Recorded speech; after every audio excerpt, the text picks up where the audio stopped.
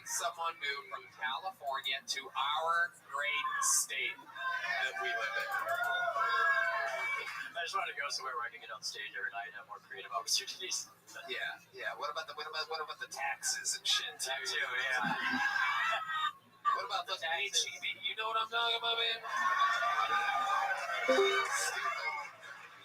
Have you been to an HEB yet?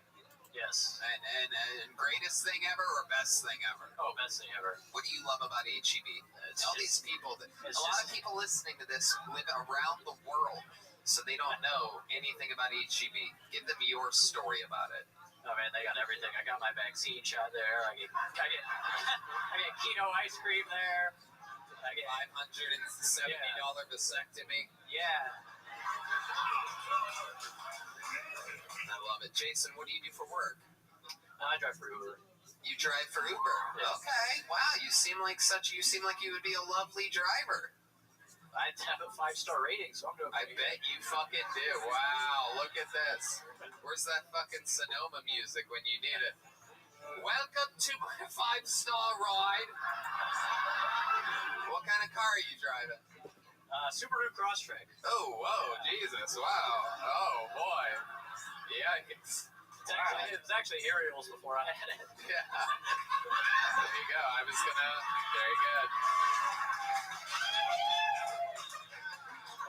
Ariel, you don't have a Subaru, do you? I was trying to decide if I could tell what a Crosstrek was. I don't know anything about cars. No. I have a Honda Civic. It's just pragmatic. Okay.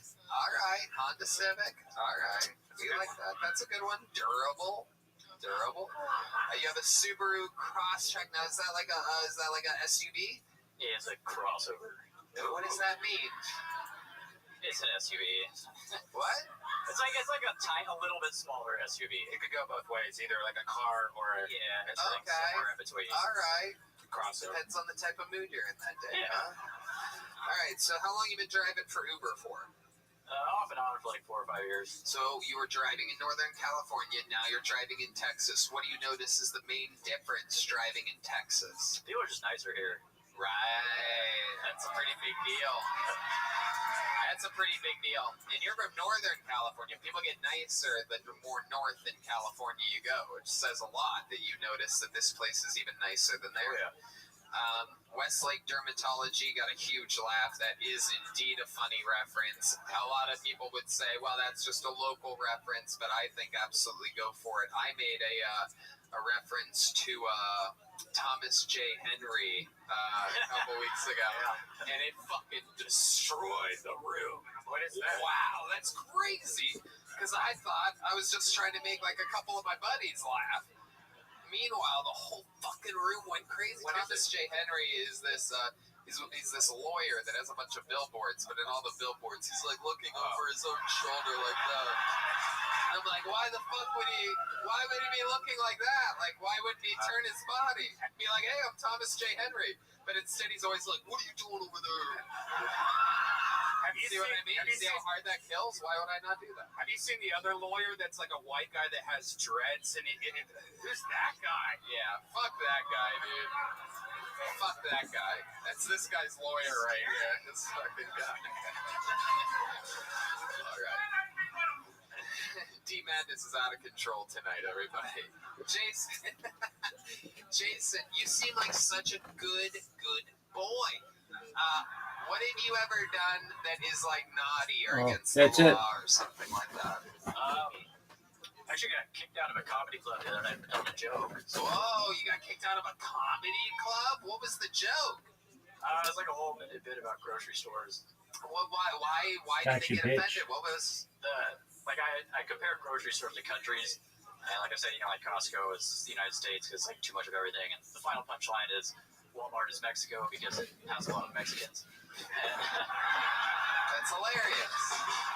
Some guy Michael Gonzalez is laughing, and he's our chief Mexican correspondent. Gotcha. If anybody should get offended, it's him. He loves it. He says home run. Oh shit. Oh yeah, he's playing fucking Selena over there. Where did you? He's so excited. Where did you get kicked out at though? Like what? Who would kick you out? It wasn't the club's fault because it's a club that's inside of a bar. And so the guy went and complained to the bar staff. Bar staff came and kicked me out and told me I had to leave. Wow. Yeah. Oh my goodness. The guy broke some dude's nose like an hour after that. So. Oh wow, that's crazy. Yeah. The bar staff, not even the kitchen No, staff yeah. wanted you out. The bar staff was the one that was offended. Incredible. Yeah. Yeah, I did it. All right.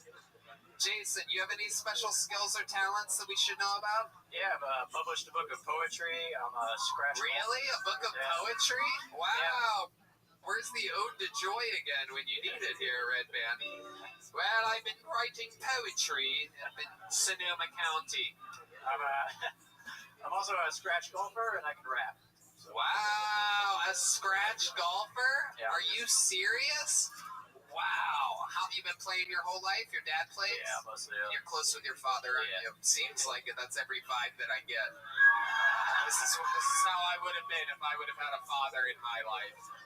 I would have been like Jason Brendel.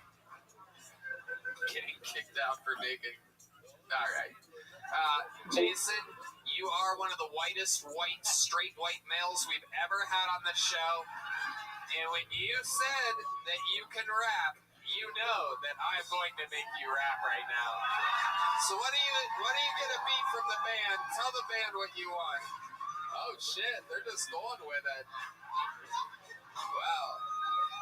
Yeah, I just turned 23. I still live with my parents. I'm a stay-at-home G. I got nothing to do and no one to see, and I got things to avoid like sex and STDs.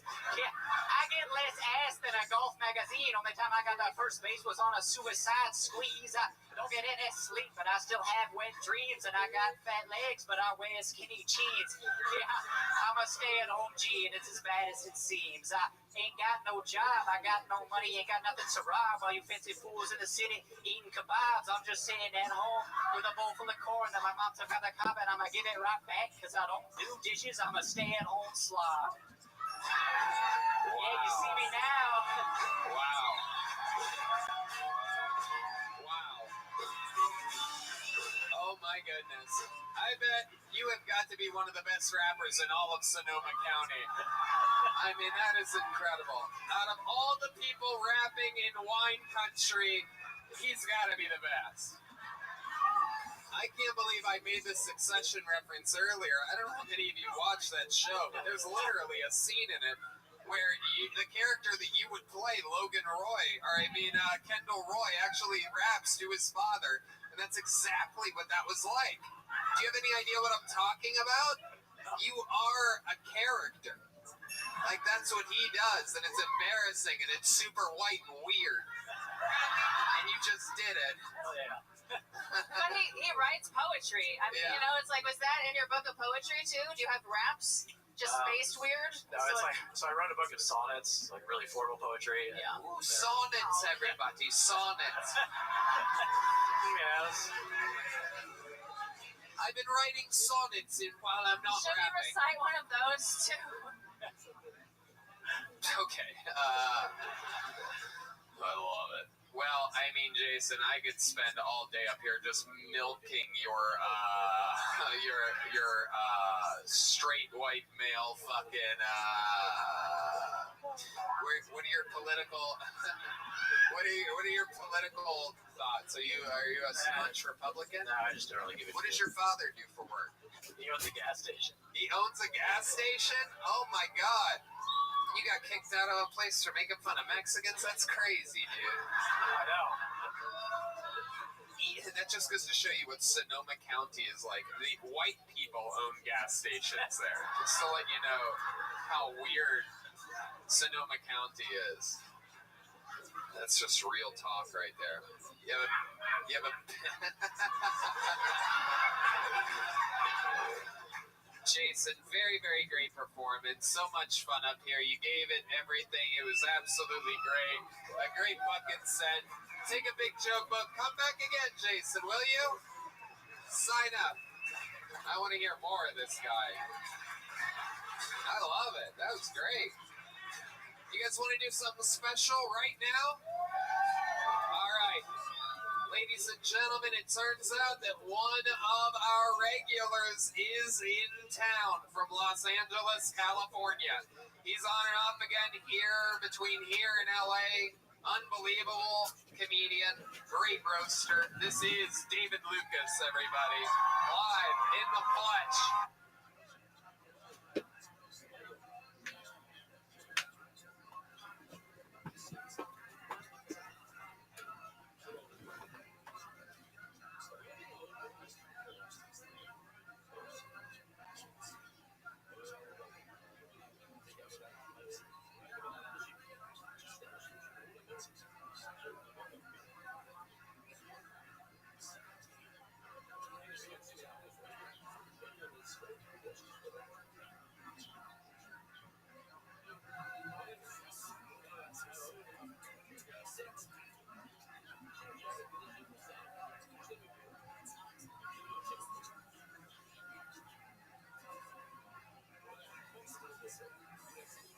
I don't want to speak in Korean.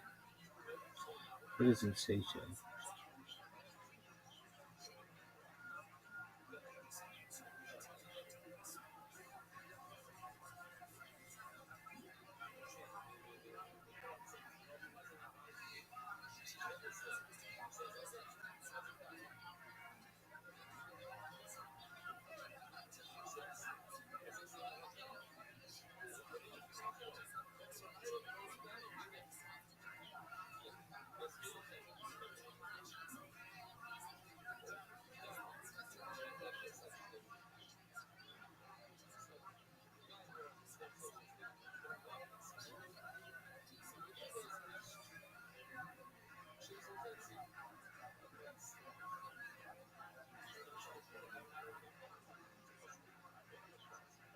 I don't know what this is, but we'll try it. We'll try it, folks. Oh, fuck.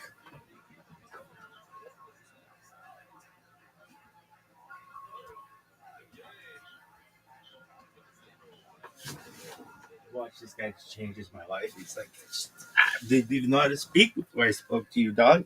I'm the greatest speaker of all time. Literally, figuratively, metaphorically, analytically, everything. Religiously.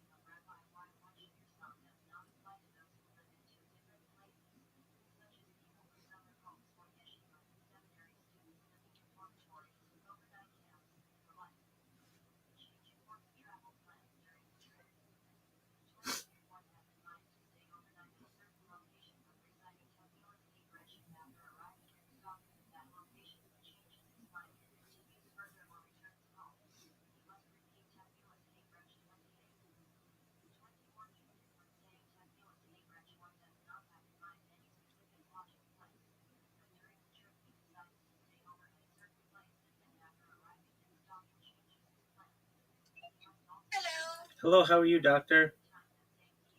I am good. I'm not Dr. Manish. I am Tripti from his team. Oh, okay, very well. Pleasure to meet you. Same here, same here. How are you? I'm well, thankfully. Perfect, perfect. Thank you so much for taking out the time and joining the call today. Means a lot. My pleasure. I will quickly introduce what Insighter does and also why did we reach out to you.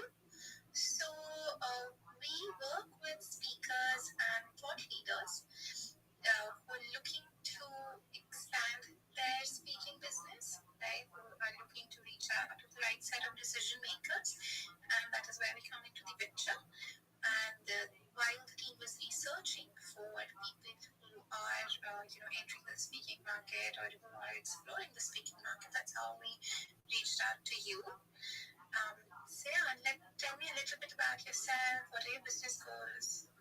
Most certainly. Well, I'm a rabbi in addition to being a certified project management professional, and I've been doing the podcast circuit recently. So I'm proud to say that this week I had one podcast that aired. It's maybe like 48 hours old and has over 10,000 views on it on YouTube, which is really great.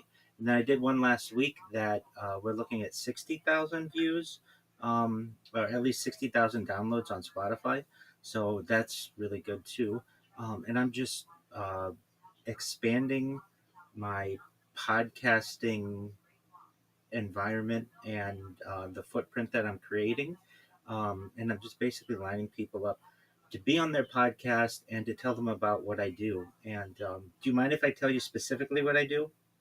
Of course, I would love to know that. Excellent. Okay, so I'm going to give you my elevator pitch. And here we go. I'm Rabbi Rothschild. I stream my life 24 hours a day, 7 days a week, 365 days a year for world peace. I've been doing so for more than 4 years. My streams go back to the pandemic. We've seen the death of a queen, the birth of AI, the coronation of a king, and everything in between. This is a real life Truman Show, a real life Big Brother. This is a timeline and a time capsule of human achievement. In the 1990s, the phrase content is king was coined, and I'm making it true today. In my own way, I'm king of the internet. This is the biggest event in global history, and here's why. In 2017, The Economist magazine stated that data had overtaken petroleum as Earth's number one resource, and I have archived more data on the internet than any person ever, which is making me very influential. I'm going viral, and when I do, I'd like to make you, the audience, and all of our listeners financially independent if you're not already. I want to ensure that you have generational wealth if you don't already, and I invite you to be able to start charities and philanthropic organizations of your own. So that's my elevator pitch. Love that, love that. So, one part of your business is podcasts, right? I understood that. That's correct. Regarding the speaking business, what type of topics you talk about? Are they more educational or what are they about? They're futurism. So topics regarding specifically the future, things like ending world hunger through the use of technology such as agricultural drones, floating greenhouses, saltwater greenhouses, hydroponics, vertical farming, cloud seeding, ending world thirst, things like digging of wells. I'm actually sponsored by an organization, and we build wells in developing nations, including in sub-Saharan Africa for the benefit of the less fortunate. Additionally, things like the LifeStar program, which I endorse, and then most importantly, desalination technology, where we pump earth seawater onto land to make it drinkable. I also talk about some really even further reaching ideas like de-extinction. People don't know this, but the first successful de-extinction, meaning basically bringing back a once extinct animal back to life, the species, has already taken place. It happened in 2003 with the Pyrenean ibex, which was a goat located in northern Spain, southern France. Fast forward to the year 2021, a company out of Dallas, Texas, is founded known as Colossal Bioscientific. They've made it their goal that within the next 2 years, or by the year 2028, to reintroduce the woolly mammoth into the Arctic Circle utilizing Asian elephant surrogates. I think this is a mind-blowing goal, and I really don't know why more people aren't talking about it. Moreover, they want to reintroduce the Tasmanian tiger following the woolly mammoth, and then the dodo bird. I talk about things like life extension technology, mind uploading technology, revivification, space tourism, space elevators, terraforming of other planets, really anything that has to do with where humanity is going within the coming century is really anything that I really love to and really enjoy speaking. Understood, understood, understood. I'll tell you a little bit about how we operate. Okay. Okay. So, as I told you, we work with keynote speakers and thought leaders, right? And we help them connect to the right decision makers, right? Like in your case, what is coming to my mind is probably client appreciation events, like clients of companies like Wells Fargo, Ameriprise, right? Who want to know about like who are typically retired people, right? Who've done everything in the life that they would want to, and now they partner with these financial services company to help them manage the wealth. They are very interested in topics like these, which are futuristic, or they're related to longevity. So, of course, longevity is not your narrative, but the talk of future and how it's going to be, how things will be, something that interests them a lot. Then there are associations, even the corporate sector as well, we can figure out. And we build the strategy and run the campaigns there. And we primarily. Go ahead. Yeah, please go ahead. I was going to say, I find those to be interesting opportunities, and especially with longevity. I do speak on that at length, especially life extension technology, oxygen therapy, human growth hormone, stem cells, cryonics, cryogenics, cold shock therapy, nootropics, those kinds of things. Oh, really nice, yes. So, we map those opportunities down. We figure out which market will work well, what sort of pain points each market has, and how can we, curate those pitches that they are able to resonate with the value addition that you want to bring, right? And we independently manage the marketing campaigns. Primarily, it's email marketing, right? We meet you every week. Where there will be a project manager who is going to sit with you, discuss what's happening in the project, what sort of marketing materials are needed. We prepare those marketing materials, we get your feedback, right?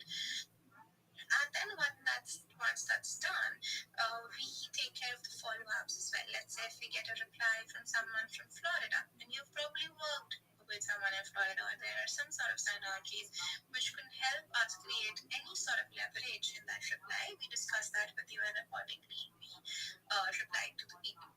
And if you're looking to invest in something like this, then we design a pilot project first, which is a 6 to 7 month sort of pilot project, which is funded in two ways. First is the revenue share, and it is combined with a monthly recurring fee. So that's the model that we operate in. Any questions regarding this? Yes, how much is it? Yeah. So for a monthly, for the recurring fee, it is somewhere around $2,000 to $2,500 a month, and the revenue share is 10 to 15%. Okay. And do you do podcasts? We can help you market the podcast, right? Like we can be reaching out to people who are looking for someone like you, or if you are planning to host a podcast, then help you connect with people who want to come to your podcast. But again, we're not sure how are you going to charge, or what sort of fee structure do you operate in for podcasts. The revenue share component is something that we have to discuss then, because at times it's not for money. If you get a great person, you want to have that sort of brand name on your YouTube channel, or you just want to invite someone. That's completely up to you, right? So for that case, the revenue share model is something that we have to discuss. But if yes, again, that can be part of the outreach that we do for your speaking business. Excellent. Okay, and so the revenue share part of it, let's just give an example. We'll use the Florida example. So I fly to Miami, and you guys set something up, let's just say, with the Chamber of Commerce of Miami. Yeah. And I go there and I speak, and let's say they want to pay me $100,000 just for round numbers. Okay, so you guys want 10 to 15% of that, which is absolutely fine. And then let's say we record that and put that on YouTube. Are you satisfied with just the $10,000 to $15,000 of? Okay, so nothing having to do with any kind of following return to that. Okay, it's a nice business model. And then on top of that, $2,000 to $2,500 per month. So we're looking at something annually around $25,000 to $30,000, something like that. And then I imagine you can't guarantee anything as well, right? There are no guarantees in this. Of course. I'll tell you the process first, right? Sure. If this is something that is, on your radar at the moment, you're looking actively to invest, we can go ahead and build a proposal. And also, if you need some time to think about it, how you want to explore opportunities and all of that, then I can share a deck with you, which you can have a look at, right? And then we can reconnect. We can discuss the proposal if you want to move to that stage. And before before you sign any contract with us, you can talk to any of our clients who's available at the moment, right? You can have a chat with them, get on a phone call, or you guys can arrange a Zoom call, or whatever works best for both the parties, and then we take it forward. Excellent. Is Yeah. there? If you would send me the deck, I'd love to see it. And as I stated a little earlier, I've just been on some podcasts, and so at any given time, I I really anticipate to some extent some virality.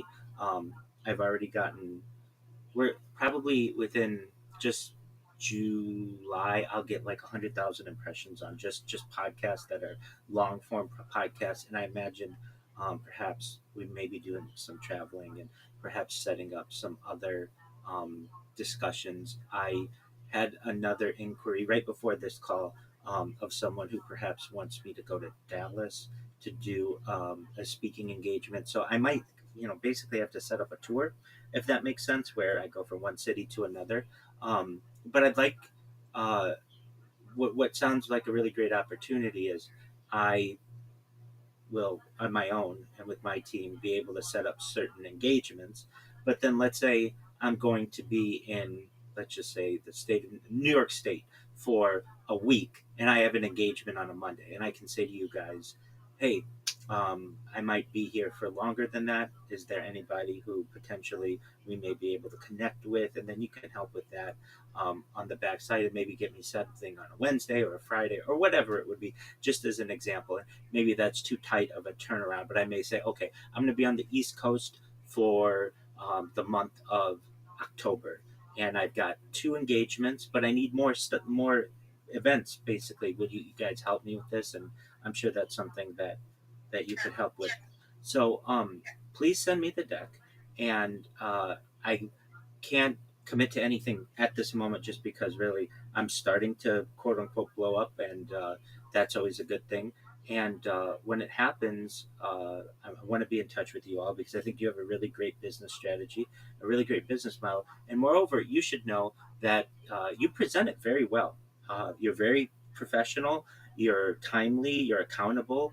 Um, so you're going places as well. So I look forward to perhaps working with you further in the future and your team. So any kind of documentation that you have, please send it to my email. You guys should have that. And I look forward to working with you perhaps in the not so distant future. Thank you so much. Of course, we look forward to working with you as well whenever the time is right. And also, if you could share the link of your YouTube channel, I would love to go through a couple of podcasts there. Absolutely. I will do so.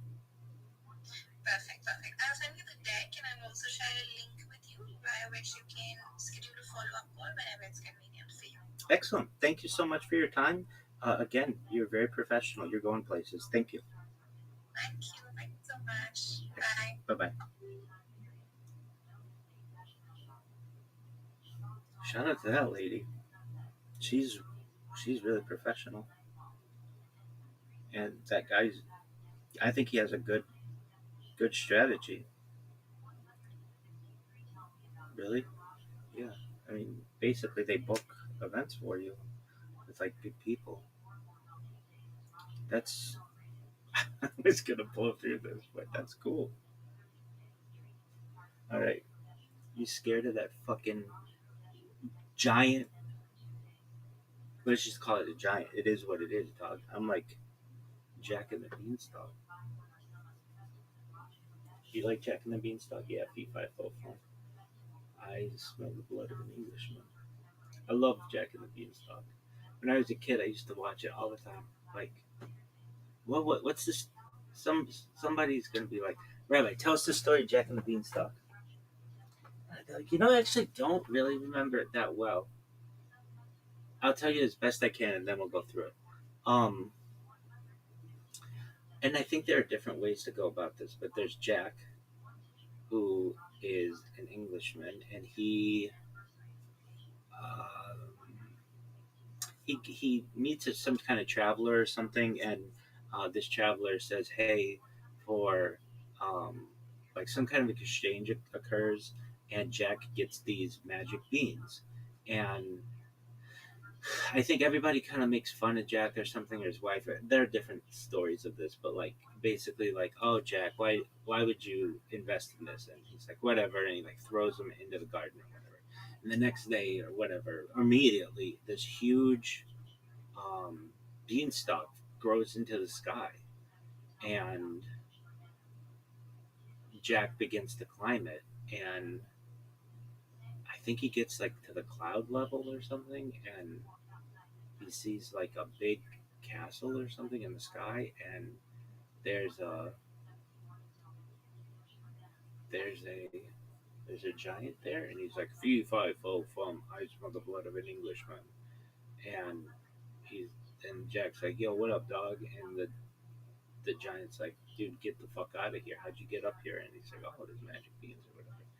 And then um and then the giant starts chasing after Jack, and then I think Jack like fire pulls down the fucking beanstalk, and then I think chops it down or something, and then it falls over, and then the giant's dead or something like that. It's something like that.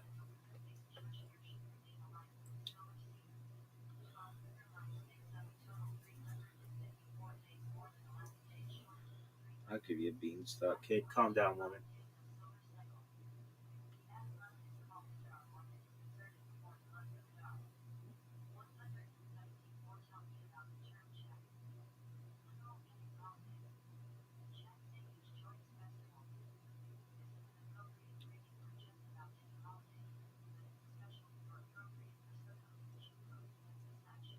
Is it English? Okay.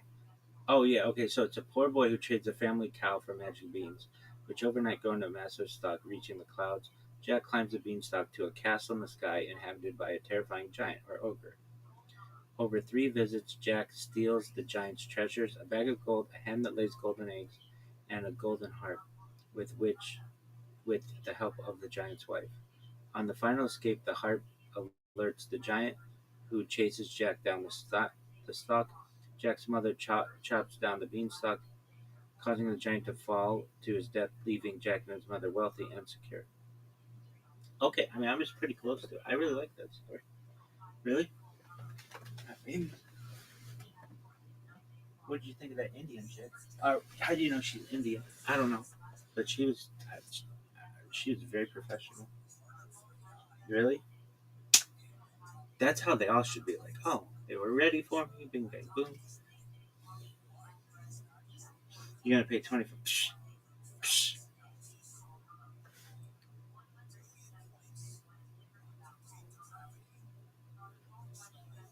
Hey, if you give me a speaking engagement, you can take 50% of it. Really? Yeah, but is that a good strategy? I think so. Wells Fargo is going to be like, who's going to be speaking at this? I don't know, but we need Wi-Fi. That's all they said. This motherfucker said, if you guys don't have Wi-Fi, he's going to shit up here.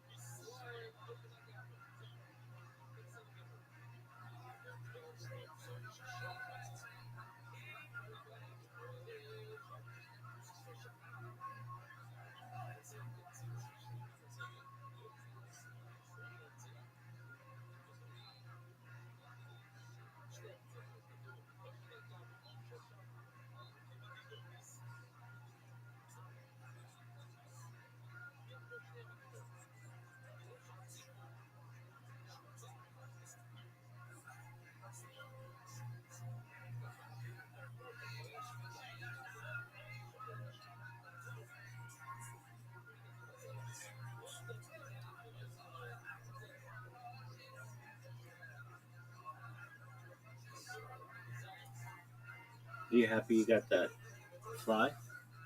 Yeah, but dude, that other thing. Here on Kill Tony.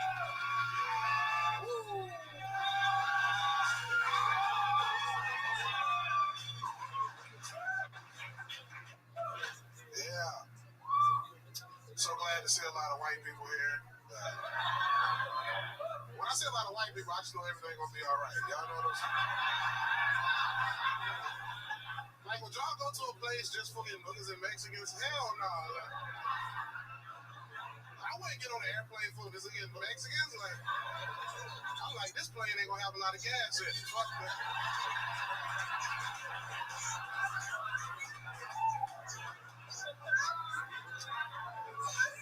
I don't think scary movies are scary anymore. Like, we're adults, we get it. That shit's fake. Like, if they want to make a scary movie to scare adults, I think they should make a scary movie and call it Bills. It's about 3 bills that total $368. This is hilarious. And they're all on auto pay. And you only got $290 in your account. This is the funniest joke. And you don't get paid for 9 days. This is Yeah, that's a scary movie. that's his fucking funniest joke, but it is hilarious. This is how it's done, people. That is Sorry, y'all, but that's just simply a goddamn real professional right that there. is good. So good to have you Yeah, back. man. I'm so glad you brought your brother. Oh, come on, David. She didn't even make fun of you. Why are you taking I'm shots so at my glad guests? you brought your brother. She didn't even say anything. Why you... I mean,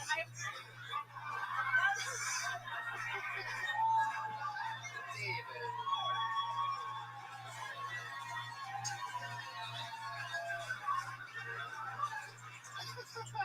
you have to know. I take that as a compliment. I'm like growing my hair out, and you can still see it. I love that.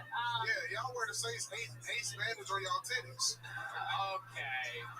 David, come on. Stop making fun of my guests like that. Not all of us wrap the ace bandage around our diabetic feet like you do. Son of a bitch. Hey, Tony, you look like a busted banana condom. What the fuck, man? You look like if somebody put all the Wayans brothers in the microwave at the same time.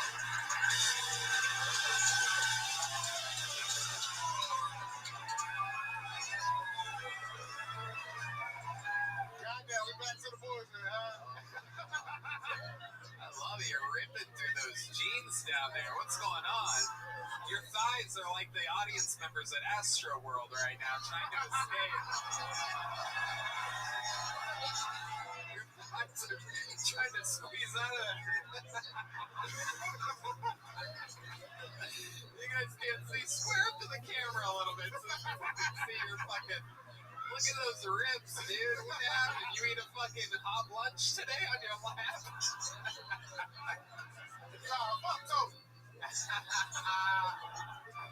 Your collar loose because your boyfriend was trying to make you stable when he was going out. Oh, come on. That's Yeah, not I even fucked it up. true. I He fucked grabs me by the back of my head, not my collar. No, You even turned Ric Flair gay on your shirt. He ready to suck a dick. oh, come on. Not everything. Woo! How dare you insult the nature boy, Ric Flair? And you're the Gator boy. Oh, you son of a bitch. You motherfucker. What made you put on yellow today? I'm trying to fuck. Well, that is you know. That shit look dumb as fuck, bro. Oh, come on. Your ass look like a loose Allen Iverson sleeve.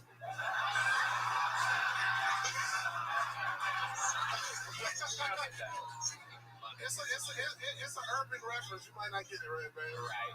Yeah, he doesn't know who Allen Iverson Hell is. no. Former point guard for the Detroit Pistons. No. No, the Philadelphia 76ers. Tony doesn't know who that is.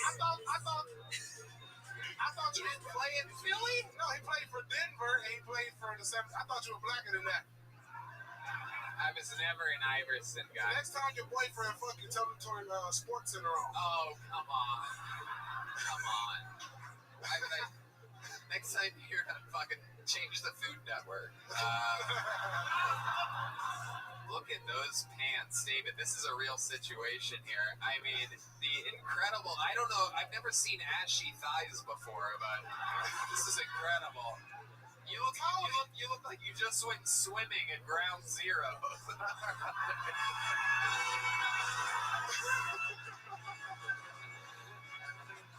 Tony, your shirt need lotion. That shit look like Ashy Larry hand.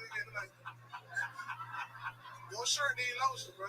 Oh my god. What's up, Sean? David, what do you tell your hairdresser to like make it look like cocktail weenies? Look how mad he gets when the guest makes fun of him. I know. If I make fun of him, he laughs. If the guest makes fun of him, he looks like he's about to cry up here. It's like you do roast shows. You do roast shows. You It's just alright. make fun of. It's alright, you drove here to Subaru. You weren't here. We already made a super joke Oh, 20 shit. minutes ago. Unless it just All right, engineering. hang on another one. You got a Me Too case against Ellen DeGeneres. It's funny you mentioned that. Her Twitter Instagram handle is Ellen DeGenderless. Next thing you know, he's going to make a joke about how she looks like she wants to play overhand baseball with the Bullets. I missed that one. I know. There's been a whole. It's all good. You're doing good. And all the jokes you are making did kill earlier in the show. So you're right. You are right. You're doing good. Her tubes tied themselves. No, stop it. All right, David. I'm sorry. Normally he's not like this to the kid. Trying to make people comfortable Nah, here. man, Meanwhile, they got the fucking. Look at what is that hairdo exactly? Right. It's all good. I respect the HDTV community, bro. I love it. Is your barber Tim Burton? Nah, man, I got a female that do my hair. What? I got a female that do my hair. Oh, I bet you do. Look at that. Wow. Just What do like, you ask Who for? do your Spider? comb over? I do it myself. You go to the barbershop and ask for the offended. That's to get offended. I didn't really get that one. David, you were on. Your haircut look like it's about to ask for a manager.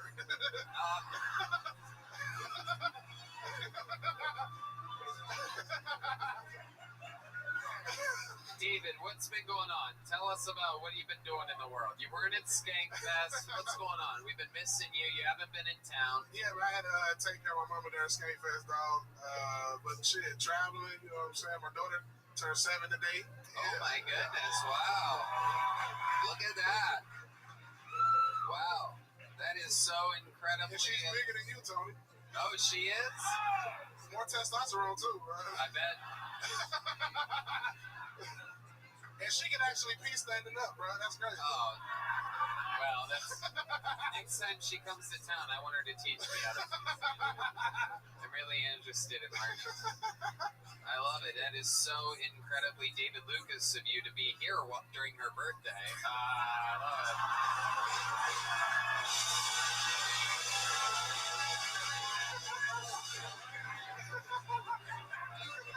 Yo, what up? What up? Yo, what up, Shody? This is your birthday FaceTime. Come on, FaceTime Daddy. Blow out your candles, baby. Blow out your candles. FaceTime and Son of a bitch. 7-year-old daughter. Mommy, why is Daddy only inside the telephone?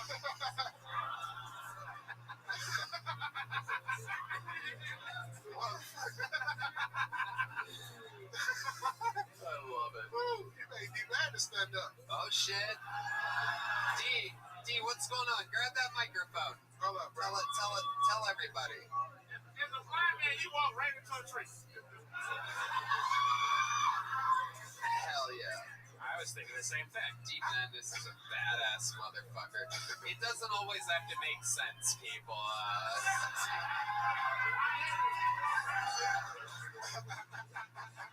Look, he doesn't always make sense, but he can play the bass like a motherfucking superstar, dude. I'm telling you. Nobody needs this place not singing the blues. When D Madness talks shit to me, nothing brings me more joy. I swear to God, I beat the shit out of you. There's nothing fun here. He's challenging me to a game of dog Domino's right now. For those of you that aren't listening, it's Oh, you play dominoes? I just got D Madness actually bought me a set of dominoes for the Like the hood? You gonna teach her the hood way? You gonna teach her bones, D-Man? He kind of made a mistake. Didn't know what phone was. I told Donald, he asked me what the hell was Donald about. Yeah, and I said, "How do you play dominoes? You're blind." And he goes, "You can feel the dots, you motherfucker." That's legit. That's legit. You know, he taught me Domino's also. The pizza. I know. Yeah, look at that. There you go. Red man. I love you. We love you, D. You're a fucking star. And so are you, David Lucas. Appreciate it, bro. Such a fucking pleasure to have you in town. Welcome back to your future home of Austin, Texas. There goes David Lucas, everybody. The great David Lucas. Literally, one of the fucking best. An absolute murderer. Hire him for your children's birthday parties. He won't go to his kids' birthdays, but he'll go to your kids' birthdays if you pay him enough money. 7 years old, dude. You'll never get this one back. She'll never forget this one, David. Make some noise for your next comedian right out of the bucket. Anything can happen. Katie Felton, everybody. Here we go. Katie Felton. We're having fun here tonight. There she is, Katie Felton.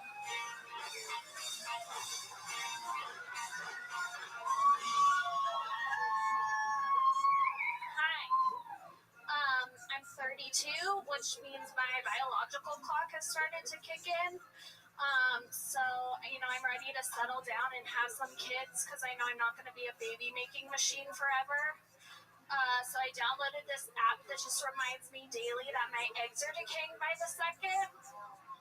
It's called TikTok.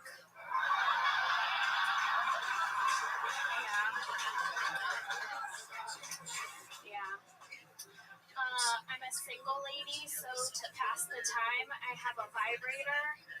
And I got the most boyfriend-like vibrator on the market. Ladies, I suggest you spend the money. As soon as I'm about to climax, it just completely shuts off. So.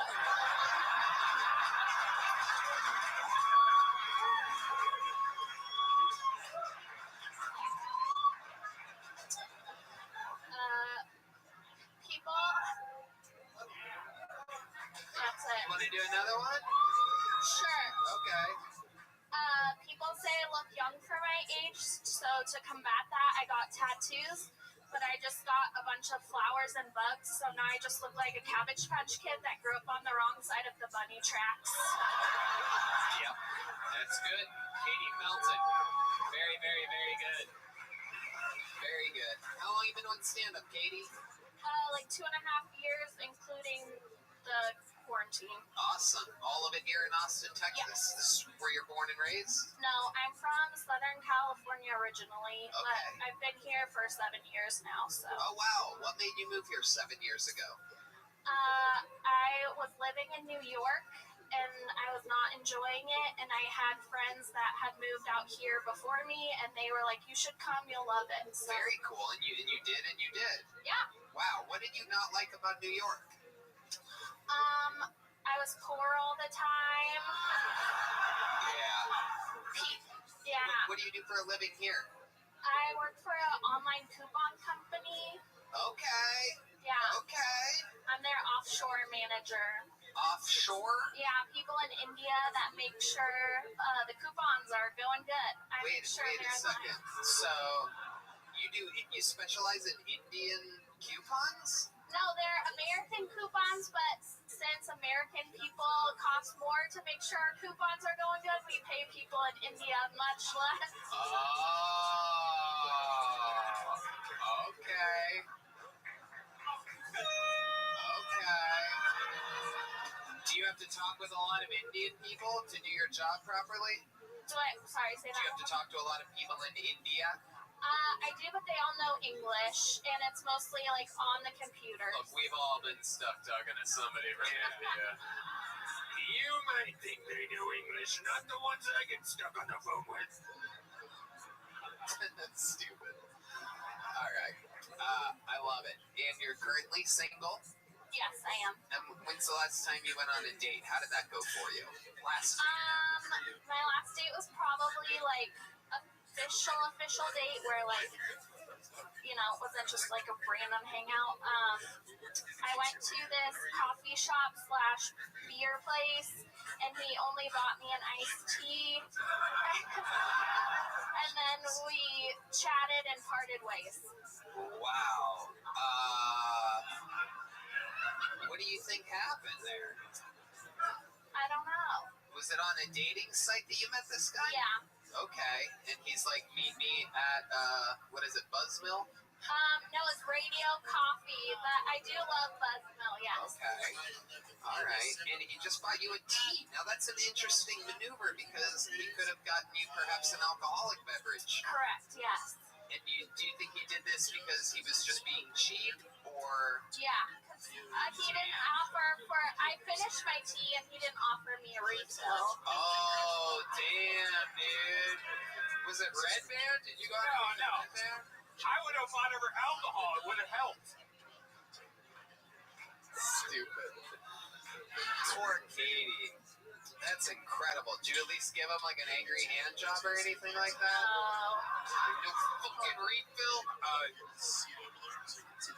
What if your photo in this dating app was it a recent photo? Yeah, what are you trying to say? I mean, I think we've all been there. You get the dating app, you get a picture. It's like it's their prom picture or something. Yeah, normally Red Band's the catfish in the situation. My pictures were up to date. He had a quarantine beard, which I felt like he was the catfish in that situation. Right. Absolutely. Yes. Listen to the prostitute in the audience. Terrible. Terrible, she says. Terrible. Terrible. Meanwhile, she's with a fucking Filipino bodybuilder. Look at this guy over here. Look at fucking Manny or Pacquiao over here. I love it. Manly Pacquiao is what I should have said. Manly Pacquiao. You're Filipino, am I correct, sir? Oh, okay. Yeah, the lighting's a little different in here tonight. I'm sorry, sir. It appears as though this might be an African American. Am I correct? Okie dokie. It's all right. It's all right. That's what editing is for, everybody. That's what a good old edit point is right there. No, I'm kidding. What? Okay, well, yeah, you listen to your African American boyfriend. He is correct. You know what they'll do to you. All right. We don't need the Migos. You're scaring this old white man in the audience, Red Band. Look at this guy. This is the only guy that's like, iced tea? Well, what's wrong with that? Put a little lemonade in there. This guy. Seems like a proper date to me. I love it. Katie Felton. I love it. You have, but you seem sexually active. Your jokes were about, you got a vibrator joke. Your eggs are decaying. You have any advice for the ladies? Any special moves you do in the bedroom or anything like that? No, just have rhythm. That helps. Okay. Yeah. I like that little bit advice from you and Johnny Cash. I love that. Have a rhythm. If you get the blues, right? Something like that. Am I close? No, I didn't even fucking know what whatever it was. Football guy. I love it. What kind of vibrator is it? A Hitachi or Perhaps a Toshiba. It's just a tiny baby one. It does the trick. Oh, okay. That's good. Red Band's excited that tiny baby-sized things can do the trick. That's exactly what he was asking for. I love it. Katie, you're so funny. You get booked on a lot of shows in town? Try to. My goal was to get on at least one show a week. And then the end of October was really crazy, and now it's kind of slowed down. Yeah. Yeah. Well, I'll book you on some of my shows. You know. Yeah. There you go. Boom. Thank you. Friendship sport. This is what happens. 1 second you're waiting in the corner, hoping that your name gets pulled. The next, you're getting booked. Incredible. And it's especially not easy to follow David Lucas, which, by the way, those are what his pants looked like when he put them on this morning. You son of a bitch! You son of a bitch! We're having fun here. Katie, an unbelievable performance. You get a big joke book. You're super cool, super likable. Katie Felton, everybody. Damn, this episode is just flying by. What do you guys think? Should we go to this bucket again, huh?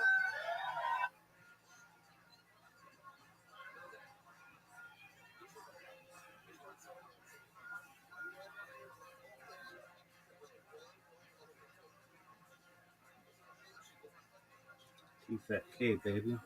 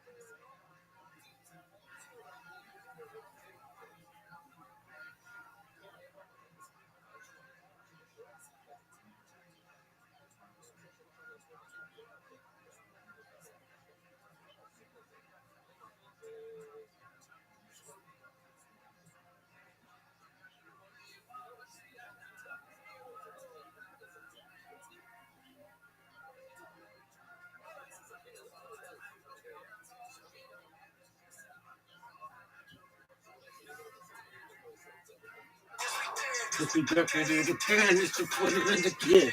This is really the fun of the kid. Hit it, Chinser. Hit it, Chinser. It takes two to make a thing go right. It takes two to make a thing go right. What's up, dude? It takes two to make a thing go right. We'll kick you off YouTube now, even if you sing it. What? Yeah. Damn. Yeah. Strict. Can you cover it? It's like we started the internet because TV had all these restrictions, and it just what goes around comes around. Dude, I think we need to actually revolt against how many fucking platforms I have to watch just one sport. Like you have to have Hulu, you have to have Netflix, you have to have just to watch any sport. I use YouTube TV, and you can see a lot on YouTube. Really? Yeah, a lot. NFL's bad. NFL's bad. Like Baseball's Thursday nights terrible. on ABC. Baseball's To watch the Yankees, I have to get the Yes Network, and no, then just get MLB app. yeah, what's that? Fucking another, but that's another app. I know. You have to have something. I miss cable at this point. I know. Life was easier. You had one payment. I'm so It's always annoyed. something. Yeah, because now, like, if you want to watch MMA, it's going to be this one's on Paramount, this one's on Netflix. Like, you can't. Well, I mean, really, MMA is one place only. Sure. I mean, I guess if you're a big PFL fan, you have to get ESPN. I just miss the days if you could just watch the sports on ESPN. You could just watch.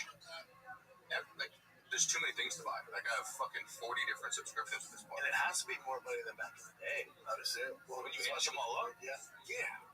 Yeah, because Try having kids, and you have Disney, you have all these random fucking apps. And then Netflix ran at the beginning on we're not gonna. You could share the password with all your friends. You don't have to. There's gonna be no commercials. Now Netflix is doing commercials. Yeah. And they're fucking. It's back to what it was. It's just cable. It's It's just just more steps. yeah. It's cable with more steps. It's cable, but now you have Dish. Oh. And you can pay some apps you can pay a premium so you don't get commercials. Netflix, you can do that. Yeah. Most of them can do that. Yeah. Yeah, but that was what it ran on. We're gonna keep the price the same. We're not gonna do what cable does to you. And they're just cable now. Well, Well, sorry, dude. You see an opening for money. A lot of times when private equity gets involved. So when you have these big investors that come in, all they care about is the bottom line. Yes. So with Vegas, that's kind of what happened. Like there's a lot of private equity money that comes in, and all of a sudden they're not looking at you as a customer. You're a number. And if you have a coffee shop in the hotel that has good coffee, takes time, they're like, I know, but we can make more money with espresso syrup or chocolate. This spirit, and they take these shortcuts before you know it. It used to be with Vegas. And now look at the attendance in Vegas. That's exactly. I was there. I was there, and I was like, "Where is everybody?" Yeah, Vegas tourism. What keeps them afloat is those conventions. Okay. And whores. Well, yeah. Well, they clamp down on that too. When? You know. Clamp down? Oh yeah. Not really. Well, if you're a hooker walking through, Well, yeah, it's not 1980, B. Yeah. Hookers on the street. There's apps for Oh, that. you mean apps? Yeah. It's like dating's online now. You don't think hooking is? Instagrams for a lot of girls. Yeah. Instagram. Raya is basically a fancy escort service. Yes. I'll be a hooker nowadays when there's OnlyFans up. Same thing, just different term. But it's just like, it feels too small-minded. Because OnlyFans is not a place to make a lot of money when you are willing to do the high class hooker thing and have 11 big time clients. Yeah. Make a I'm lot. talking small dogs. Yeah, but You know, no one's making money on that. no. You know these up? No, they show like the average income of those OnlyFans girls. Cause everyone thinks like the Yeah, big what's it, cash $300 outside or girl. something? I think that's like I forget $47 a month. Some bullshit. $47? It's super low. The average is super low. Is there anything that could be more embarrassing than if you put your body on the internet and you make $47? It's so saturated. Like, Gotta mix it up. You gotta do something special for Sleep those with 1,000 adults. guys in a day. Mix it up. Oh, that made me so. She makes me so sad. well, somebody's talking about there's this tendency where we just count clicks, count numbers. That's all that matters. Yes. And then people start doing A/B testing. What works with that? And a very smart guy I know said, if you keep doing that, if you keep A/B testing, you will reduce it to two things: porn and aliens. And it's true. You will find, and by the way, throw in demonic forces. So you'll get biblical about it. And if you watch people who are really looking for stuff, they will break the conflict into biblical terms. These are demonic people. These are godlike people. Or, UFOs, man. There's a whole whistleblower thing that's coming out. Some kind of conspiracy. That's media in general, though. It's like being negative. Like, I get it. Like, the people who do super negative, dark stuff, I get it. And you might get some views, but there's no longevity. You're getting no sponsors. Correct. No one's jumping on board with it. You don't really have a career. Well, people, even with really popular people start to see through it. You'll cultivate an audience that is your diehard audience. I don't know if you want them as your fans. You might. Sometimes you have a platform and you go down a route where you'll cultivate fans you don't want to be around. Yeah. That's a fucking problem. Or they're fickle. Like, they're there maybe for that month. Well, that's porn. But then, Right? So pretty down. porn typically is the girl will get popular and guys get tired of quote unquote fucking her in their mind, and they move on to the next girl. Savages. Right? Yeah. These hoes ain't. Yeah. I think the whole span of a porn star is you get that big pop and then you become a MILF porn star. I Or talked you to get out. You're basically a UFC fighter. Make your money. Get out before you end up face down, ass up. Different. But a friend of mine was casually dating a porn gal. I met her. Spent a little time with her, talked to her, and she was very pretty, but she was almost 40. And she'd done some pretty heavy shit, the gangbangs. And she said to me, she goes, yeah, I've done that stuff. She goes, would give my left hand to have never done it. I said, say more. And she said, no matter what, obviously it always lives there. But more importantly, no one, I'm like almost 40, I'd love to have a relationship. I'd love to be able to just kind of like, just wake up with something and just have something, but you're the DP girl. You're the DP girl, bro. And you just, Dating even if you find a guy who likes you, that's his kink. His kink is going to be, I want more of that. I want to watch you do more of that. So now you're never out of that. Never. kind of got to be a cuck at that point. That's what I'm saying. Yeah. You have to have a guy whose kink is being a cuck. All good. But he's with you because he's gonna want to hear about it. He's gonna want to watch it. He's gonna want you to do more of it. You never escape it. Yeah, there's no love making. Yeah, like a regular guy is not gonna have. A regular guy's probably not gonna be like, you're the one. I'm gonna have kids because and I really believe she's a different person now. I really do. She's almost 40. She's like, She found Jesus. I was all fucked up back then. She got her leg fixed. Yeah. She got her leg Blame on fixed. different person. That's very funny. Blame on different person. She got her leg fixed. Her She had a leg trick. She fixed. blamed it on her leg. She had a trick knee. She had a 5-year layoff from the BBC. She's different. Found Jesus. And I She's gonna come back. Yeah. We're waiting. yeah. Dude, do you think that was a fix? No, I hate when people say that. No, I don't hate you, but You're talking about the common thing. yeah, it's such a bad take. I'm asking him. The question is, I have a question. It's such a bad take. Let me ask you this If you one. know this, hold up, because and I talked about this on the Big Round Breakdown. I get why people want to go to conspiracies. They're fun. I like them more than anybody. They're so, and I'll entertain them. Not when it comes to UFC. I want to entertain, especially with Conor. So you got to realize when Conor touched down, usually athletes have to get on Tuesday. I think Conor came in a day or two late, so he came out Wednesday or Thursday. The minute you touch down, the Las Vegas Commission is with you. Okay. So if he was limping, they would be like, what the fuck? They're going to look into everything, and he has to go through a whole body scan. And also, Is that true? And, You have to go through a and body also, if there's an AC, did you see the things on his neck? So if you followed me during training camp, you'd be like, oh my God, he's injured. If you follow any fighter during a camp, if they get rehab, you go to all sorts of places. You're going to assume they're hurt for the fight. They are, but it's not an ACL tear. Also, if he had an ACL tear, his knee would be out there. Yeah. He wouldn't be able to walk. So when he tore it in the cage, originally he can kind of move around a little. You'll see he has a small limp. If you post a video of him walking today, it ain't happening. Yeah. He's on crutches. So My point is with that, it's like I get it why like people that haven't been there or don't know are like, oh, this is fixed, I guess. But it's like also just the business side of things. So the UFC, they like Conor. They had a big, the biggest ticket sales of all time. That's all good. It's still not $1.1 billion. So if Dana knew this injury was happening, Sure. and you think he'd risk TKO, the shareholders, the entire business on Conor? No, that doesn't make sense. Now it's fun. Like, oh, what about John Krause? He was kind of like a guy that tried pulling one over on the. I think people are saying On that the there was prelim? Conor knowing that I was going to ask you this. He couldn't get by. Not with that leg. Not with that. But people, here's my question. People get by with, like, I've gone to fights where I had cuts and I put makeup on it and masked it. But when you're talking about straight up, like, knee injuries, shoulder, First of all, here's what I was thinking. especially in Vegas. You're also going into a fight with some injury. Some injury, right? Him going into that place in Newport, it's like, oh, buddy, you follow any athlete, you're like, he's injured this game. Like, he just has more eyes on him. yeah, someone took a picture of like, he's injured. It's like, no, he might have something in his neck, or he got those suction. You can see the marks, he had the suction done there. Okay, but Might have got an IV that day. oh wait, so is it possible that his knee was feeling? Because you can see he tore it. Like you can see when he jumped. You can see it. Everyone saw it. That's not the debate. No, it's torn. It's ACL. I'm saying the idea was he might have known he was injured going into it. Like if his knee was a little trick. You don't do a jumping kick if your knee's injured. And if you watch the warm up before he got knocked down, he does that exact same kick 6 times. No problem. Yeah. Because he was going to open with that.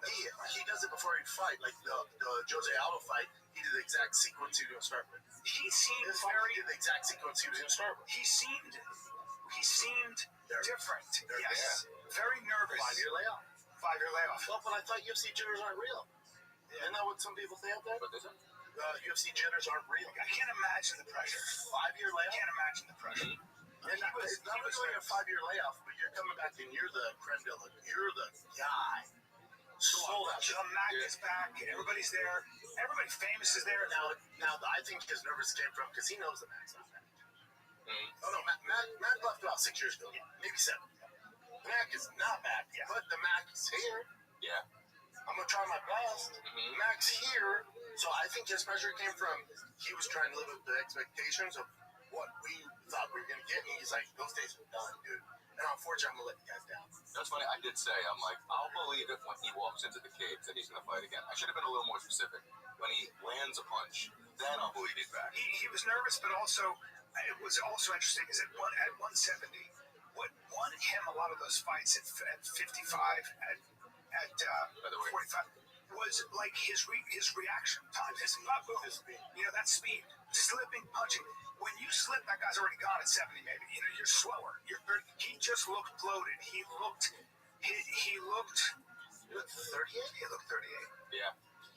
This isn't a mystery. He looked 38. He's going up a weight class. His face looked He's a little slower. His hair was a little thinner. His face a little chubbier. A little chubbier. 38. Father Time doesn't give a fuck about your strength again. Yeah, and here you go. 100% his knee was fine. 100%. There was this thing where remember when he put his pants, he took his pants off and he, Drink over his shoe. yeah, And we're all injured. I've done that. Many fighters do that all the time. yeah, but people Because just, again, it's fun.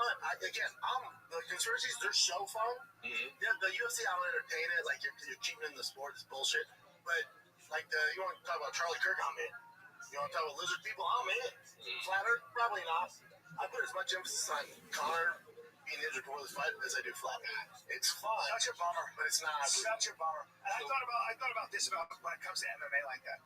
I watched Topuria and I was like, just like this is a part of it. You're like, man, you are on top of the world. You're on top of the world. What a badass. Just what all of it, just looks great. And then 25 minutes later, you're like, I'd rather be anybody else. I'd rather be anybody else. And then you see Conor, the fucking top of the world, the Mac is back, blah, blah. He walks out there and you go, man, already I'm like, boy, he's nervous. But I don't blame him. here's the thing, the caveat with that, not on top of the world. Not on top. His life was in turmoils outside of that. You're talking about life wasn't found guilty in a civil lawsuit, like his support in Dublin, like he's dealing with a lot. So you got to take that into account. He's off 5 years. The other thing too is, and Dominic Cruz alluded to this, it's like, people say, oh, why is Conor coming back? He doesn't need, he has all the money. He came back, they said it to get his life back to get his life back. He did it to save his life. Absolutely. Unfortunately, though, it just doesn't It's work. not a movie, Bubba. It ain't a movie. It's not a movie. You know what it is? Fighting. And Well, you know what it is? It's professional sports at the highest level. They don't give a fuck about your narrative, your comeback, your family. It's dog eat dog at the highest level. Yeah, look what You're gonna get fucked. whatever you need, just like that. Your body. I'm a Conor supporter. I get how some people celebrate his loss. I get all that. He's done some horrible shit. He's done some legend. Allegedly found guilty, in a civil court. And if you follow some of the stuff, it's tough. It's tough to defend. I get all that. I do believe in karma. And some people are like, this is karma. This is karma. I mean, you know what? Maybe, dude. Maybe. Let me ask you this: where's he go? Is this an ACL tear? Yes. That's another year, at least. Year. And a year before a year, and then you're getting back to full. So we're 40. We're 40 maybe the next time. 39. We'll come back at 39. But if it's a 2 year left, you're talking about 40. But he'll come back about 39 and a half. You know who he needs to fight? Michael Chandler. Chandler's old as fuck, and is Chandler going to wait a year and a half? Chandler will wait until he's 75 to fight Conor McGregor. I don't think how many people want to see it. With all due respect to See, but here's the problem. We're going, Conor's a shell of himself. The UFC as a business, shareholders are like, he's still going to be the biggest. Even if Conor it's still going to be the biggest. is still the biggest, Still wanna see still what's up. by far the most massive star, but that's the problem. So if I'm Conor, I ask for my release from the UFC. And I think the UFC would be willing to do it because, buddy, he's $30 million every time he fights. The juice ain't worth the squeeze. He has one more. We give him Michael Chandler, he beats him up, and then bounces over to Netflix. No, that's not how we operate. You can fight one more. Here's Carlos Prates. Here's No, I'm not going to give him that. Oh my God. You think so? If you know the UFC business, dude, nobody gets up. Everyone goes out that motherfucker crawling. So guys, I'm going to talk about Larinko. Okay, it's gum. It's toothpaste. All right. Larinko is a chewing gum that actually makes your teeth stronger every time you use it. I didn't even know this until I'm now looking at this ad, just in full disclosure. All I know is they sent me a bunch, and me and my kids can't get enough of it. It's great gum. So I've been chewing. They got this berry flavored peppermint, mint. It's just the kind of gum that I like. It's got the same. It uses the same mineral for your teeth to support daily enamel health. That's all I need to hear. Okay, the mineral that your enamel is actually made of strengthen your enamel and repair damage. It comes in tons of flavors, including mint, cinnamon, bubblegum, and berry. They have really great fluoride-free toothpaste too, which they sent to me. So I've been chewing this stuff, not even realizing, by the way, that I don't know, that it was that good for your teeth. So yay! Right now, Larin is offering our listeners 50% off a buy at larin.com/fatk, FATK. That's buy Larin, LARINE.com/fatk,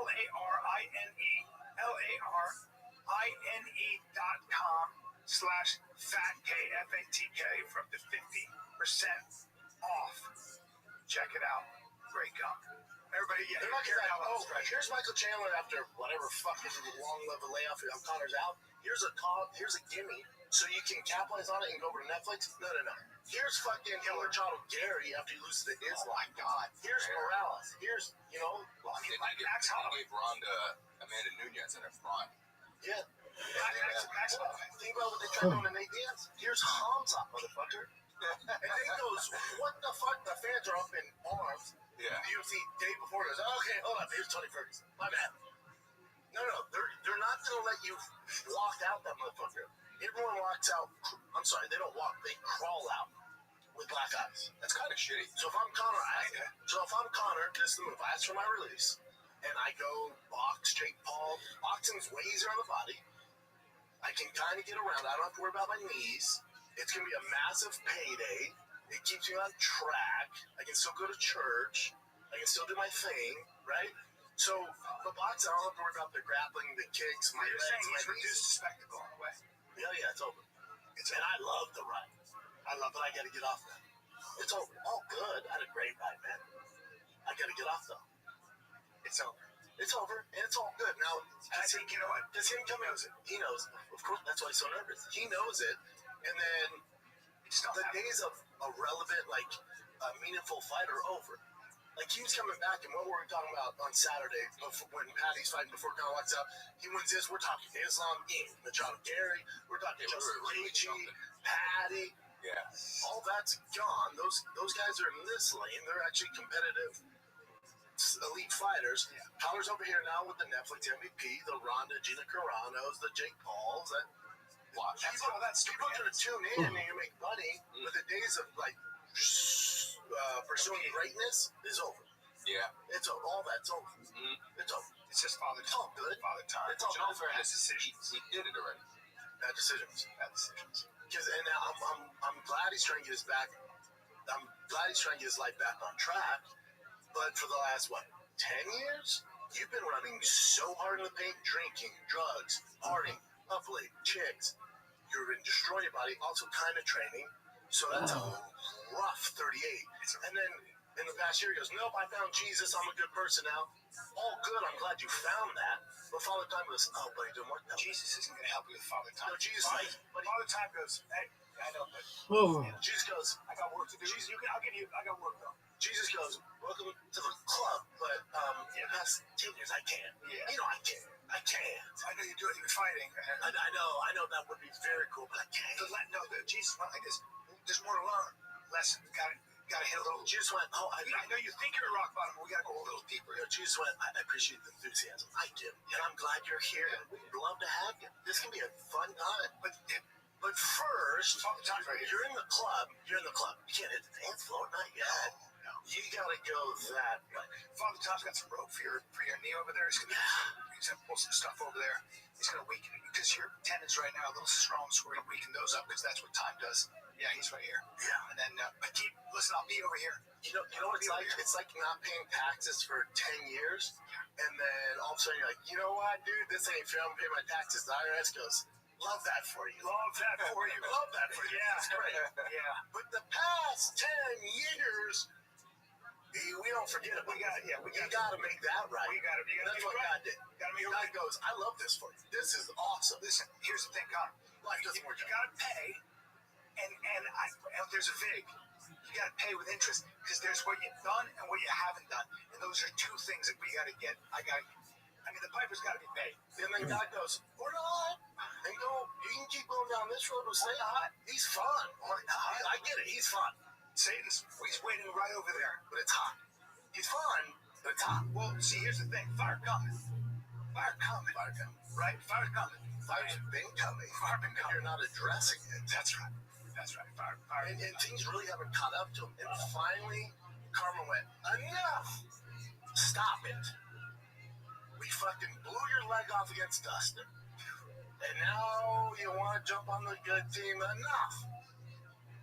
That could be the sign Jesus gave me. He's like, I'm tearing you apart. Well, Jesus, that's how God works. God goes, this goes you a little It's more. going to test his faith. Okay, you say you're going to church, you're holy, all that stuff.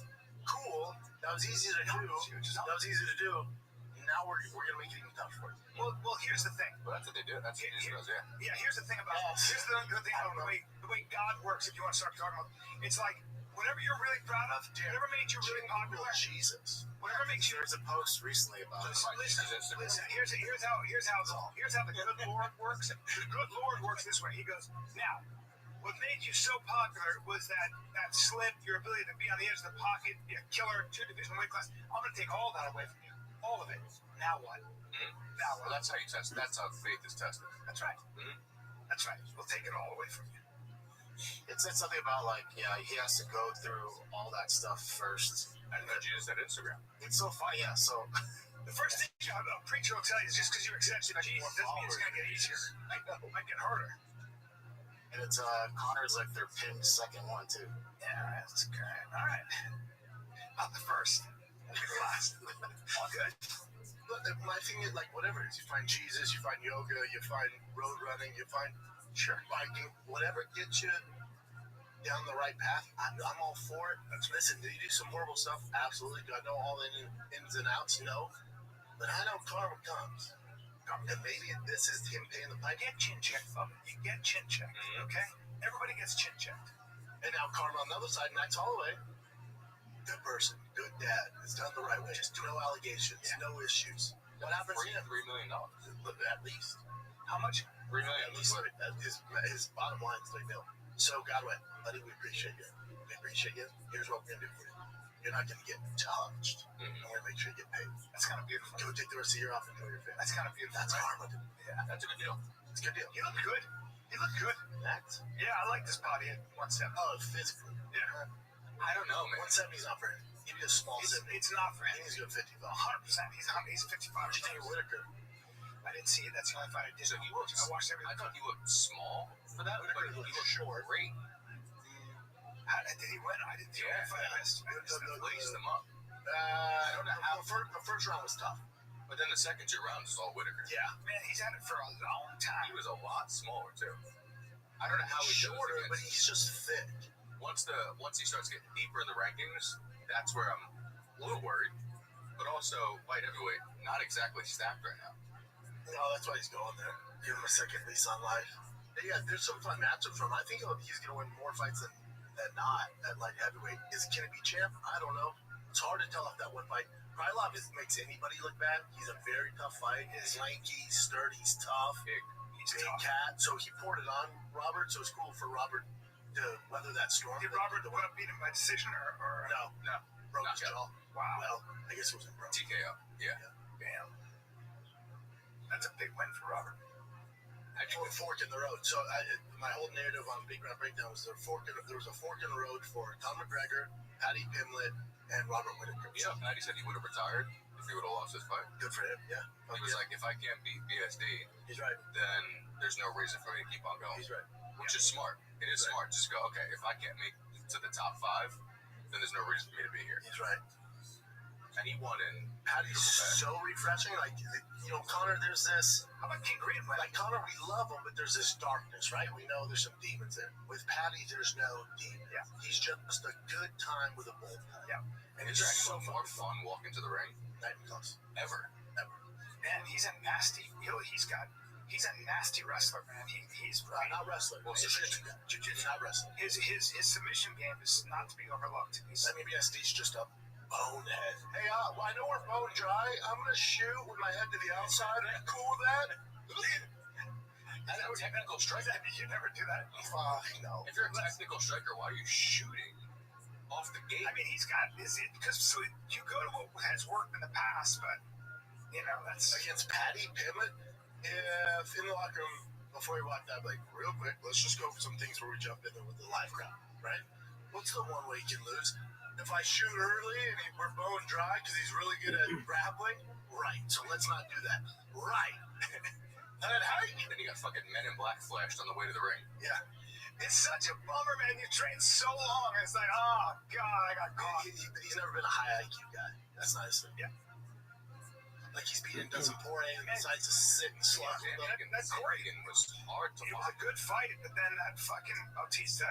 Because we kept on talking about him getting. I thought at some point he'd get a, at least top 3 guy. Poirier, Fight his way into the title shot. this fight never made any sense to me. I love Mario Batista. For Corey, does nothing. He just, all right, so he beat a guy you've already beat, even though he's better. You've already beat him. Yeah, it doesn't move him up in the rankings. The only thing he can do is lose. He lost, blew his fucking knee out. Did he lose? Oh, yeah. So he's in some trouble. Yeah. And it just looked, it turned into a grappling thing in the end. Although Corey took him down at the very end, that was kind of wild. It reversed him, but it didn't matter. What the fuck was that? Fantastic. Yeah, he looked great. He looked great. Robert Whittaker was fun. Gable Stevenson, did enough. Looked good. Passed it. Fuck.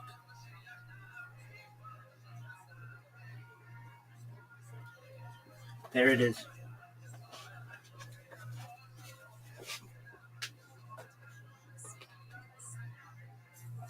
Did you get him?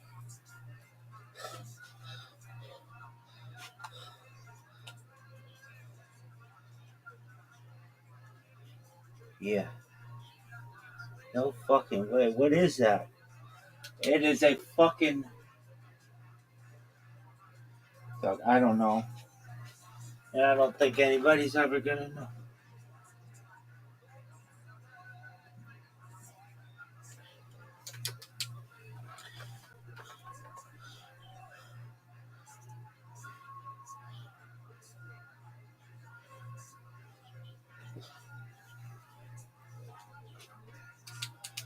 Unless I didn't get him.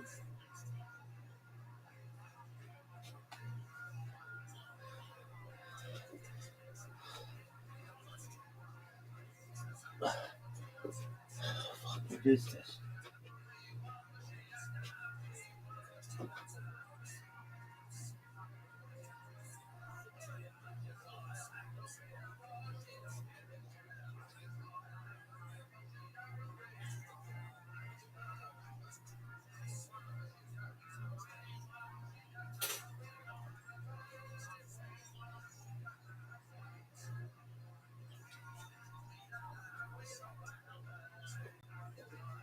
Dog. Oh man, what is that? I can't even tell my eyes are fucked up.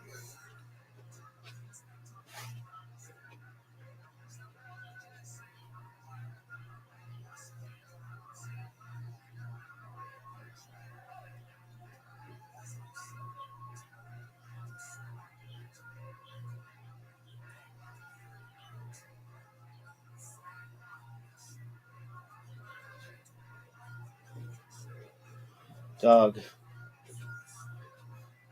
That was the bravest thing I've ever seen out of anybody.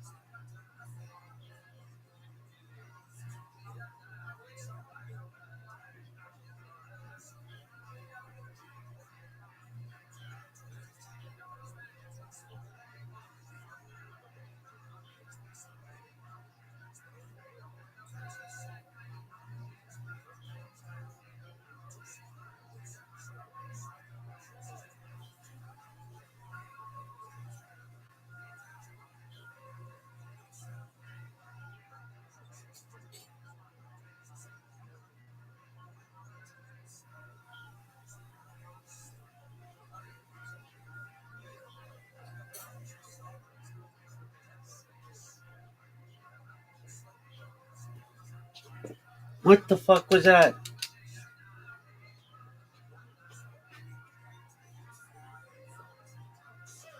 Oh man. That bitch, I think, was the biggest. I think it's just a bumblebee, but holy fuck. Shit.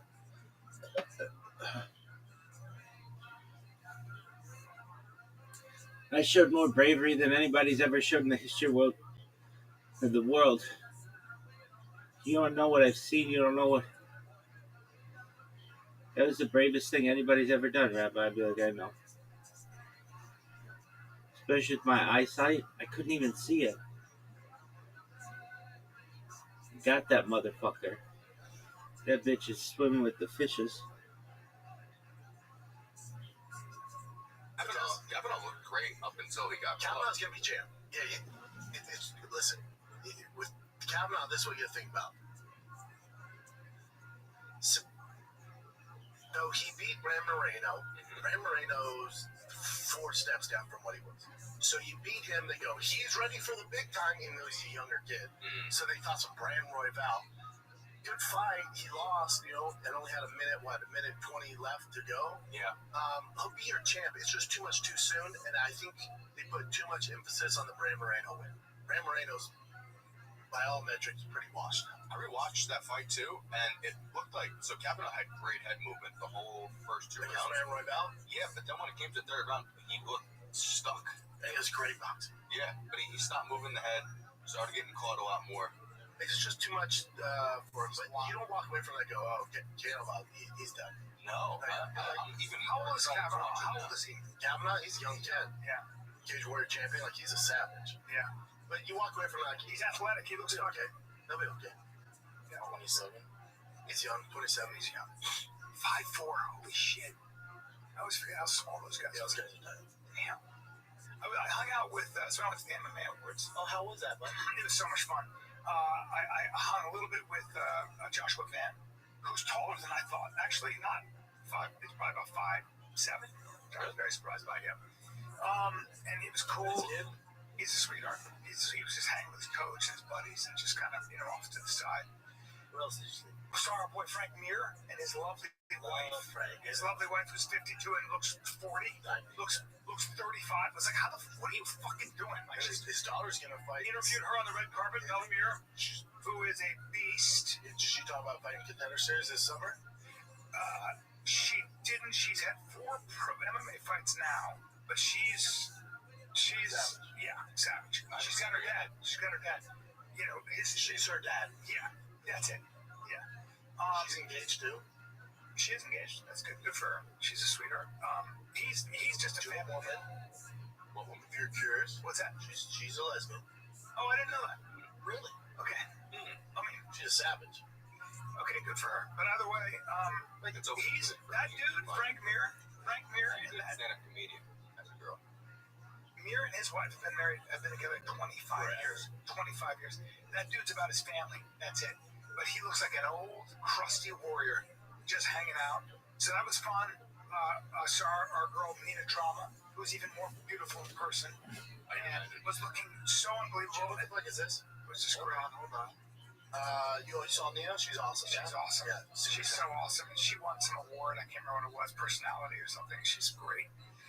And I had fun interviewing everybody on the red carpet. Interviewed some of the fighting nerds, Silva. And her Instagram chin? How tall was she in person? She's not married to a dude. She's tall. Who's tall? No, sorry, Silva. Silva's probably 5'7". Yeah. Yeah.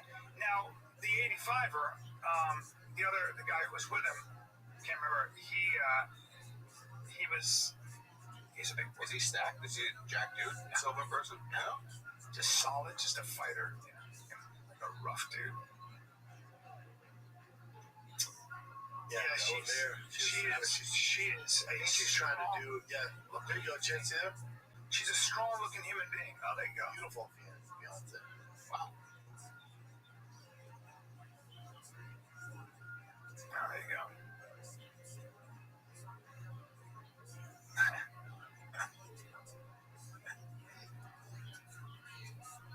Yeah, she's a little beast. Yep.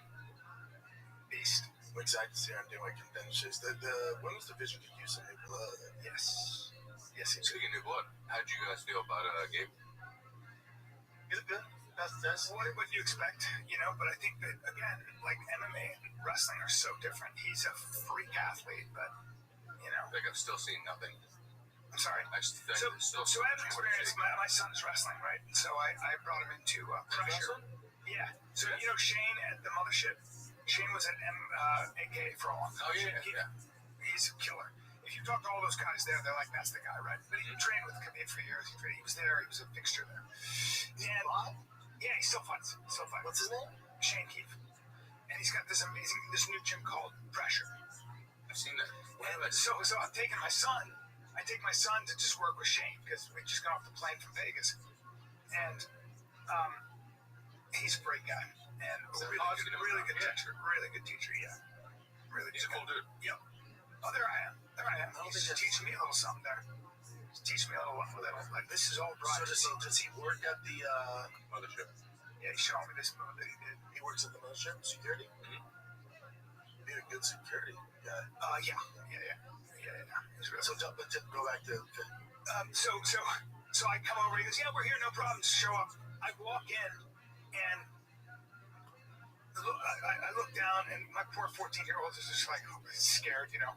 She's in Lions, and it's this guy named Miles Amini, who was a bronze medalist in the Olympics as a wrestler, and his brother Malik Amini, who was like wrestled at Michigan and then on the international circuit. I think was an Olympic alternate or whatever.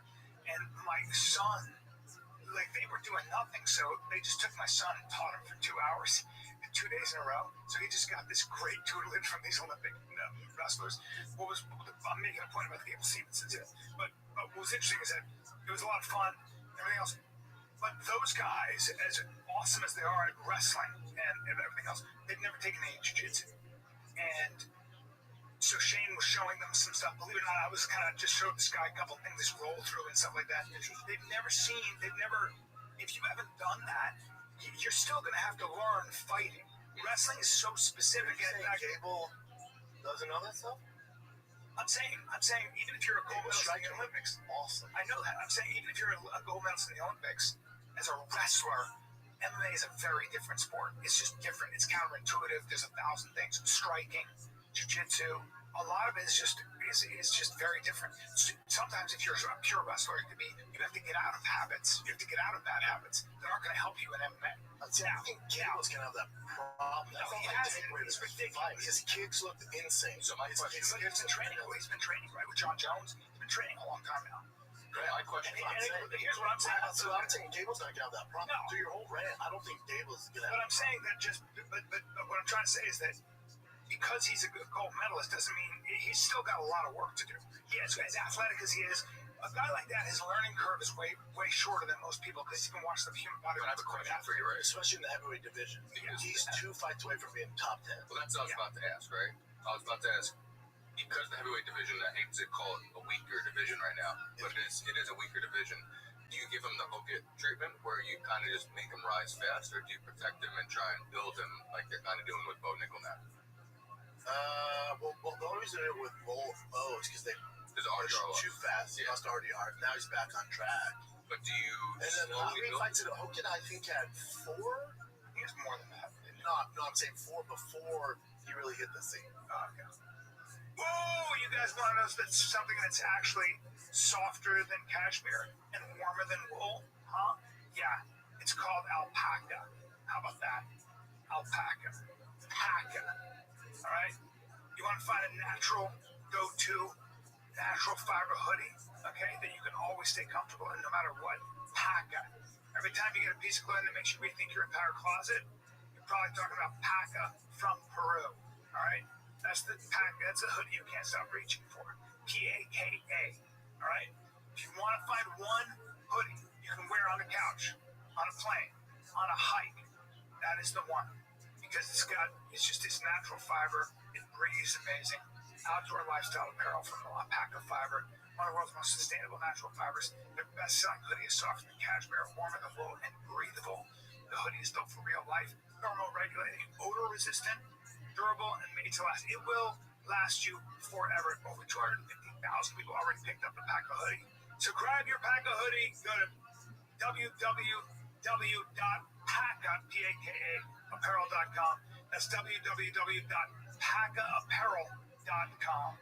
Get yourself a hoodie you will wear all the time. That lasts forever. That's breathable. That's warm. That's cool. That's soft. Brendan, I need auto parts, but I want a friendly staff. I want to be able to get my brake light fixed. I want to be able to get my battery checked while I'm in my car. I want windshield wiper wash. Dude, we got you at O'Reilly Auto Parts in the business of keeping that stupid Tesla on the road. All right? O'Reilly Auto Parts offers friendly, helpful service and parts knowledge you'll need for all your maintenance and repairs, no matter what piece of truck you're driving. They got you covered, man. So whether you're a car expert or a rookie, you'll find the professional parts people at O'Reilly Auto Parts are knowledgeable, helpful, best of all, super friendly. All right? They're your one-stop shop for all things auto do-it-yourself. You can find what you need in-store or online. Stop by O'Reilly Auto Parts today or visit them at O'ReillyAuto.com/fighter. That's O'ReillyAuto.com/fighter. He's at a total of 9, I think, right? I don't know. So he's at 4 in the UFC. So he started on Contender Series, and then they give him Max, and then they give him Freeman, and then Curtis Blades. So really he had 3. Now, do you give Gable that treatment, or do you slowly build him? The problem is in the heavyweight division, it's just Because there's not really that much. you know, when I was fighting, it's like I fought Chase Gormley, I fought Chris Tushisher, and then it's off to the races. I won 2, and then I'm fighting Gabriel Gonzaga, Mirko Krokop, Nogueira, Ben Rothwell. So it's a fast-moving division. Always is. Always is. The problem with that is you're dealing with guys who have tricks. They It's a different division. It's just a different. It's not like lightweight now. You win 3 fights. I think you'd been fighting. I did the math. I think you'd been fighting 20 months. Probably, but Is it that short? not long. But Gable, with his background, he has John. He's probably 2. I bet, especially with his pedigree, I bet they give him 2 more before they give him a real matchup. And that's exactly how it should go. Now the fan base wants him like hook it right now. It's like whoa. I mean, give him 2 more to smoke dudes and build the hype, and then that third one you give him a guy who can kind of do it all. See where he's at? Curtis Blades. No, fuck no. I mean, a guy like this guy Miles, those guys. You're gonna ruin it. Those wrestlers, you teach them shit for 3 months, and it's your Not all of them. Not all. Gable Stevenson free. Yeah, but somebody who's a bronze medalist in the Olympics is also a free. But again, not all of them. Not all. It's Not a all those wrestlers are truck, free. They're good at wrestling. Oh yeah, Like Gable's an Certainly, athlete. it's just Hogan's crazy an athlete. So it's different. You know, we've had wrestlers come and get their ass whooped. Guys who, why? high cups, they can't mix it up. I think wrestling in They can only MMA is do so wrestling. different. Oh, it's different. Once you have the cage Striking and involved, The mindset, the cage, the takedowns. It's so different. But Gable, he has the right people who around. would be the first person you give as like this is the test for him? Let me see the heavyweight matchup. Blades, No, man. Blades is That's tough. not up. You're saying no? Fuck no. not right away. Blades been top 5 for how long? That's a tough fucking test, man. Tiberia? Something like that. I'll go Tiberia next, Spivak.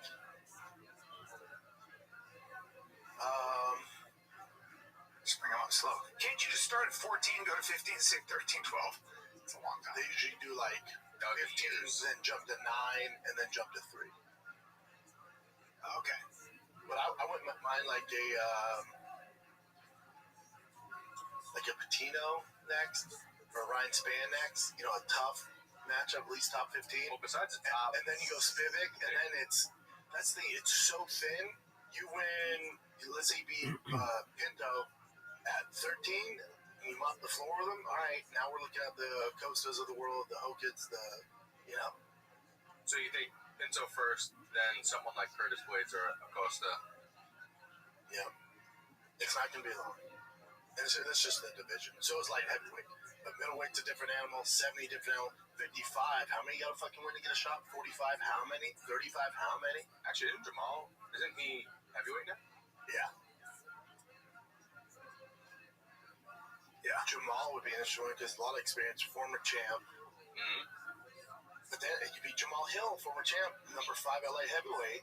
There's only one way to go, so you got to be smart about it. Remember, he's not getting paid like he's fighting those top guys. That's the other thing you got to remember. If I'm Gable Stevenson, if he's whatever, he signed a 5-6 fight deal, you don't want to fight the number 5, number 10 guy in the world because you're getting paid like you're unranked. Mm-hmm. So you want them to give you warm-up fights so you can burn through that contract and go, okay, I signed a new deal. I'm making whatever it's 500, but I'm getting paid like I'm fighting top-ranked guys. Because if he fights, let's say they go, hey man, here, well, we love the bicker online. Here's Josh Hokit. You're still making 60 and 60. Hokit's making a lot of money. Hokit is. Yeah. He's earned it. He renegotiated his contract. He has 4 fights. Mm. But Gable Stevenson's first fight, he has 5 more to go. How long is like an initial contract? It's usually 6 fights, but you can renegotiate. At 4? Depends. Depends on who you're fighting. Depends.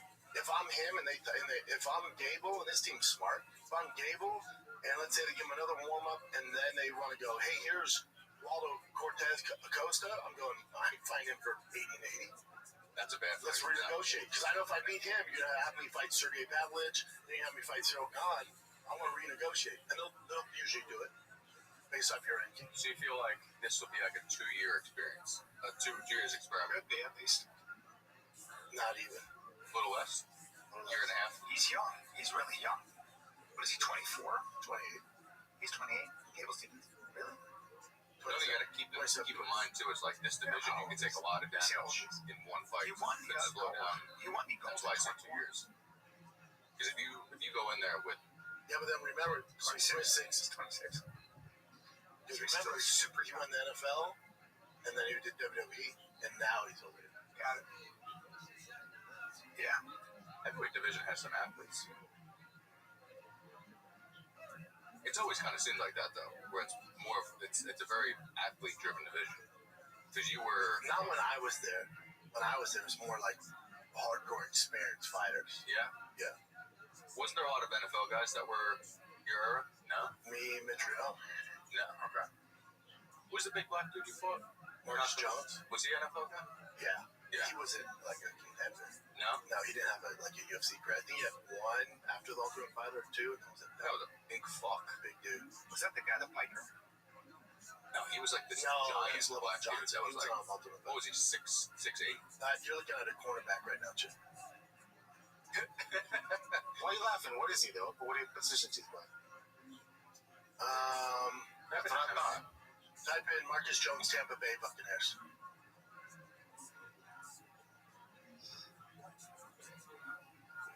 Yeah, he's 52 now. Jesus. 6'6". You look taller. Yeah, there you go. So he didn't even have a UFC career.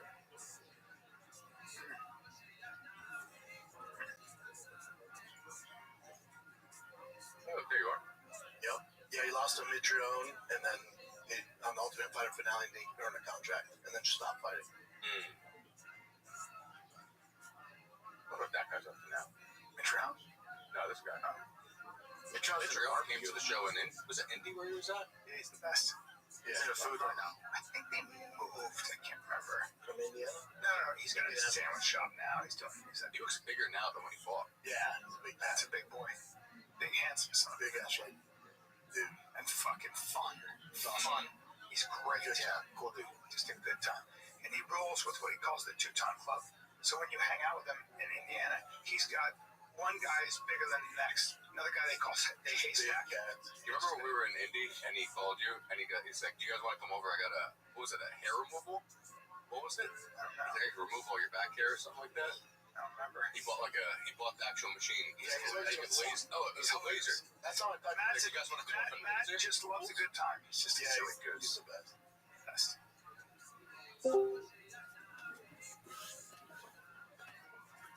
Yeah, it's all food. Hello.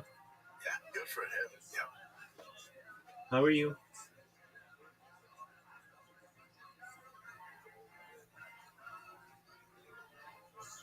Debbie, can you hear me?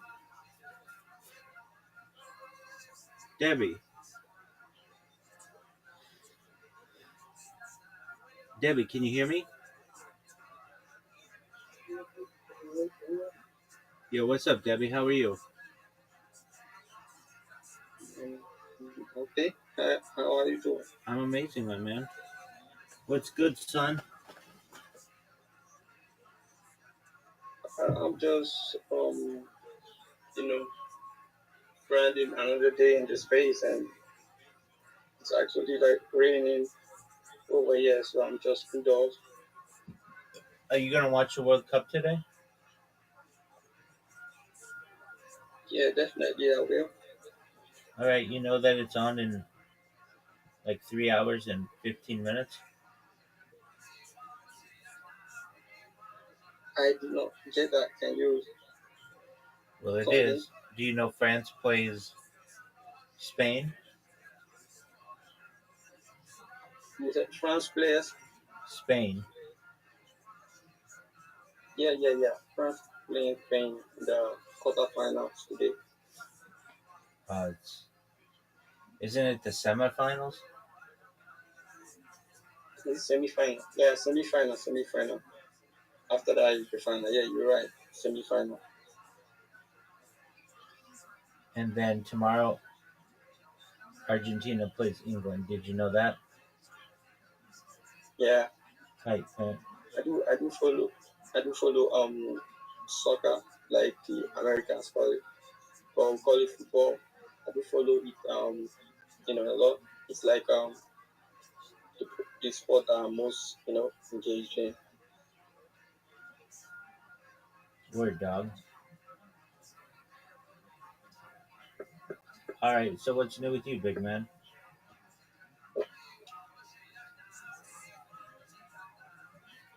Big dog. What's new with you? Big dog.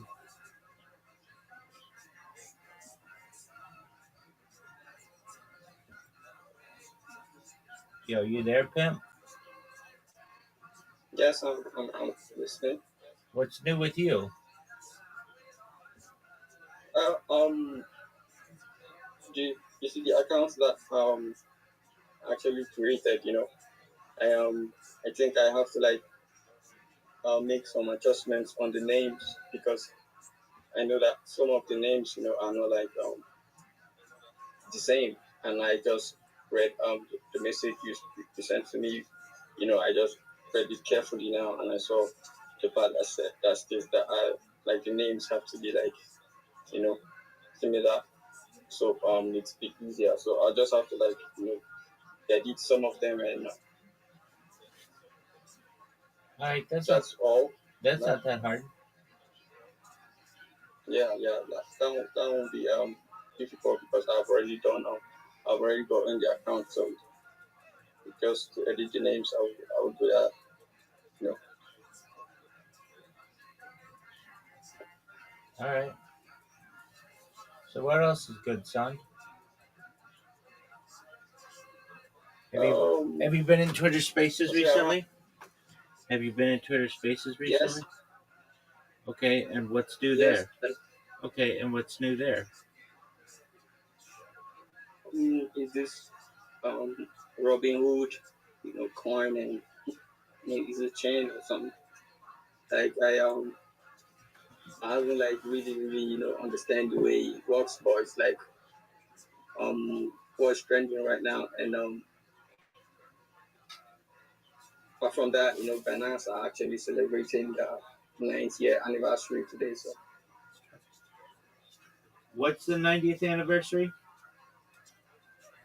Binance, Binance is celebrating its 9th anniversary. yeah, Are you happy about that? sure. All right. It shows how far they have actually come, and it's actually nice to celebrate moments like that. It's creates memories that one cannot like forget easily, and I kind of like finance and BNB chain, So I do follow some of their posts and some of the activities they do and CZ as well. So it's great, to see that they have actually come so far. And 9 years is just it's so fast. It was just like yesterday. That was part of the post CZ made. He said it was just like yesterday. It's already 9 years and time flies. Absolutely. Do you know about Harry Potter Obama Sonic 10 Inu? Absolutely, bro. It's killed. So Oh, you're the man. Oh, yeah. Okay, great. Well, I'm making sure that you know. Okay. Have you been in the Harry Potter Obama Sonic 10 Inu Telegram recently? no, because I got kicked out What? by more light and it's not really his fault or something. Why'd they I Why'd they kick you out? they say first it was like Nigerians are not allowed in this week or this month. It just the way the community is. If you don't really know them, you might get annoyed or get pissed off with the way they behave or the way they respond or treat people. You might think they are not actually nice or something like that. Yeah, You might think they are mean or that's not. I've been around for some time. Yeah, that's not cool that they did that. I have Ask them on Twitter if they'll let you back in. Send it to the main account. Send it to Morelight. Send it to Yo-Yo, and they'll let you back. And if you have more trouble, let me know. all right.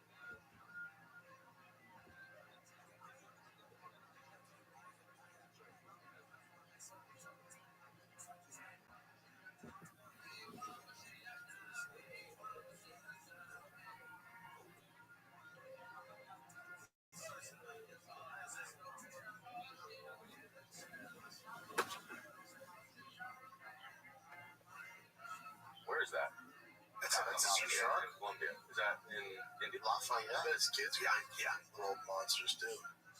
Uh-huh.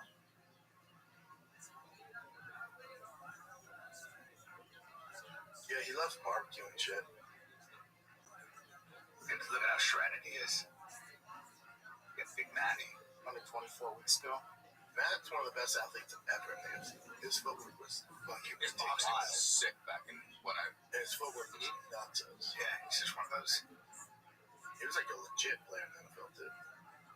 Yeah, he said That's his something. son wrestler? He described being an athlete the best way. He said, my body will do whatever I tell it to. Oldest son. He played for the Giants, right? Giants, I forget who else. A few teams. Vikings, I think. A few teams. So cool. Good dude though. Look at that. Beat Fedor. Knocked out Fedor. That's right. Oh yeah. That's right. Massacre Garden, that was the company. That's right. He's one of those guys, if he jabs you, you're in big trouble. He knocked out Derek Lewis with his hip. What? I don't remember that. Yeah. Yeah, he's no joke. Yeah, Matt was a freak. Scary dude when he's fighting. Yeah. Man, One of the good ones.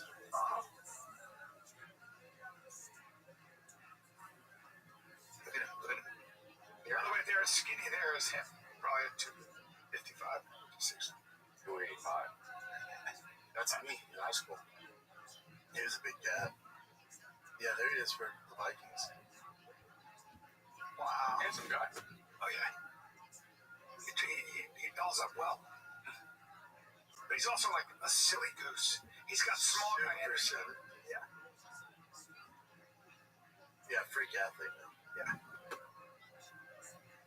He is. I miss him. Yeah, he's a fun one. I love that.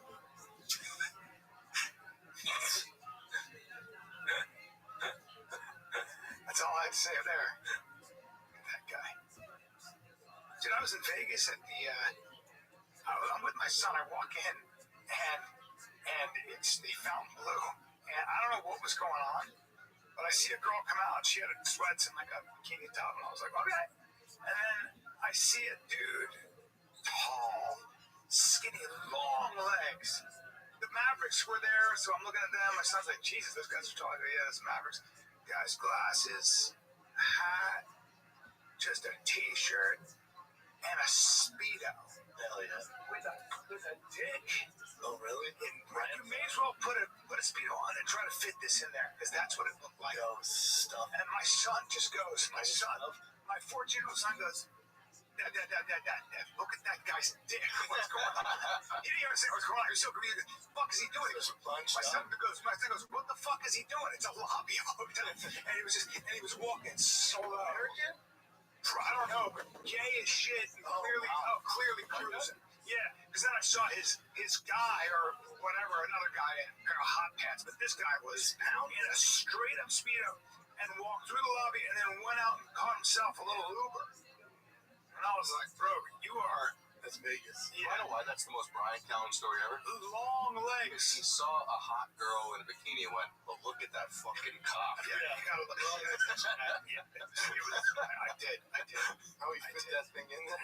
I was like, what? Just bunched up. I was like, hey, bro, what the? Let that thing breathe. What are you doing over there with your Speedo? So weird. An old friend has fight a piece like that if you're wearing Speedos. Yeah, I get it. Everywhere. What else you got, Jim? So, guys, let me talk to you about creatine. All right, creatine is the most studied supplement in the world.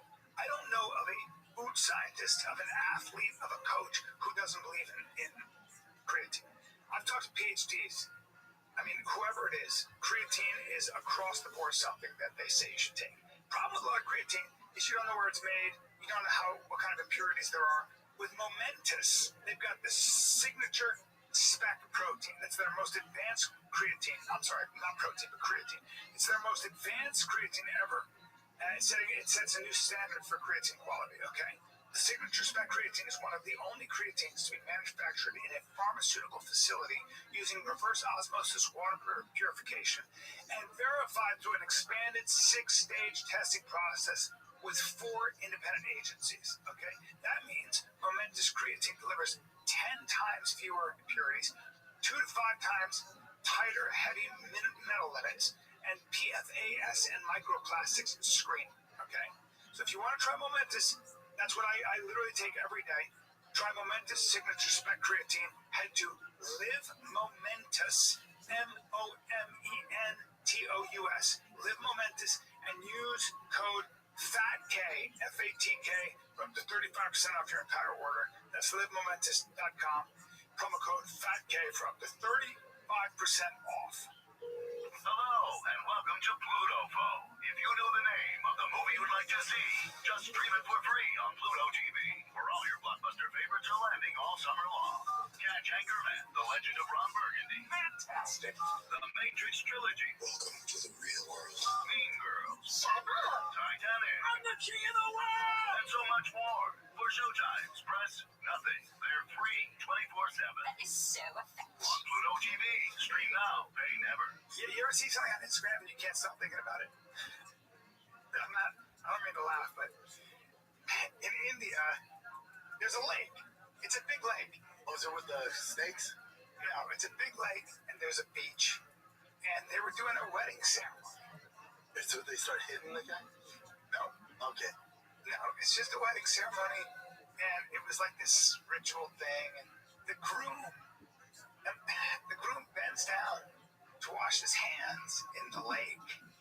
And a crocodile grabbed him by the fucking head. No, grabbed him by the head and just pulled him in. And his sandals were left. And everybody was like, and then I saw the aftermath of the guy going, screaming, what the fuck? You know, they're all yelling, but there's nothing you could do. And the water was still. The water was just, it looked like a beautiful place to swim. The guy just bent down. It'd be like at the beach, but the water's really cloudy. It'd be like, I'm just going to wash my, and you're down like this, boom, grab his head. And I was like, that's India. That's Africa. But I saw one like that. It's like it's something. It's like a get together. It's in India. I think it's India.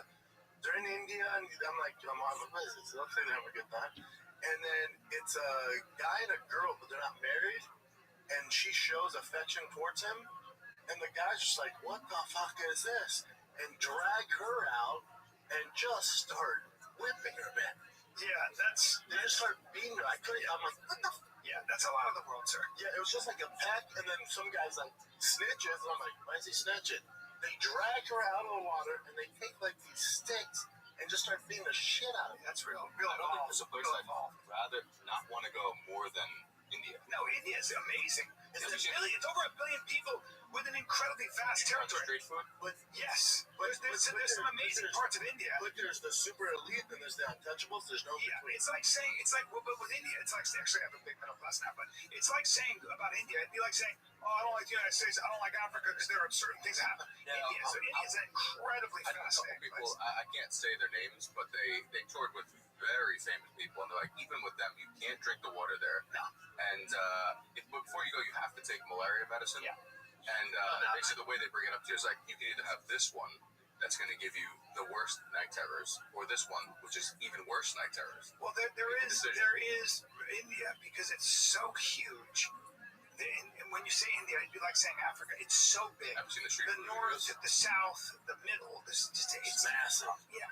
So you can't really say India. I heard the roads are fucking Yeah, wild. you have to be. But what an adventure! And by the way, the wisdom, like the Upanishads go back 10,000. Yeah, how old is India? Like, we just celebrated 250 years. How old is India? Recorded writings from 10,000 years ago. Yeah, Yeah, 10,000. it's cool. Yeah. Did you watch the documentary Caterpillar that takes place in India? Hard pass. What do you mean? It's about a caterpillar. No, it's about mostly American. This one? Yeah, Brian wants to eat that. What is it? He's cutting meat with his toenails. This is fucking horrific. There's a lot of weird stuff that goes on. All right, anywhere you When look, there's that many people, they're gonna do something for attention. That will. and then they cook the shit out of it. I bet it's fucking nice. It's nice. You eat that? Yeah, That's how good it was. It'd have to be unbelievable. they cook the fuck out of it. Trust me. You'd eat That. The way they prepare it, you wouldn't even. if it was delicious. Like people, like, dude, have you seen the toga? Anthony Bourdain ate the street food there. Like, if people were like, yo, bro, have you seen the toga? I'm like, no. Like, you guys got some meat on his toe. Fuck, like, is it good? Like, best thing I've ever had. I would try it. now I'm like, dude, have you had the dough guy? My girl ate it, got super sick. I'm like, all right, I'm going back. Yeah, you're gonna get sick from that. Are you fucking A? One of the reasons the food is so spicy is because toe fungus? it keeps all the bacteria at bay. And I believe India has the spiciest food, right? Their spices. It's no joke, but also delicious. Now you can't say India. It's where? What are you talking about? The Punjab? You're talking about the South? Yeah, what are you talking about? If I'm ranking countries I would want to go to, India not towards the top. It just depends. Do you want to see tigers? You're looking for an an elephant? dope ass cricket game? Do you want to go to the? Do you want to go to that? Do you want to go to the north with some of the most beautiful hotels? The service is unbelievable. It just depends on where you want to go. Calcutta, Bombay, a huge city like that can be tough, especially in the summer. Now you're talking to a guy that doesn't like to travel, so I'm never going there. I will never see that in my lifetime.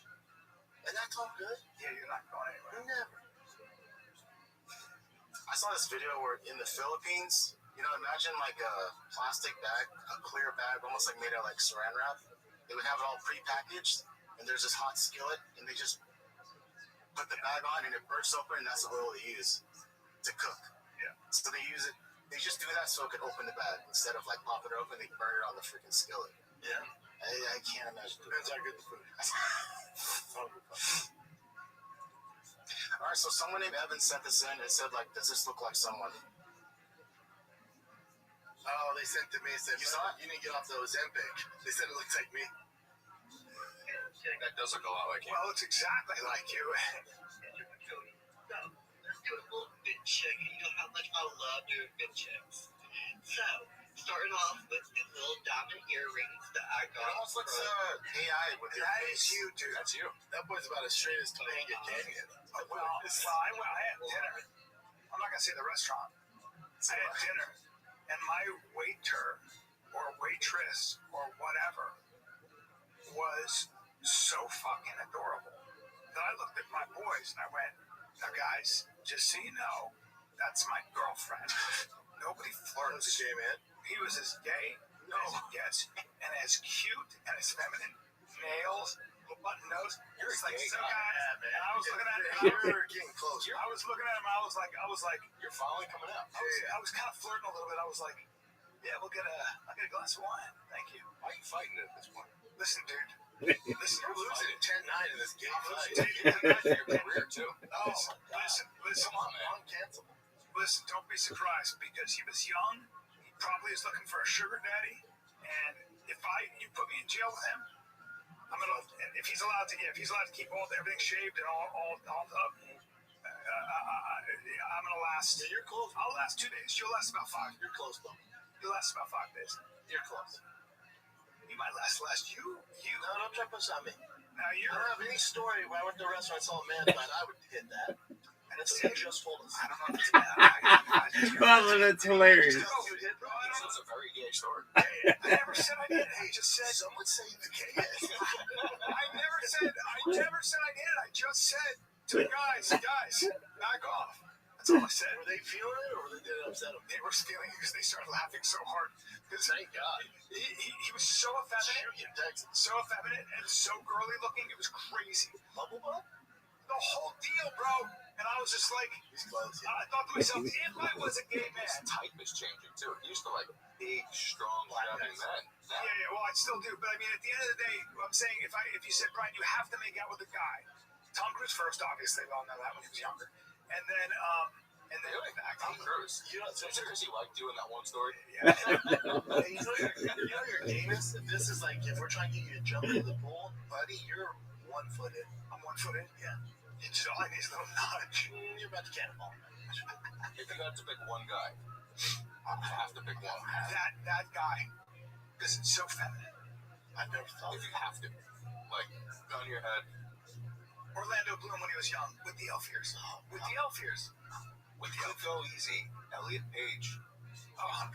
That's a guy. That's biological gal. consistent. I got no problem with that. That's a gal. Elliot Page. I'm talking about a biological male. I mean, you know. What else you got, Jen? All right, so this is truth, though, man. Thanks, buddy. I appreciate it. You know, I knew I could count on you. this is I think it's there's good no for you. judgment here. Yeah, nah, you're not wrong. Hey, you're gay as shit. And this is You what just caught me on a date. And I was just like, you got me. But you know what? I wouldn't be like, I wouldn't call Nick and be like, what the fuck? I'd be like, makes sense. you just walk away like, all right. You just look and go. Oh, no, you'd be like, this is a tablet. You get to a certain age, you get to a certain age, so blunts is one. Yeah, holds a hole, right? Your tab would come and they'd be like, the joint took care of it and said, good for you. What's this? My tab. Alright, this is in Yellowstone, and it's not a couple, so it's this grandfather with their grandchild, and then they were, here's the thing where it's kind of tricky though, so, this bison was near a campground, so these people weren't like walking up to it really close. This guy was at least 100 yards away, which is supposed to be safe. Okay. So I think he was looking at it with binoculars, his grandchild was going to go try to take pictures, and then this is what happens afterwards. It says the bison was highly agitated and had been charging at vehicles. Yeah. Before. Yeah, you don't expect That's his granddaughter? They said grandson, so that's why I said grandchild. It's like a long hair. Oh, yeah. I feel like that's way too close. So you'll see. At least you can run behind the water. Yeah, he doesn't want to be, Oh. So now it's like charging at the direction of the guys, yeah. That's not good at all. Oh my And then the grandfather and the grandkid, they start running around the trees. They just keep running around the streets. Scooby-Doo running. And here's where, But you're not as fast as that. yeah, You just gotta go around. So they seem like they're fairly okay at this point. Yeah, that's scary as shit. Well, you gotta keep getting away though. You can't keep running around. And then they're trying to help out. I shouldn't be laughing, but this is. Oh no, buddy, you don't have the speed. Oh shit. Is he okay? He had No. surgery. Hey, no. He had broken ribs, surgery. Hey, Ryan. No. He's every bit of 75. 65. And a fucking bison just tossed him. He's only, wait, hold on. He's only 65 years old. He definitely looks. He was He's not. 5 years older. He's not in your shape. He's not in your shape. No. He's only 5 years older. You can't fast forward on this. That's a shame. I don't want to watch it yet. Well, you can just get him right there. That's 5 years old. Is that me in 5 years? That's great. We gotta get you on the Some people just don't take Gotta get you on American. Where he fucked up is he tried a straight sprint. Yeah, bison said literally a straight sprint. Going straight. You gotta cover on the Climb the tree. You're also in overalls. No, you don't climb the tree. You just keep sticking them. Exactly. You don't go straight against the bison. Stick and move. They said binoculars, but this looks like an old-fashioned camera, doesn't it? It is, and that thing was not hearing it. Yeah, go ahead and run away now. So I mean, yeah. Oh, he's trying to get up. Yeah. Now keep that. God, those Even the guy in the truck's like, I want nothing to do with this. things are fast, too, man. They are. That thing's big. Pure mass. It's big. It's big, bug. Did anything happen to the bison or he's good? I think they left it alone. I didn't see anything about the bison being too. That's where he fucked up. He thinks he has a straightaway, buddy. You gotta stick in the trees. You should have kept running. But not straight. This is where he fucks up. Right here. Going around See and around. this? See this? Cut it in the trees there. Not today. Yoinkies. He's just too old. And what happened to him? He had his ribs were broken. It punctured, I'm pretty sure. And then he was in the hospital, stable condition. Would you rather be him or Conor That McGregor? fucking close to that thing. That's retarded. He just wasn't thinking. And then he also underestimated the speed of a giant bison. Yeah. Hooked him with his left horn on his hip and launched him. That's gonna hurt, by the way, when you get Broken hip as well. Yeah. He's never going to be the same. That's gonna suck. Yeah, broken hip. Yeah, Get a that fucking age. horn in the old hip. Yeah, I'd way rather be Conor. I'd Yeah, me too. than get a horn in the hip. Yeah. That guy's fun. Fuck you. So there's a guy named Brian Johnson who spent his entire life, for I don't know how much money, trying to figure out the blueprint for longevity. And his drink mix, which I've seen advertised. Admittedly, I've not tried it yet, but I'm going to. But he's the I want don't to. die guy. Yeah, and through a lot of research and experimentation, this is basically the longevity mix, the vitamin mix, the mix that essentially is the best thing you can do. And that's what Brian Johnson takes every single morning, and he's now made it that formula available to the rest of us. Yeah. Well, the thing is, it's a lot of science went into this. It's just a single scoop, helps support energy, cognitive performance, mood, focus, sleep, cellular, health, aging. And I looked into all the things that were in it. Magnesium, taurine, glycine, creatine, by the way, and more, okay? Yep. And they publish results on their site, so that's exactly what's in their supplements. So, and they offer also essential capsules if mixing something isn't good. High polyphenol olive oil. Yeah, he's trying to live forever. I'm in on it, dude. Science-backed precision dose, no BS. For limited time only, new customers get 20% off and free shipping at blueprint.brianjohnson.com by using the code FIGHTER at checkout. That's FIGHTER at blueprint.brianjohnson.com for 20% off. After your purchase last year we heard about, say your boy sent you from Fire the Kid. That's all. Think your favorite theme park attraction is world class? Well, we're putting that claim to the test on Welcome. For Your Amusement, the podcast where we exhaustively evaluate the world's most popular theme park rides and attractions. I'm Brian Vergara. And I'm Byron Morin. And on this podcast, we'll hit everything from the legendary classics to the newest headliners in full detail. That's right. The thrills, the theming, the storytelling, the history, and whether they actually deserve the hype. One attraction at a time, we're answering the ultimate question: Is it truly world class? I think that's great. You love it? Find out on For Your Amusement. Follow, rate, and review For Your Amusement wherever you get your podcasts. Bye-bye. Jesus. All right, this is a Russian soldier. Oh, that's not cool. Oh, yeah. Oh my God, little power. This is the thing that trips me out too. This guy's like, he's slowing down that freaking rotation, but then he grabs the barrel in a second. You'll see. Has to be hot. Yeah, you'll see it's a great. Not a lot of smart guys going on right now. You know how close he was to get his head blown off? Yeah. That guy just wasn't ready for the gig. Spin around so he's all boom. Ooh. So he flew off. Yeah. But even then, I don't want to stand in front of it because who knows if, a bullet just goes off. Yeah, it's just not a good situation. Bunch of I guess like, why do I ever get to fire a thing like buddy? Because you're not ready. He's like, yes, I'm like, all right, let's give it a go. Oh, this is wild. I watched this. Okay, this is Rolly Romero with a training partner. Who is Rolly Romero? Sorry. He was an amazing boxer. Yeah, he's one of like what they call Four Kings or something like that. The younger boxers that are like Ryan Garcia kind of stuff. Or he's a fucking savage. So this guy, watch. His training partner, shoulder hits him, then Rolly just takes him down.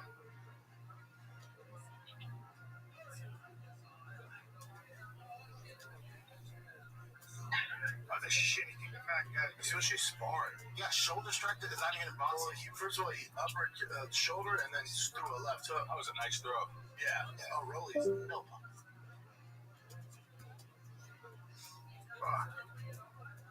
Saw that. Okay, I wanted to get your thoughts on this. So, it's very mixed reviews. Mostly are against Max's son, but this is how Max Holloway's son, reacted when he won against Conor.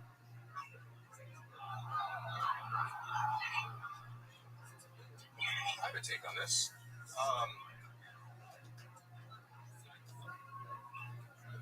If your dad was about to fight, and the guy he's fighting kept on saying, I'm going to son your dad, I'm going to make him call me daddy. Yeah, I'm going to fucking I'm with his son. Yeah, you're going to talk dad's that way. fighting, you're talking shit to my dad, call me your son? Yeah. Dude, that's my fucking I'm saying, I'm going to make him call me daddy. Yeah. I'm saying he said that. Yeah. I'm totally behind that. Yeah. Well, people, the problem with soft people, come on, Connor's leg. It's like, buddy, Connor's not shit to his dad. That's his son. What do you think he's going to respond? Yeah, his dad's his fucking hero, and he's like, I'm going to make him call me daddy. Get the fuck out of here. Yeah, okay. Alright, did you guys know, or did you guys have any inkling that Stefan Diggs was possibly gay? He's gay? Apparently, so there's this with Cardi B, right?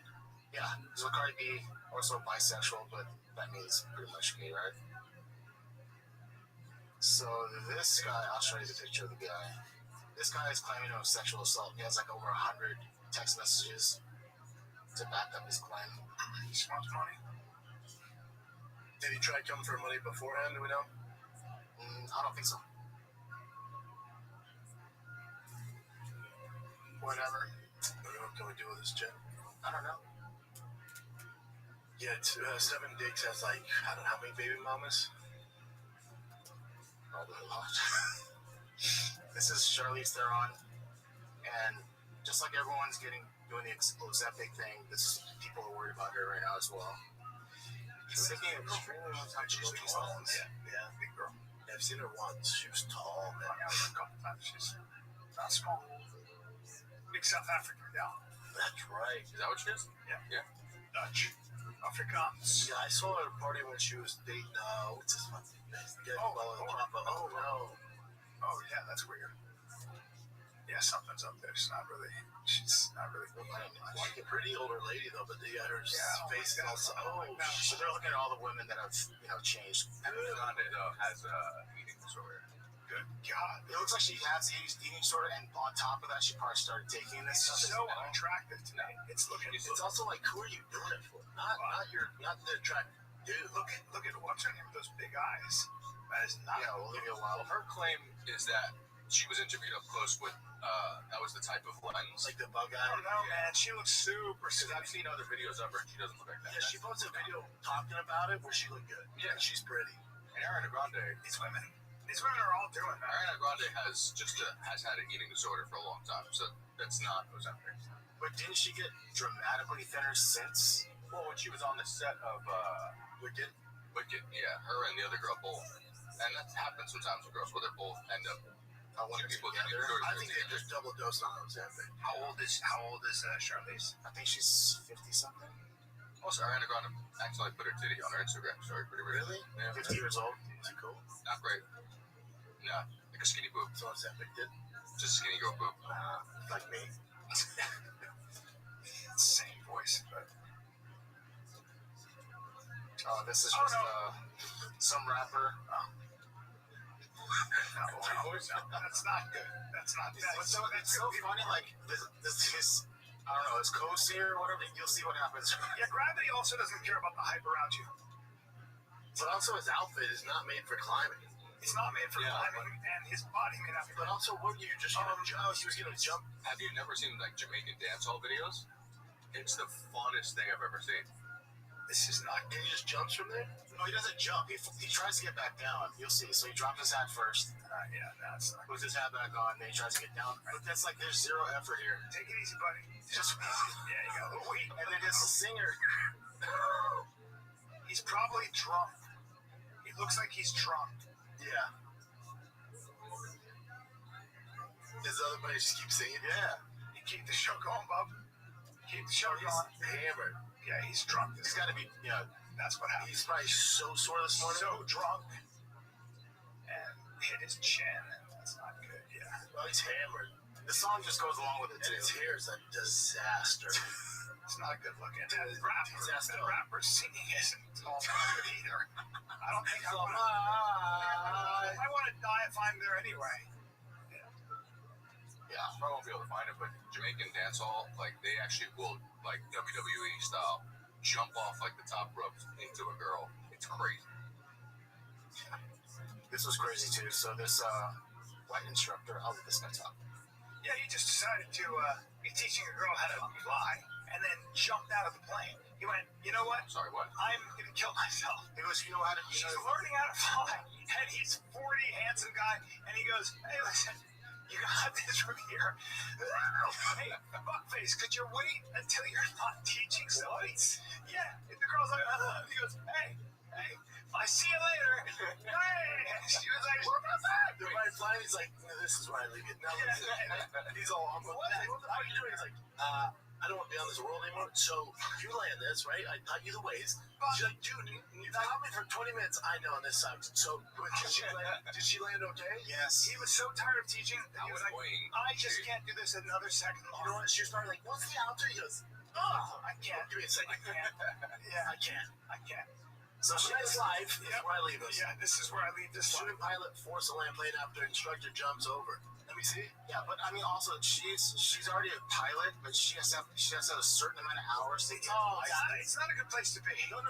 Dude, can you imagine someone jumping out of your solo this? I'm gonna jump On a plane, an instructor How do you get out the plane, leaving his young student to land the plane on her own. How she saved her own life. Handsome guy. It's Victoria Kendo tonight. Tonight, the frightening incident where a student with an Argentina forced to land a Cessna 150 during a training exercise after her instructor jumped to his death midair. Authorities say 42-year-old Leandro Bertazzo had been working as a flight instructor since 2022. On Saturday, the student taking off with Bertazzo from the Flying Parrot Cordoba School. An official from the flight school telling ABC News the instructor told the student, "You know what to do." Then he unbuckled his seatbelt, opened the door, and jumped out of the plane. This was a remarkable breach of trust between an instructor and a student, putting her A remarkable breach of trust. No shit. The 22-year-old student alerting the flight and attempting to land. You know what to do. You know what to do. actually had her Like, what a way to just, you know what, dude's off the board. I guess he didn't want to ruin a plane. You know, so he had to have somebody else. You can't do that to someone else. Or was he like, hey, how'd you do? And was she negative? You know what to do. Yeah, what was the final question? Yeah, it's a bummer. You wish I'm just fucking done with this shit. you wish you opened the door. Yeah, you wish you could talk to the guy. He looked, had his whole life at him. Yeah, but also at least he didn't do what these cowards do, where they take other people out with them. He was like, "Fuck it, I'm just gonna jump out." Yeah, 100%. That's what. But also, hey, you want to just be like, hey, what do you got? Hey, come here. Let's talk for a sec. If he's at that point, it's either happening there or somewhere else. Jesus, it feels like an impulsive thing, right? You just over going, you might plan that though. Like had the right student where she can land it herself. Like you probably thought it out. I would tell you about my friend who I said to him, somebody killed himself. I think it was Chris Cornell. And I don't know. I'm not making light of this. You're friends with Chris Cornell? No. When Chris Cornell died, I said, man, you guys doing that? You ever think about that? And he goes, all the time. And I went, you do. And that set off a whole conversation. Was that friend me 6 years ago? Or some people have been thinking about it their whole life. Yeah. That's a different animal. Yeah. And then actually killing him. Yeah. All right, so this is an interesting story. I think Brian talked about it before. But anyway, I'll just say this. I'll just let him say it. 1973, this 25-year-old rock star decided to legally adopt his own girlfriend. Her name was Julia Holcomb. She was 16. He spotted her at a concert in Portland and wanted her to drop out of high school to live with him on the road permanently. It's pretty disturbing. Nobody stopped it, but it gets worse. In order to cross state lines without violating the Mann Act, this rock star and his lawyers used this loophole. Are you ready for this? Julia's own mother allowed the affair and legally signed over custody of her own daughter. This grown man was now simultaneously her boyfriend and her legal parent. Because she was a child, this rock star kept her under his control. And he would brag later in his memoir that he did it just so he wouldn't get arrested, keeping her on the tour bus without his legal authority. Decades later, Julia filed a massive lawsuit exposing the truth. And while judges recently dismissed most of it on its jurisdictional technicalities, they did keep one of the complaints, and it's set to go to trial this August 31st, 2026. For 50 years, classic rock history protected this as legendary backstage lore. But now it's exposed for what it really was, statutory rape. I'm a huge fan of this band, and a lot of you are too. This makes me rethink things. This rock star is Steven Tyler from Aerosmith.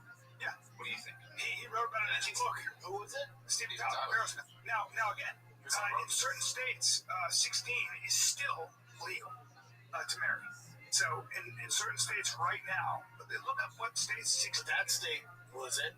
Yeah, because he brought her over state line. That's why he brought her over to another state. That's right. And also in 1973, again, it was probably, there were a lot of people getting married at 16, 17. A lot of people.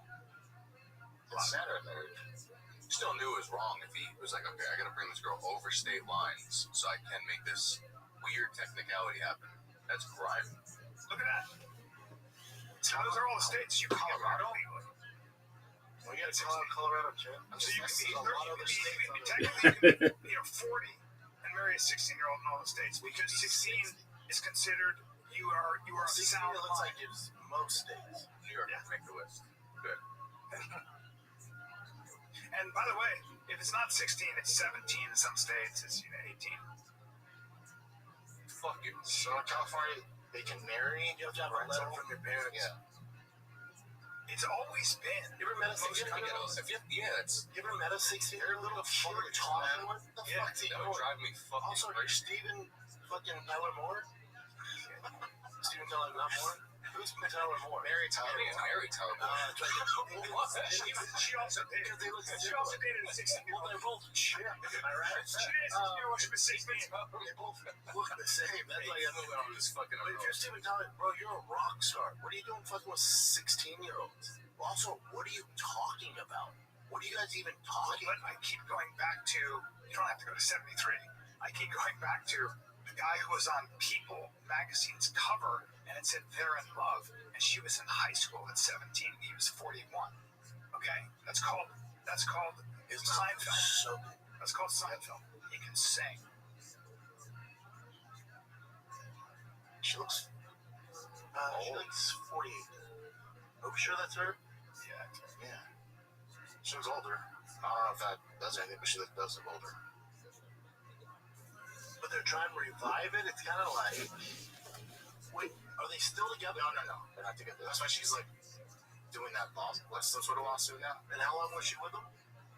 Let's see. Well, she's bringing a lawsuit because he talked about it in his book.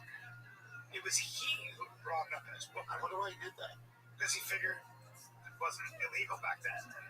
No, it was illegal. That's why I brought over state lines. That what was legal, I guess, was bringing her over state lines. Wait, no, she met her in a place where it was completely. No, she filed a complaint before the book came out. But he met her in a place where it wasn't legal. So he's like, let me bring this girl up to another state where it's actually legal. Yeah, she started a lawsuit. Right, I think his book came out before that, though, right? No, I don't know. Oh, you're right. 2011. Yeah. So he had brought it up, and she. They were together for 3 years. Yeah. No, it was a real thing. And then she was 19, I guess, when they broke up. So. And that's But I doubt they throw him in like jail, right? They'll probably just pay a half. Yeah, to what you're saying, what the fuck do you talk to a 16-year-old about? TikTok.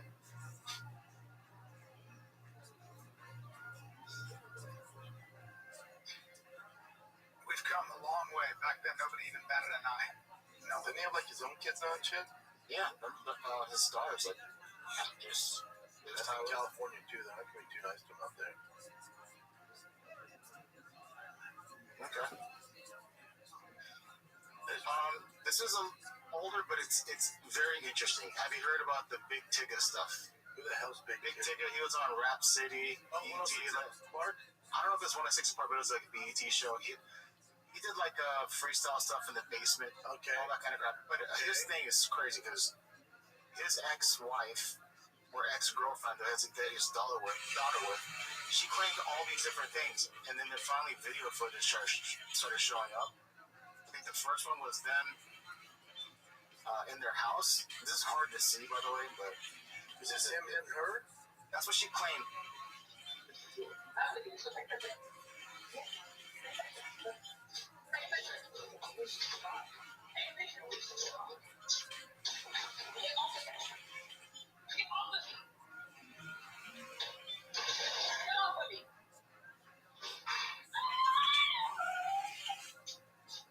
What's happening? She grabbed something of his or whatever, and then he was trying to take her out the hallway, and then it looks like she had something he was trying to get out of her hand. That's what. Yeah. So that one's not the crazy one. So this one right here. Let's see if this is So check this out. She has his phone here, and her son's recording this. They might need to go separate ways. Yes. It looks like she might have been hitting him. He was holding her down. So she has his phone. I don't think she's hit him, right? No, I'm saying. I think he's trying to get the phone. I was trying to get the phone from her. And the son's filming this? How old's the son? Okay, well, this is more like keep away.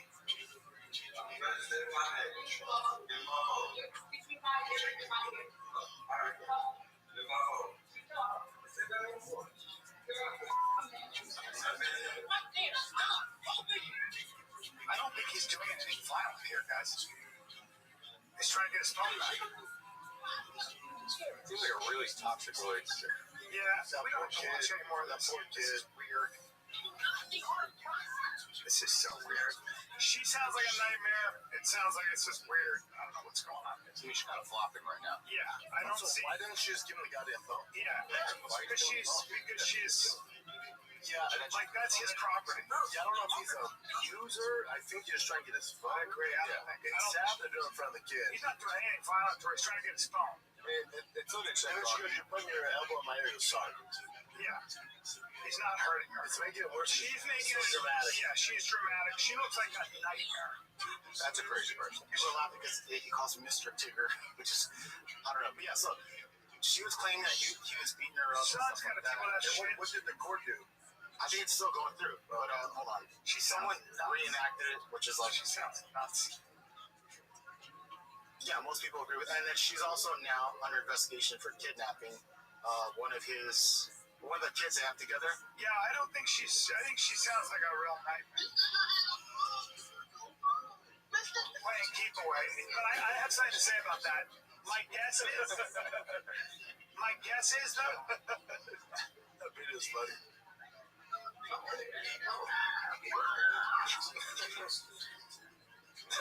That's just fine.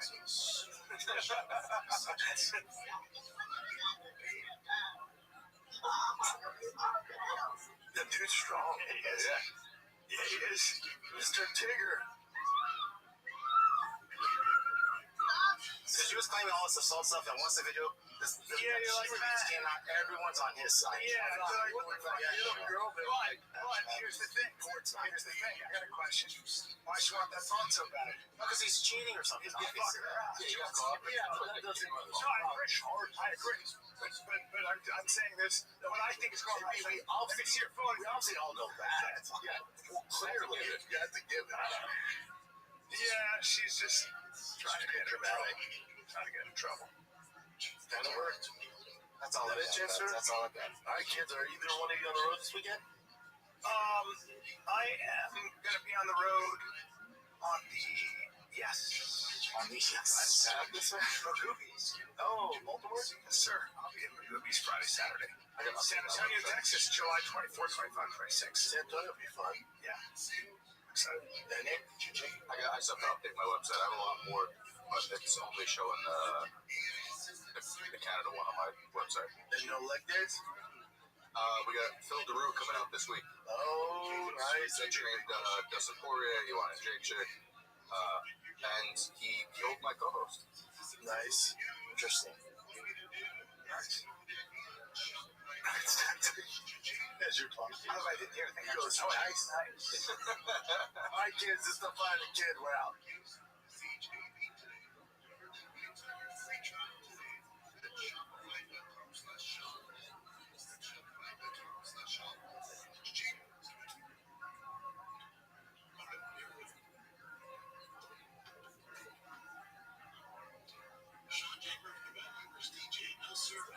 .329 Conor McGregor falls flat. He fell flat. Well, we're probably going to, people are probably going to.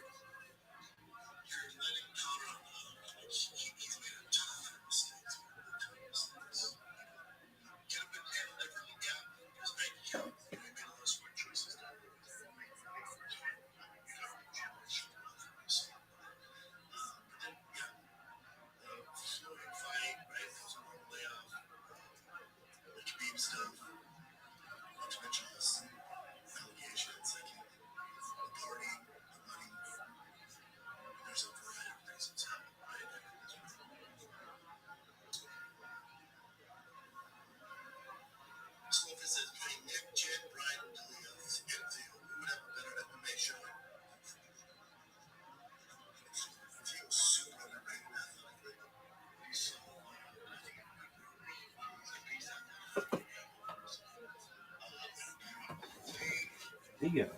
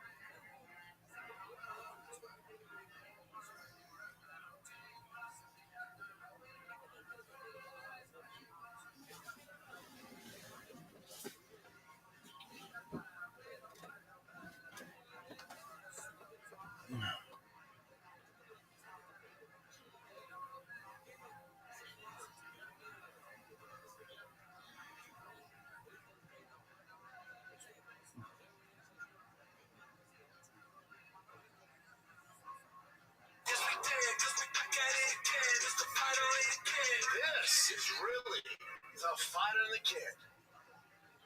Hit it, Chinser. Hit it, Chinser. It takes two to thing go right. It takes two to make a thing go right. What's It up, takes dude? two to make a thing go right. We'll kick you off YouTube now, even if you sing it. What? Yeah. Damn.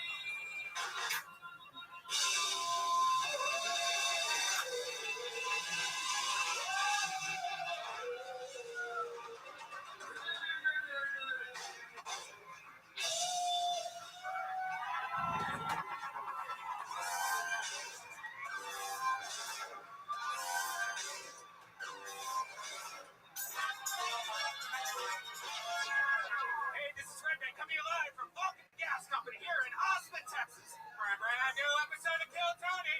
Give it up for Tony.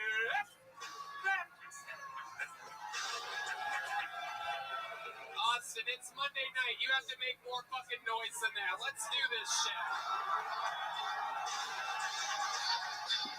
Yeah, everybody. Red Band's here. The whole fucking family. How about a hand for the goddamn best band in the world? The Kill Tony Band. Screwball, peanut butter whiskey. Brings us the amazing Matt Mueling on guitar, Michael Gonzalez on the drums, and the incomparable D Madness on the bass guitar, everybody. A little bit of those sweet, sweet vocals from him tonight as well. Life is good. We are here at our home in Austin, Texas for another episode of the best goddamn live podcast in the world, Kill Tony. Very excited to be here. You guys are very excited to be here. Brought to you by the Yellow Rose and the Red Rose. The best strip clubs in the world happen to be here in Austin, Texas. Does that excite you guys? We got fucking... This guy's like pussy. Got fucking Jorge Masvidal right here in the front row tonight. You look like you're a strip club type of guy. This episode also brought to you by Blue Norther, amazing vodka seltzer, and the great CM Smokehouse, our favorite barbecue joint here in town. Thanks to our friend Yoni, Best Barbecue Show. He's right over there with that camera. He's a barbecue guy. He's a videographer, a producer. He has it all, Yoni. He was a little worked up before today's show. Yeah. Why'd you go camping, Yoni? Come on, do it. Anyway, we're going to have a lot of fun tonight. We have amazing handmade joke books by taxidermist turned joke book designer, the great Bonsai, everybody. This is real Texas leather. Kill Tony joke books going to people that that impress us tonight, and little tiny joke books for people that just did less than mediocre. And for the holidays, you can get him to make a custom one. Yeah, just go for to Instagram. Yeah. Bonezeye, Bonezeye. It's that easy. Get your holiday Kill Tony joke book. We're going to have a lot of fun tonight. Before we start tonight's episode, here's a little bit more from the amazing sponsors that made tonight's episode available for you here right now. Hey, y'all. When the moment for intimacy arrives, you need to be ready. Roman ready. Whether you've been in a relationship for years or just getting started, having the confidence that comes from preparation means you're free to enjoy the moment when the moment comes, if that moment comes for you, podcast fan. Even though you are far from ordinary, the truth is that ED is really common. In fact, 52% of the guys aged 40 to 70 experience some form of erectile dysfunction. Stand-up comedy is hard, and you should be too. Go to GetRoman.com/Tony now to speak to a U.S. licensed healthcare professional about erectile dysfunction and get $15 off your first month of treatment. ED is more common than most people think. In fact, 52% of the men between 40 and 70 will express, hey, you're between the ages of 40 and 70, Red Band. Why don't you tell us more about this? I would love to. The benefits of ED treatment can help you reconnect with your partner and rediscover the joy of sex. Roman's system is completely confidential and totally discreet. No big logos or labels on the packages. With Roman, you can get a free online evaluation and ongoing care for erectile dysfunction. With Roman, you can get a free online evaluation and ongoing care for erectile dysfunction, all from the comfort and privacy of your home. A U.S. licensed healthcare professional will work with you to find the best treatment plan. If medication is appropriate, it ships to you. Free 2-day shipping. The whole process is straightforward and convenient and discreet. Yeah, that's right. Don't kill your bounty. Kill Tony. Getting started is simple. Just go to GetRoman.com/Tony, complete an online visit, and take care of your ED without leaving your home. Complete an online visit today to connect with a U.S. licensed healthcare professional and take care of it. Go to GetRoman.com/Tony today. And if you're prescribed, get $15 off your first month of ED treatment. Make sure you're ready to have the confidence and control this fall. Roman ready. Yeah, my pubes are looking amazing because support for Kill Tony is brought to you by Manscaped, who is the best in men's below-the-belt grooming. Manscaped offers precision-engineered tools for your family jewels. They obsessed over their technology and development to provide you the best tools for your grooming experience. I absolutely love this stuff. It's classy, it's made for men, and I love it. My favorite thing is the new and improved Lawnmower 3.0. Their third-generation trimmer features a cutting-edge ceramic blade to reduce manscaping accidents. Millions of balls are about to be nick-free thanks to Manscaped's advanced skin-safe technology. Red Band? Manscaping accidents are finally a thing of the past. When I tell you this is premium, I mean premium. The battery will last up to 90 minutes. You can take a longer shave. That's a long time. The water-resistant technology allows you to groom in the shower, which is really cool. One of the coolest features is the LED light, which illuminates your grooming area for a closer and more precise trimming. Wow. Do you use that LED light? Do you look under your belly at what you're doing down there? I can't see anything.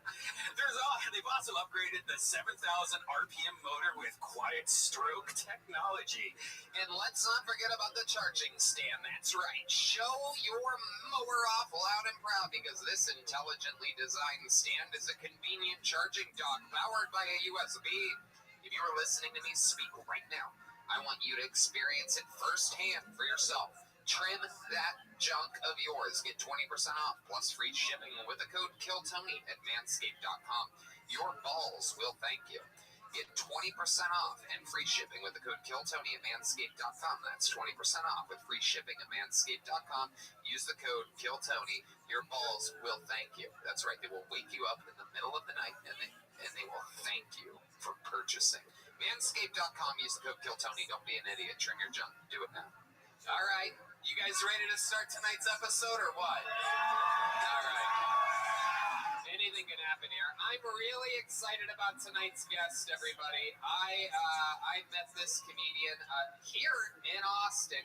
She is an amazing talent. Ladies and gentlemen, making her debut as a guest on Kill Tony, local talent, amazing comedian. Make some noise for Ariel Isaac Norman, everybody. Here we go. We're doing this shit tonight. Absolutely. Ariel has made it. I love this. You are the first of a ton of amazing local comedians that I have chosen to sit in the panel here. Normally it's been filled historically with comedy store comics and, different shapes and sizes from New York, so this is exciting. That's great. I thought you were going to say I'm the first woman you've had since you got here, but actually just a local comic at all. You know what? A feminist. You didn't even mention it. Thank you. Hello. I stand for women, Asians, everybody. For any of you that have questioned anything ever, I treat comedians like they're comedians. Ariel has the amazing podcast Wrong Questions Only. Follow her on Instagram at Ellen DeGenderless. Oh. Hell yeah. I like that. I'm happier here. I also used to have shorter hair. I think it would have hit even harder. I love it. It's good to have it's good to be joined by yet another lesbian here on Kill Tony. I'm calling myself a lesbian there. I don't know if that came across clearly. Whoa! Whoa! Whoa! Whoa! I thought you were going to hit that old car horn again. Oh. There's a Jaguar. All right. We're going to have fun tonight. Over a ton of people signed up for the chance to get pulled out of this bucket. You guys know how it works. I pull a name out. They get 60 seconds of stage time to do stand-up comedy. A lot of people break into big shows. You get booked on shows. You can eventually become an opener for Joe Rogan, as we've seen some of the regulars who were all pulled out of this bucket originally. Anything can happen here. Sometimes it's a completely crazy person. Sometimes it's somebody that thinks they're going to do really, really good, and they didn't do any of the work to do that. Anything can happen here. Are you guys ready to start tonight's show or what? Awesome. But before we go to this bucket, let's start with a regular. Oh, yeah, you guys know how it works. Their time is up when you hear the sound of a kitten. That's 60 seconds, and then they wrap it up. Then I'll bring it. Anyway, we're going to bring up a regular to start tonight's show. Not out of the bucket. This young man writes and performs a brand new minute every single week. He's taken the show over by storm. Ladies and gentlemen, make some noise for the great Hans Kim, everybody. Here we fucking go. Here we go. Hello.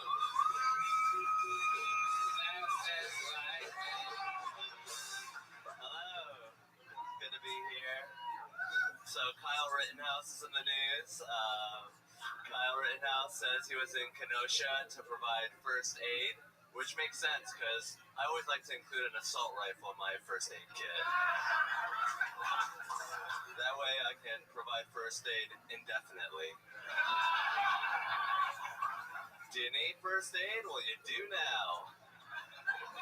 I can provide you first aid and your last aid.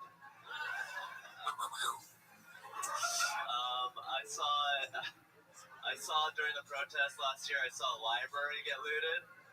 I was like, why didn't you just get a library card? They're free. Could have got all the books you wanted.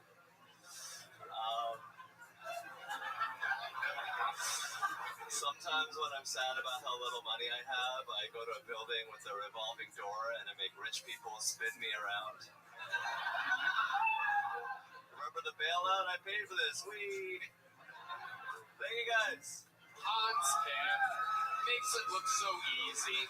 Super likable. Look at that fucking smile on his face. Just a happy guy. Doing jokes. Living the dream. I especially loved your act out of the shooting. I believe the words were... Is that what you think guns sound like? Yeah. It's a Texas thing I'm trying. It's my new catchphrase. Have you ever shot a gun before? Yeah. Where at? I actually met a fan from Kill Tony and he took me shooting. Oh, that's always trustworthy. I love it. Nobody I'd rather go shoot guns with than a fan of the podcast. Nothing better than shooting with someone that thinks they know you. How did that go? It went well. It was a bromance. We We didn't talk to each other. It was like it's like a bro date. It's kind of cool, man. What do you mean? Did you go to a range? Yeah, we went like 45 minutes out of town. Shot some guns. Got to know each other.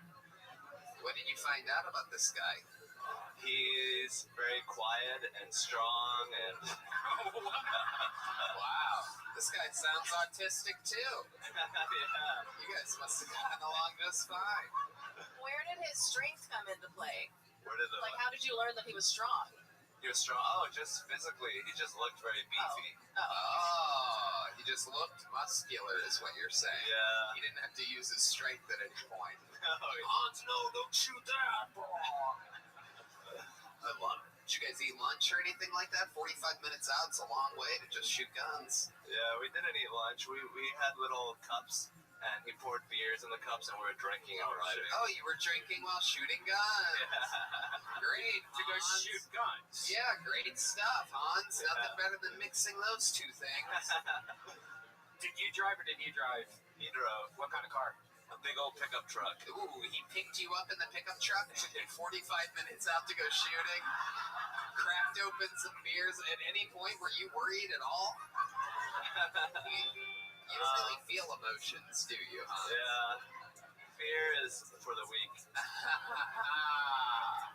What about concern? What is the concern for the week too? Honestly, I'm not that attractive, so it's like I got carte blanche to go anywhere, meet anyone. Like I go down dark alleys. Wow. Do you think because you're not attractive, nobody will rape your corpse? That's incredible, Hans. I mean, Hans, you have really good lips. I don't know if you know that. Thank you. Yeah, dude. I don't know. If you're dead, everybody's butthole's the same. Yours is cleaner. It probably has no hair. Why? Less hair. Why do you assume that it doesn't have hair?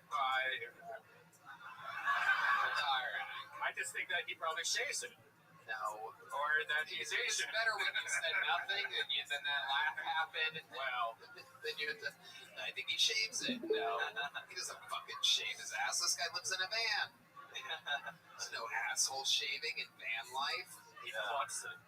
I don't shave my ass. I have a pretty clean asshole. What's your wiping method? You do seem like a very clean guy. I do have a very unique wiping method. Yeah. Standing or sitting? Hold on, just let him answer.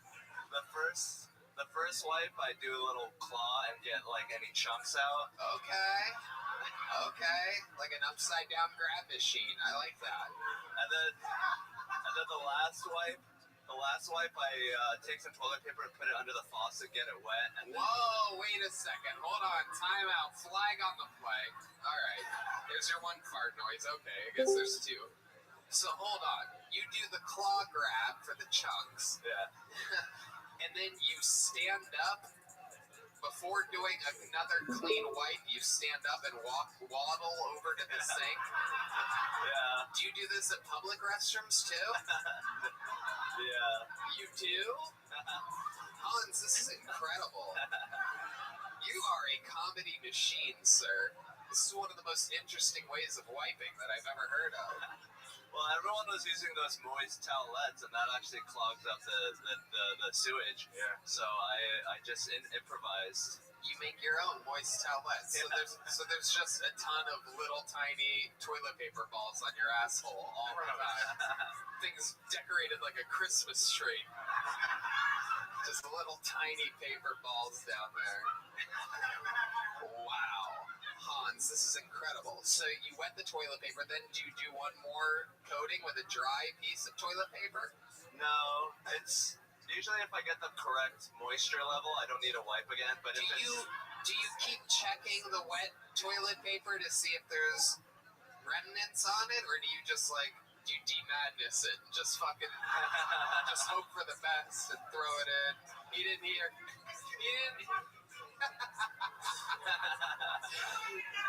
D-Madness, I thought you were plugging your fucking ears. Don't plug your ears and still listen. You can't have your cake and eat it too, dude.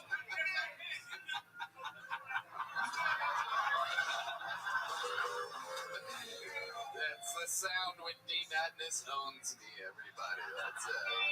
I love it. Hans, your wiping method is absolutely hysterical. So sometimes you waddle in public restrooms to the sink to wet toilet paper, and you waddle back to that original toilet. Yes. And sometimes I'd imagine in your history of doing this that people have seen you with your pants around your ankles, waddling around. Does this happen? No. Really? Yeah. Why don't you just use spit? Oh. Red band. Red band. No. No red band. No suggestions. Wait, from you. is that worse? Actually, you know what? That's a good point. I don't think it is worse. Better. It's way better. It just seems dirty. Then Like it waddle The audience are yelling no right now. This is what it's come to. Hans, would you ever do that? Will you spit on toilet paper next time or report back? Brokeback Mountain. Sure, yeah. For the bit, I totally do it. Hawk went up. Spit for the bit. That's what we do here at Kill Tony. Hans, no one gets the fucking show started like you. You are an instant classic, an instant legend. We love you. Can't wait to see your next minute next week. That's Hans Kim, everybody. Getting tonight's episode started for us.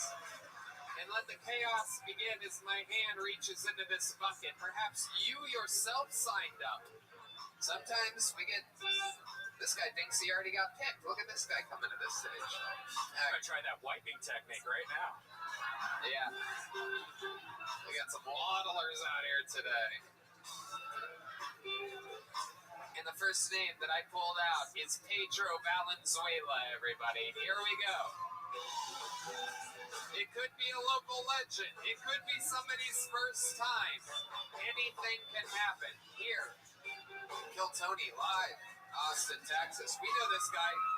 One more time for Pedro, everybody.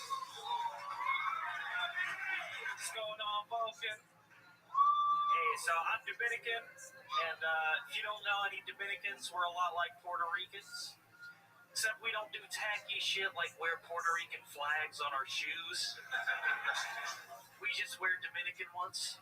You know, Dominicans are very multicultural people, and I'm not saying that to brag. Really just means we had the island with the most rapeable native population. A lot of people don't like when I say that, but I just want to remind you, I didn't rape anyone. All right, my people were raped. Then again, I wasn't there, right? Maybe one indigenous lady was like, "Hey, he's got a boat." This is my impression of Matthew McConaughey getting a blowjob. Then he busts a nut, but like the girl keeps on going. All right. All right, Pedro Valenzuela.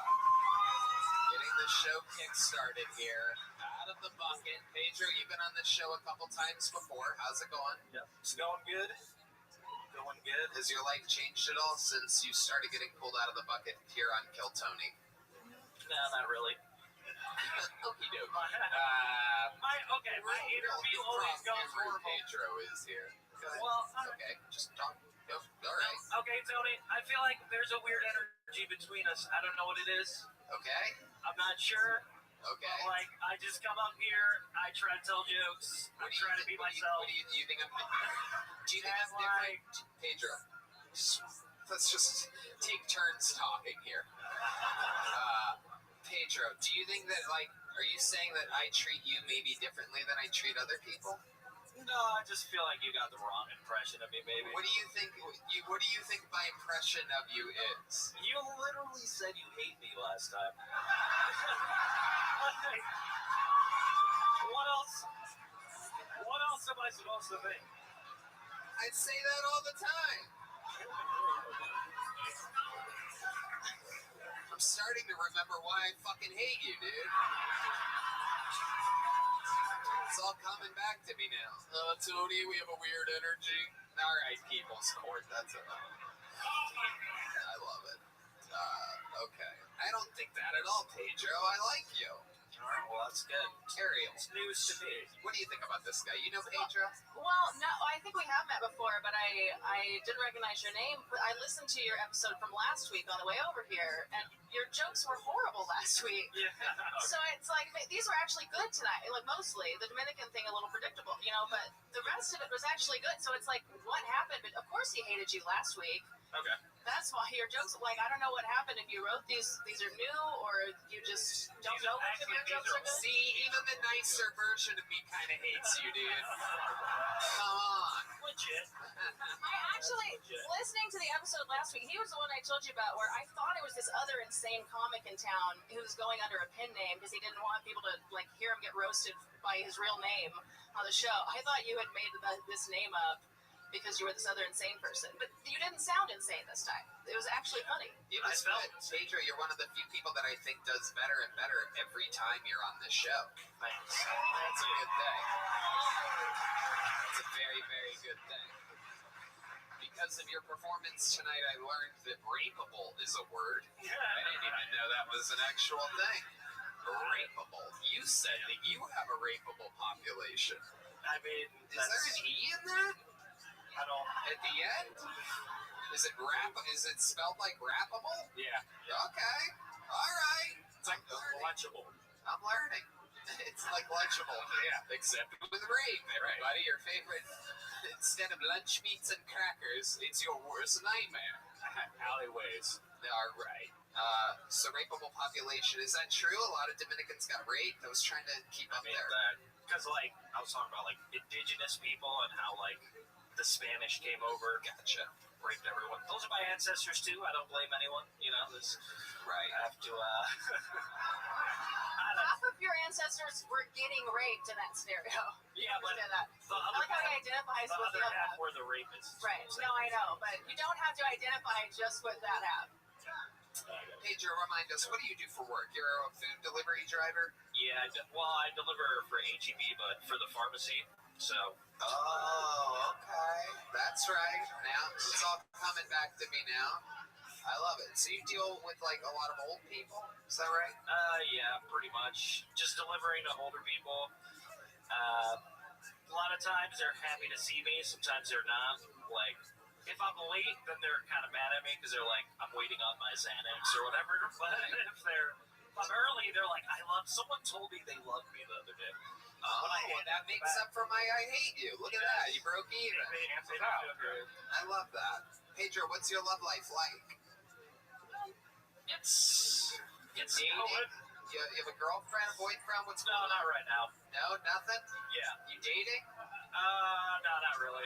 Last date you went on, what was that like? How did that happen? Last date was like right at the beginning of the pandemic. Okay, that's not a time that a lot of people went out, but look at you. I was busy. I was busy trying to save the world, Tony. What do you mean?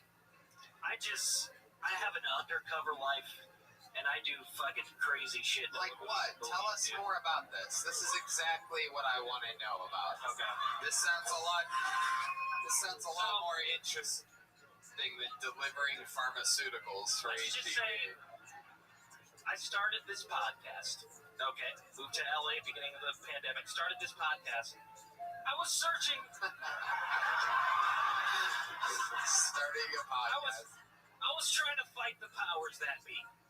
Okay. What powers are you talking about? Corporations? I'm not sure. Corporations, could be reptiles. I'm not going to get into it. Okay. All I'm saying, dude. This is all a I'm Q&A. saying. I mean, obviously not seriously, but kind of. Have you guys? All right. No Alex Jones fans. Keep going. Keep going. Stick with it here. So you're double trying to fight the powers that be. Okay. But you don't know what powers you're talking about. I wasn't sure. I just knew I fucking didn't like it. Okay. Wow, this podcast sounds terrible. Keep going. It was horrible. But so I was doing that. You know what I'm saying? And then they got mad, and I got sabotaged. Wait, who's they? Hey? We all know who they are. No. We literally don't know what the fuck you're talking about. Okay. So who's they? They. Don't let D-Madness distract you, Pedro. Stick with the show. You're on a live podcast right now. All right. They is none other than the Republican Party. No, I'm sorry. This is. I knew that was gonna happen. We're in Texas. You panning Forgot up we're in here like a Texas. motherfucker. I love it. You are like you can give those Kyle Rittenhouse energies. You know what I mean? Like I wouldn't trust you with a weapon. Jesus, Pedro. But, you ever shoot a gun? Yeah, actually I did. Me and my. You seem like not only do you do shooting practice, you seem like you do stabbing practice every once in a while. You ever just stab a pillow with a kitchen knife just to practice? Leather coats. What? I practice on leather coats. Okay. I just read that that's a thing serial killers do. Not a serial killer. Why do they always yes and you? It's like they think that's gonna work. I don't think was the moving to LA and podcast even real, or are you just making all of this up? What is real? What was okay? the podcast called? I'm in communication with psychic fairies that may inhabit. Andrew, I hate you again. I officially hate you again. The worst. Congratulations. You did another minute and I hate you. There goes Pedro Valenzuela. I'm gonna pull another name out of this bucket. We're gonna keep it moving along here. I warned you. That was 4. I warned you people. He gets weird during those interview parts. Rachel Lamb is your next comedian on Kill Tony. Could be her first time. Could be a local veteran. Here she is. One more time, everybody, for Rachel Lamb.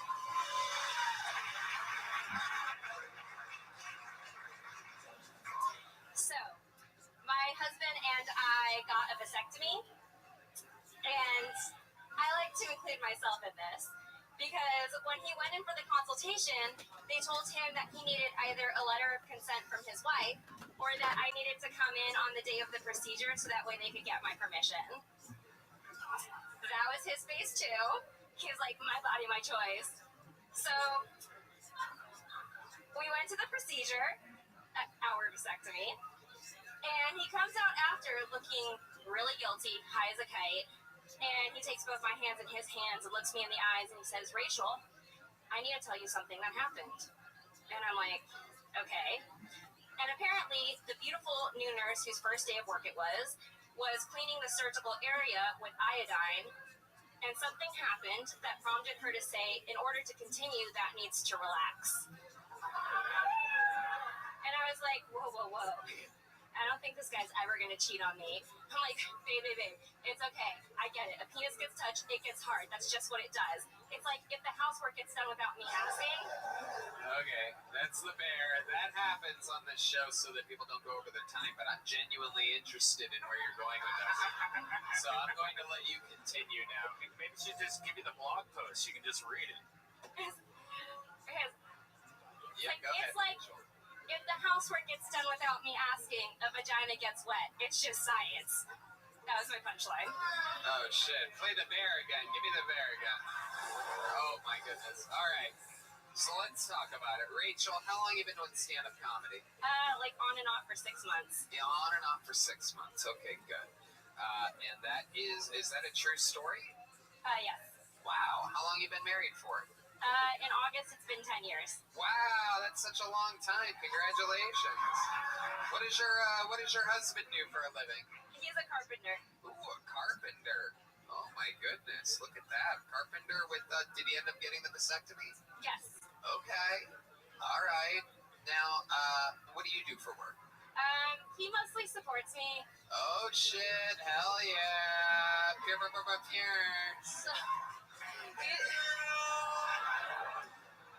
So he's supporting your ability to do comedy on and off for 6 months, or? I'm also an actor. Okay. Oh, you're an actor too. Hell yeah. All right. I love it. You live here in Austin? No, actually, I'm just in town from Atlanta. Okay. And then no better place for an actor to be than Atlanta, Georgia. Have you ever... You do forensic files, like type of acting, like reenacting? No, just like commercials, and there's television shows out there. Awesome, that makes sense. And your husband's vasectomy, so he got erect during the iodine part of everything? Yes. Really? Apparently this is common though, because he's had friends do it, and they're like, "Oh yeah, we forgot to tell you that part." They like went up like a flagpole. Really? Yeah. Is that just what the nurse says? Like, oh, this happens all the time with me. Sorry. Did you see what she was doing? Was she iodining the shaft or something like that? She spit it in there? Oh my god, I can't believe you got hard. It's so embarrassing for you. No, she was actually new because another nurse walked by and she was like, okay, like kept walking. Yeah. Maybe she was just trying to get that one last valuable load out of him, you know what I mean? Before he tied his little pistachios up into whatever. So now you can't get pregnant from him, is that correct? Yeah, it's amazing. And he gets to, sorry for asking such a vicious question, but he gets to just blast away anytime he wants, right? Yeah, we were really careful before this, but it's been like really awesome. Right, you were careful before this, and now it's party time. This is what it's going to be like when California reopens. It's like getting a vasectomy. Why are men so hesitant to get these vasectomies when it could mean that you get to come inside women? I know. Men are such pussies. I You got your stupid balls. I agree. I think it's a good move. I was in a show the other day, and there was a man who didn't get a vasectomy, and his wife wound up having to get a hysterectomy because he put it in his diary that he was going to get a vasectomy for 18 years and never did it, and then they had a COVID baby last year. Shit. And now she had a hysterectomy because he couldn't just remember to tie his balls up. You can undo a vasectomy, too. That's true. I don't think it's ever been done before in the history of vasectomies, but you can. They do tell you that you can undo it. Yeah, there's nobody out there like, I think I made a bad decision. I want to. Can you open up my balls again, please? It is an interesting thing that they say that you can undo it. It's an interesting. I think you would think more people would get the vasectomy. It seems like a good idea. It's like $800 with no insurance. Really? $600. Oh, $600. This guy went to the fucking. This guy got his vasectomy at a fucking Costco. This guy's fucking chinsing out on the vasectomy. This guy's getting fucking Groupon for his fucking nuts, dude. $600. What city was that in? Here in Austin. Whoa! Damn, I didn't realize you could get a fucking vasectomy at a Buc-ee's. That's incredible. I love it. They film it also, like you can upload it to your Instagram. It's like 2 minutes long. I didn't know I've seen it. Really? Yeah. That's it? Did you get video of yours? 7 Wow, 7 minutes long. Yeah, Mark, it's thicker. Yeah. And with your type of junk, they probably used what, like alright, forget it. Forget it. Little fucking GoPro on those little nutsies of yours, huh? Yeah, wide angle. This fucking guy, you can tell he's gonna do 7 minutes like something went wrong down there. These tiny little baby nuts. Did your husband has a generous size? Does that affect anything? The size of the nuts? The size of the sack, perhaps? In the vasectomy? Yeah. Well, the doctor in the middle of the vasectomy took out his like tubes and was like, "Look how healthy they are." Oh fuck, like dude. when he was getting it done. Dude, I would punch that doctor in the face. I'd be like, that is not part of. You're not supposed to do that. Signed up. I did not pay $600 for you to pull out my tubes. So apparently he would have been very fertile or something like that. My I don't know. goodness. It's like all completely related, but he had very healthy. Wow. Wow. And you didn't want to get your tubes tied? You didn't. It's more invasive and it's more expensive. It But I probably like it. feels better. What are you talking about? You just saying like random words in succession, like the language. What would feel better about that? Getting it done? What? What? They get a doctor's hands in your vagina, tight Oh, your tubes? okay, that's how you think that happens. All right. Red Man pictures everything going in the sexual way. There's no chance that that operation would not go through the main vaginal canal with fingers, everybody. He also thinks that he just ties it like balloon animals. A good doctor can use his dick, I'm sure. Fuck, Red Man. Come on, man. Jesus Christ, dude. What my mom told me. Gotcha. Well, your mom's When I was a your kid. mom's a monster, No, that's what she too. told me when I was a All kid. right. I'd like to give a shout out. The woman from Rocky IV is here, everybody. Very rarely is she out. Independence Day. Ivan Drago's lovely wife. Rachel, so you're being supported. When's the last time you did have a job? I was a photographer for 5 years up until. When's the last time you had a real job, Rachel? When's the last time you got a check of any kind? I worked at a bank, I think was my last job out of college. Wow. Yeah. At a credit union. Okay. They're like real specific about that being different. Let me ask you this. 10 years of marriage, you guys are getting vasectomies, blasting away, having fun. How do you keep things exciting in the bedroom? How do you keep 10 years? How do you do that? You just do it every day. Oh, wow. Yeah, or try to. Okay. I just heard Red Band get hard. That's incredible. Very rarely. It's a very low-pitched sound. It's like a whistle.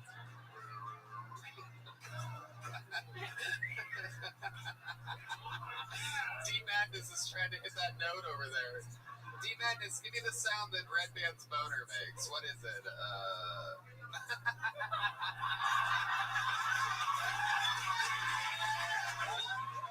Yeah. He's got that little thickum over there. Red Band's got a little fucking thick thumb down there. That's what he's got. All right. Have you ever had a threesome before? Red Band, that's enough. Rachel, what's something that you're good at other than comedy and acting? Like, whether you have any fun hobbies? You seem like you used to ice skate or something like that. I did do fire baton when I was in high school, and I did like overhand baseball with boys till I was 17. Oh wow, overhand baseball with the boys. Look at that. I feel like you have to say that because everyone just hears baseball, they're like softball. I'm like, no, everyone was a boy. Fuck yeah. Wow. Overhand baseball with the boys. I just heard Ariel get hard. That's incredible. That is amazing. Crazy that I'm just in between. You guys are so erect right now. What's the sound of that? Yeah, D-Madness, what's the sound that it makes when Ariel gets a boner? There you go. All right. That sounds like mine. Overhand baseball with the boy. I love it. You're like my kind of feminist. You're playing baseball. You've got your husband to get a vasectomy, but you're also like smart enough to just be like, look, if I fuck this guy every day, I don't have to get a job. Yeah, absolutely. 100%. You're doing it right. That is the life. And he probably, he's probably out there working hard as a carpenter, bringing home the big bucks. The OG job of the universe.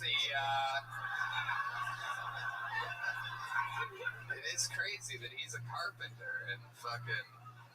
That's wild, man. He's got his wood working for him. I love it. Rachel, very fun times.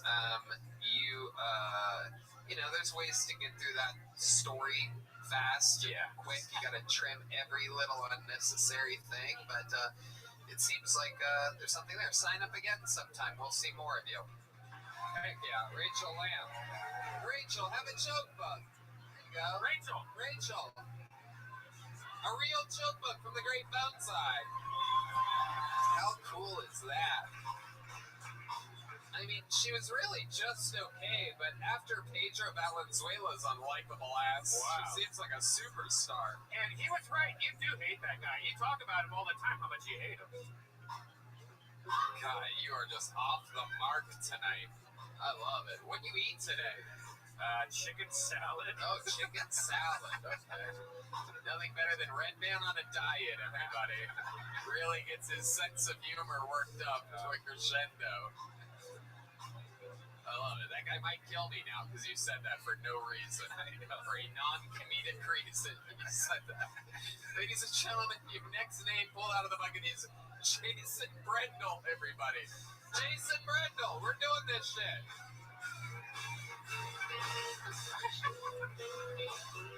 Here he comes, everybody. Jason Brendel making his way to the stage for what I do believe is his Kill Tony debut, everybody. One more time for Jason. Thank you.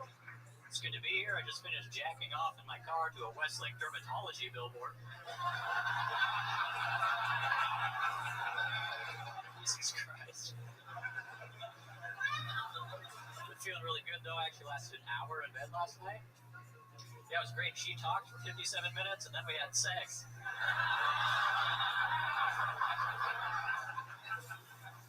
Did any of you guys think Kobe Bryant took helicopter parenting a little too far? If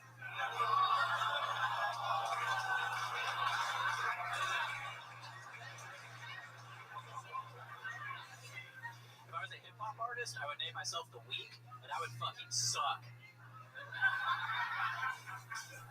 I would open for The Weeknd, but my act would be 2.5 times as long.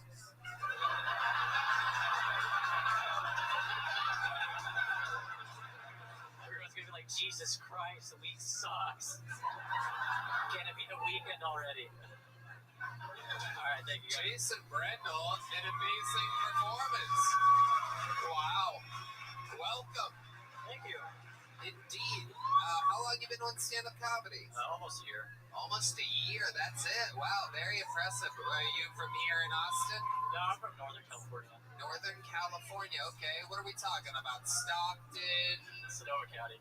What? Sonoma County. Sonoma County, oh, very, very fancy. Jesus, look at you. You're like one of the fucking kids from Succession or something like that. I love it. Oh, Sonoma County, Tony. So glad to be here. I was checking off to a billboard before this. Sipping hot tea. Alright, I love it. So, Jason, you're just visiting Austin? No, I moved here about 6 months ago. Oh, moved here 6 months ago. I love it. What made you move to Austin, Texas specifically? Be honest. We want to know. Us real Texans want to know. What would make someone move from California to our great state that we live in? I just wanted to go somewhere where I could get on stage every night and have more creative opportunities. Yeah. What about the taxes and shit too? That too, yeah. What about the HEB? You know what I'm talking about, man? Have you been to an HEB yet? Yes. And greatest thing ever or best thing ever? Oh, best thing ever. What do you love about HEB? Tell these people that a lot of people listening to this live around the world, so they don't know anything about HEB. Give them your story about it. Oh man, they got everything. I got my vaccine shot there. I get keto ice cream there. I get $570 vasectomy. Yeah. I love it. Jason, what do you do for work? I drive for Uber. You drive for Uber? Yeah. Okay. Wow, you seem like you would be a lovely driver. I have a 5-star rating, so I'm doing I bet you fucking do. Wow, look at this. Where's that fucking Sonoma music when you need it? Welcome to my 5-star ride. What kind of car are you driving? Subaru Crosstrek. Oh, whoa, Jesus, wow. Oh, boy. Yeah, It's actually Ariel's before I had it. Yeah. There you go. Very good. Ariel, you don't have a Subaru, do you? I was trying to decide if I could tell what a Crosstrek was. I don't know anything about cars. No. I have a Honda Civic. It's just pragmatic. Okay. All right. Honda Civic. All right. We like that. That's a good one. Durable. You have a Subaru Crosstrek. Now, is that like a SUV? It's a crossover. What does that mean? It's an SUV. What? It's like a little bit smaller SUV. It could go both ways, either like a car or a somewhere in between. All right. Crossover. Depends on the type of mood you're in that day. Yeah. Huh? All right. So, how long you been driving for Uber for? Off and on for like 4 or 5 years. So you were driving in Northern California, now you're driving in Texas. What do you notice is the main difference driving in Texas? People are just nicer here. Right. That's a pretty big deal. That's a pretty big deal. And you're from Northern California. People get nicer the more north in California you go, which says a lot that you notice that this place is even nicer than theirs. Yeah. Westlake Dermatology got a huge laugh. That is indeed a funny reference. A lot of people would say, well, that's just a local reference, but I think absolutely go for it. I made a reference to Thomas J. Henry a couple weeks ago, and it fucking destroyed the room. What is that? Wow, that's crazy. Because I thought I was just trying to make like a couple of my buddies laugh. Meanwhile, the whole fucking room went crazy. Thomas J. Henry is this he's this lawyer that has a bunch of billboards, but in all the billboards, he's like looking over his own shoulder like that. And I'm like, why would he be looking like that? Like, why wouldn't he turn his body and be like, hey, I'm Thomas J. Henry? But instead, he's always like, what are you doing over there? Have you See what I mean? See how hard that kills? Why would I not do that? Have you seen the other lawyer that's like a white guy that has dreads and who's that guy? Yeah, fuck that guy, dude. Fuck that guy. That's this guy's lawyer right here. This fucking guy. Alright. D-Madness is out of control tonight, everybody. Jason, you seem like such a good boy. What have you ever done that is like naughty or against the law or something like that? I actually got kicked out of a comedy club the other night for telling a joke. Whoa, you got kicked out of a comedy club? What was the joke? It was like a whole minute bit about grocery stores. Why did they get offended? What was I compared grocery stores to countries, and like I said, like Costco is the United States, it's like too much of everything, and the final punchline is Walmart is Mexico because it has a lot of Mexicans. And that's hilarious.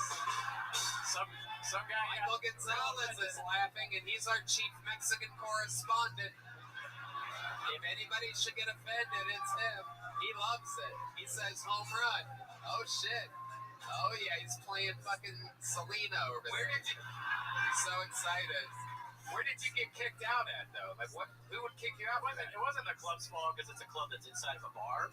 And so the guy went and complained to the bar staff. Bar staff came and kicked me out, so I had to leave. Wow. Yeah. Oh my goodness. The guy broke some dude's nose like an hour after that. So. Oh wow, that's crazy. Yeah. The bar staff, not even the kitchen staff wanted you out. The bar staff was the one that was offended. Incredible. Yeah, I did it. All right. Jason, you have any special skills or talents that we should know about? Yeah, I've published a book of poetry. I'm a scratch. Really? A book of poetry? Wow. Yeah. Where's the Ode to Joy again when you need it here, Red Band? Well, I've been writing poetry in Sonoma County. I'm also a scratch golfer, and I can rap. Wow, a scratch golfer? Yeah. Are you serious? Wow. How you been playing your whole life? Your dad plays? Yeah, mostly. Yeah. You're close with your father. Yeah. It seems like it. That's every vibe that I get. This is how I would have been if I would have had a father in my life. I would have been like Jason Brenville. Getting kicked out for making... All right. Jason, you are one of the whitest straight white males we've ever had on the show. And when you said that you can rap, you know that I'm going to make you rap right now. So what are you gonna beat from the band? Tell the band what you want. Oh shit, they're just going with it. Wow. Yeah, I just turned 23. I still live with my parents. I'm a stay-at-home G. I got nothing to do and no one to see, and I got things to avoid like sex and STDs. Yeah, I get less ass than a golf magazine. Only time I got to first base was on a suicide squeeze. I don't get any sleep, but I still have wet dreams, and I got fat legs, but I wear skinny jeans. Yeah, I'm a stay-at-home G, and it's as bad as it seems. I ain't got no job, I got no money, ain't got nothing to rob. All you fancy fools in the city eating kebabs, I'm just sitting at home with a bowl full of corn that my mom took out the cupboard, and I'ma give it right back, cause I don't do dishes, I'm a stay-at-home slob. Wow. Yeah, you see me now. Wow. Wow. Oh my goodness. I bet you have got to be one of the best rappers in all of Sonoma County. I mean, that is incredible. Out of all the people rapping in wine country, he's got to be the best. I can't believe I made this Succession reference earlier. I don't know how many of you watched that show, but there's literally a scene in it where the character that you would play, Kendall Roy, actually raps to his father, and that's exactly what that was like. Do you have any idea what I'm talking about? You are a character. Like, that's what he does, and it's embarrassing, and it's super white and weird. And you just did it. Oh, yeah. But he writes poetry. poetry. I mean, you know, it's like, was that in your book of poetry too? Do you have raps? Just spaced weird? No, it's like, so I wrote a book of sonnets, like really formal poetry. Yeah. Sonnets, everybody. Sonnets. Yes. I've been writing sonnets while I'm not Should we rapping. recite one of those too? Okay. I love it. Well, I mean, Jason, I could spend all day up here just milking your straight white male fucking what are your political what are your political thoughts? Are you a staunch Republican? No, I just don't really give a What shit. does your father do for work? He owns a gas station. He owns a gas station? Oh my god. You got kicked out of a place for making fun of Mexicans? That's crazy, dude. I know. That just goes to show you what Sonoma County is like. The white people own gas stations there. Just to let you know how weird Sonoma County is. That's just real talk right there. You have a Jason, very, very great performance. So much fun up here. You gave it everything. It was absolutely great. A great fucking set. Take a big joke book. Come back again, Jason, will you? Sign up. I want to hear more of this guy. I love it. That was great. You guys want to do something special right now? All right. Ladies and gentlemen, it turns out that one of our regulars is in town from Los Angeles, California. He's on and off again here, between here and LA. Unbelievable comedian, great roaster. This is David Lucas, everybody. Live in the flesh here on Kill Tony. Woo!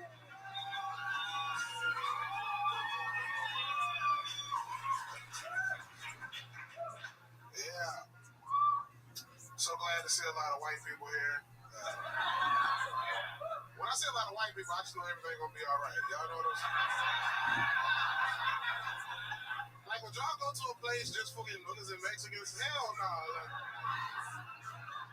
I wouldn't get on an airplane full of Mexicans. Like, I'm like, this plane ain't gonna have a lot of gas in it. Fuck that.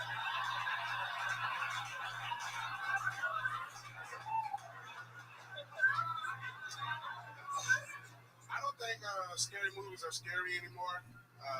Like, we're adults, we get it. That shit's fake. Like, if they want to make a scary movie to scare adults, I think they should make a scary movie and call it Bills. It's about 3 bills that total $368, and they're all on auto pay. And you only got $290 in your account. And you don't get paid for 9 days. Yeah, that's a scary movie. Thank you. This is it. This is how it's done, people. Sorry, y'all, but that's just simply a goddamn real professional right there. So good to have you back, Yeah, sir. man. I'm so glad you brought your brother. Oh, come on, David. She didn't even make fun of you. Why are you taking shots at my guest? She didn't even say anything to you. Why are you...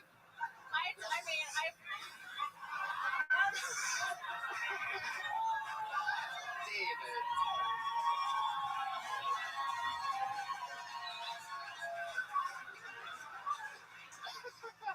You have to know. I take that as a compliment. I've like grown my hair out, and you can still see it. I love that. Yeah, y'all wear the same ace bandage on y'all titties. Okay. David, come on. Stop making fun of my guests like that. Not all of us wrap the ace bandage around our diabetic feet like you do. Son of a bitch. Hey, Tony, you look like a busted banana condom. What the fuck, man? You look like if somebody put all the Wayans brothers in the microwave at the same time.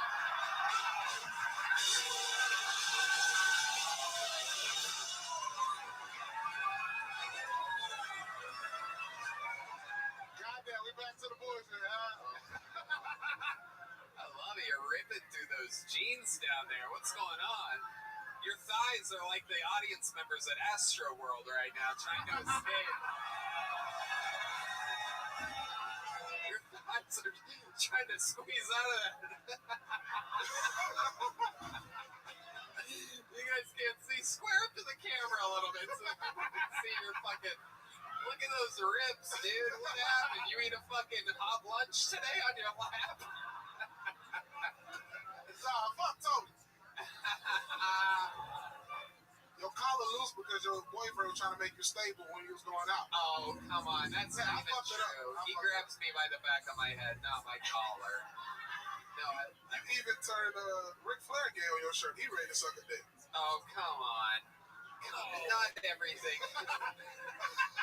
Woo! How dare you insult the nature boy, Ric Flair? like that? You're the Gator boy. Oh, you son of a bitch. You motherfucker. What made you put on yellow today? I'm trying to. The fuck? Well, you know. That shit look dumb as fuck, bro. Oh, come on. Your ass look like a loose Allen Iverson sleeve.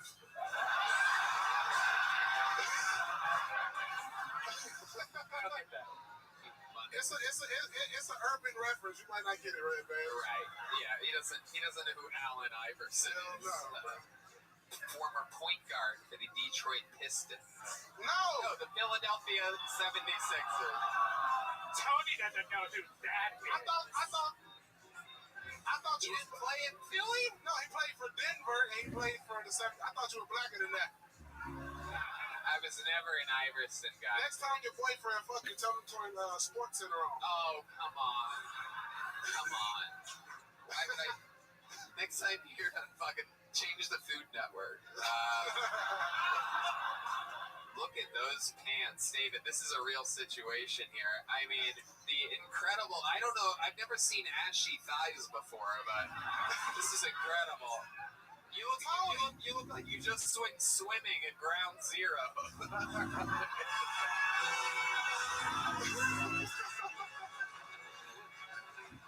Tony, your shirt need lotion. That shit look like Ashy Larry hand. Your shirt need lotion, bro. Oh my God. What's up, Sean? David, what do you tell your hairdresser to like make it look like cocktail weenies? Look how mad he gets when the guest makes fun of him. I know. If I make fun of him, he laughs. If the guest makes fun of him, he looks like he's about to cry up here. It's like you do roast shows. You do roast shows. You do make fun of. It's alright. You drove here in a Subaru. You weren't here. We already made a Subaru joke 20 minutes ago. That's just a hang on another one. You got a Me Too case against Ellen DeGeneres. It's funny you mentioned that. Her Twitter Instagram handle is Ellen DeGenderless. Next thing you know, he's going to make a joke about how she looks like she wants to play overhand baseball with the boys. I missed that one. I know. There's been a whole. It's all good. You're doing good. And all the jokes you are making did kill earlier in the show. So you're right. You are right. You're doing good. Her tubes tied themselves. No, stop it. All right, David. Sorry. Normally he's not like this to begin. Trying to make people comfortable here. Meanwhile, they got the fucking. Look at what is that hairdo exactly? It's all good. I respect the HDTV community, bro. I love it. Is your barber Tim Merton? Nah, man. I got a female that do my hair. What? I got a female that do my hair. Oh, I bet you do. Look at that. Wow. What do you ask for? Who do your comb over? I do it myself. You go to the barbershop and ask for the offended. That's a good offender. I didn't really get that one. David, you were on. Your hair doesn't look like it's about to ask for a manager.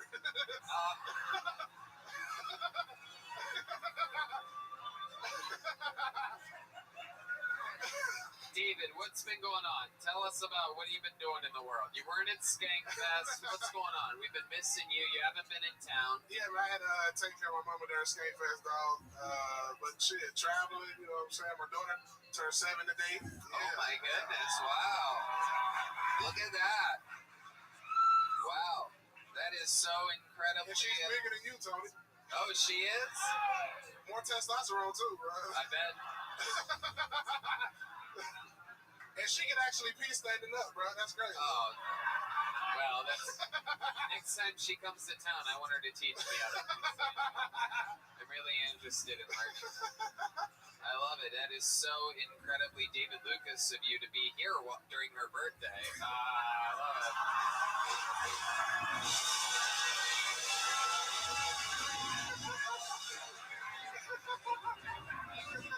Yo, what up? What up? Yo, what up, Shody? This is your birthday FaceTime. Come on, FaceTime Daddy. Blow out your candles, baby. Blow out your candles. FaceTime and Son of a bitch. 7-year-old daughter. Mommy, why is Daddy only inside the telephone?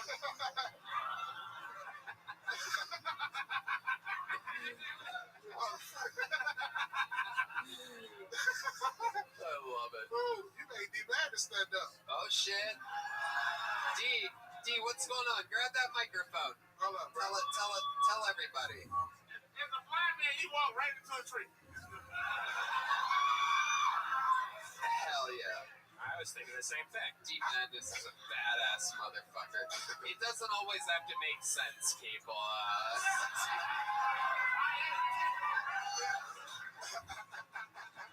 Look, he doesn't always make sense, but he can play the bass like a motherfucking superstar, dude. I'm telling you. No, mate, he's just playing back singing the blues. When D-Madness talks shit to me, nothing brings me more joy. I swear to God, I beat the shit out of you. There's nothing funnier. He's challenging me to a game of dominoes right now. For those of you that aren't listening, that's you play dominoes?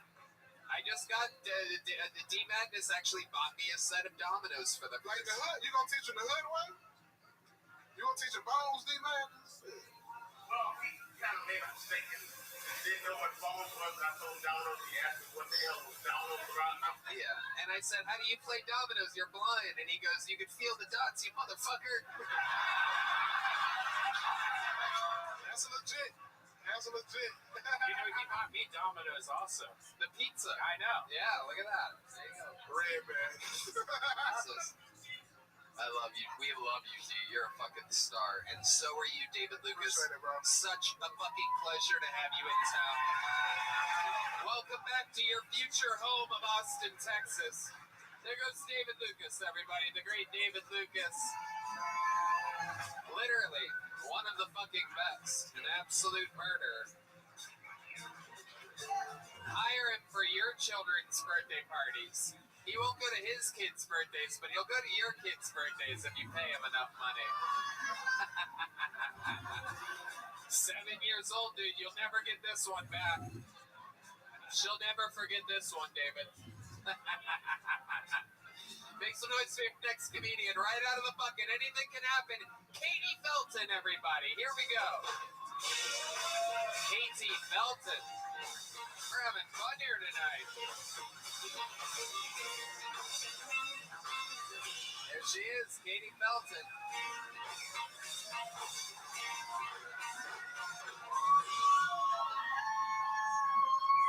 Hi. I'm 32, which means my biological clock has started to kick in. So, I'm ready to settle down and have some kids because I know I'm not going to be a baby making machine forever. So I downloaded this app that just reminds me daily that my eggs are decaying by the second. It's called TikTok.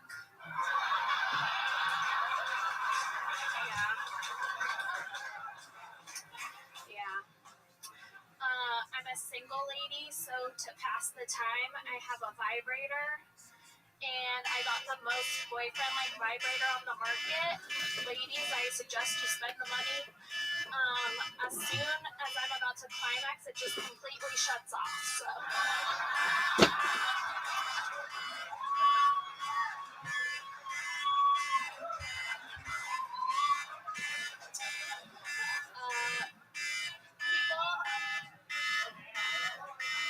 You want to do another one? Sure. Okay. say I look young for my age, so to combat that, I got tattoos. But I just got a bunch of flowers and bugs, so now I just look like a Cabbage Patch Kid that grew up on the wrong side of the bunny tracks. Yep, that's good. Katie Melton. Very, very, very good. Very good. How long you been doing stand-up, Katie? Like 2.5 years, including the quarantine. Awesome. All of it here in Austin, Texas? Yep. This is where you're born and raised? No, I'm from Southern California originally, but Okay. I've been here for 7 years now, so. Oh, wow. What made you move here 7 years ago? I was living in New York, and I was not enjoying it, and I had friends that had moved out here before me, and they were like, you should come, you'll love it. So, Very cool. And you did, and you did. yeah. Wow. What did you not like about New York? I was poor all the time. Yeah. What do you do for a living here? I work for an online coupon company. Okay. Yeah. Okay. I'm their offshore manager. Offshore? Yeah, people in India that make sure the coupons are going good. I make sure Wait a they're in second. line. So you specialize in Indian coupons? No, they're American coupons, but since American people cost more to make sure our coupons are going good, we pay people in India much less. Oh, okay.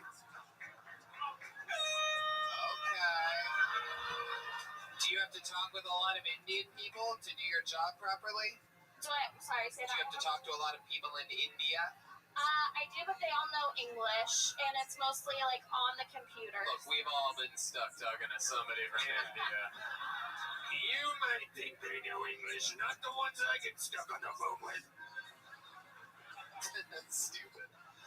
All right. I love it. And you're currently single? Yes, I am. And when's the last time you went on a date? How did that go for you? My last date was probably like official date where like, you know, it wasn't just like a random hangout. I went to this coffee shop / beer place, and he only bought me an iced tea. And then we chatted and parted ways. Wow. What do you think happened there? I don't know. Was it on a dating site that you met this guy? Yeah. Okay. And he's like, meet me at, what is it, Buzzmill? No, it's Radio Coffee, but I do love Buzzmill, yes. Okay.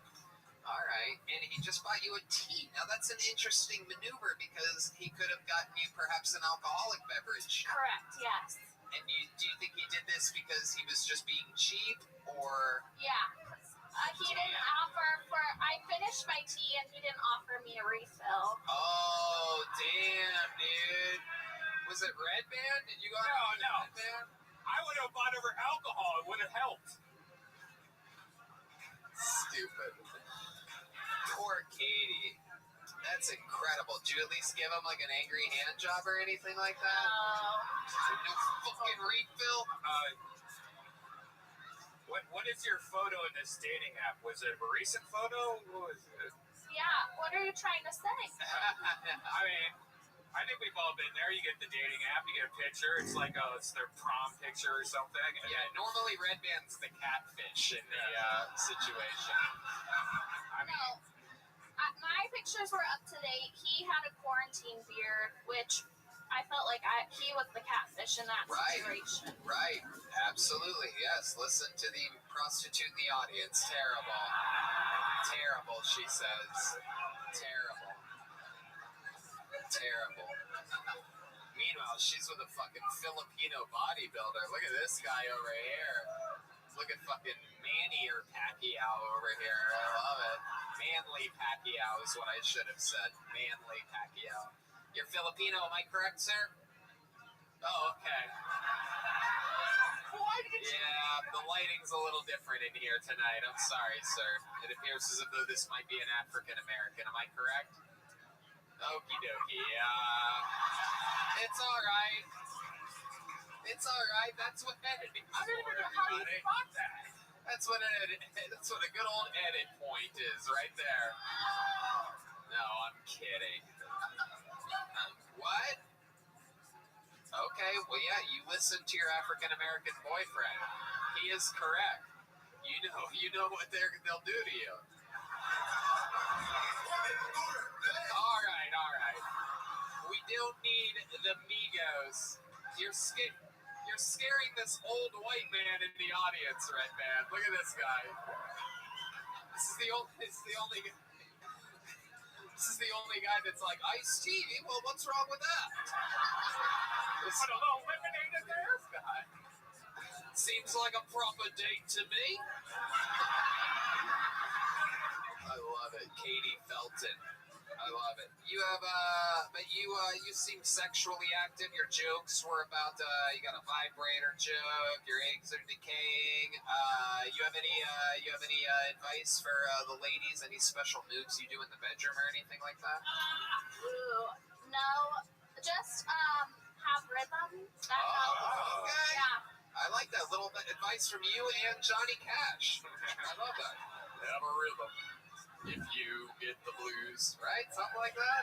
Am I close? No, I didn't even fucking know what whatever it was. Football guy. I love it. What kind of vibrator is it? A Hitachi or? Perhaps a Toshiba. It's just a tiny baby one. It does the trick. Oh, okay. That's good. Red Man's excited that tiny baby-sized things can do the trick. That's exactly what he was asking for. I love it. Katie, you're so funny. You get booked on a lot of shows in town? Try to. My goal was to get on at least one show a week. And then the end of October was really crazy, and now it's kind of slowed down. Yeah.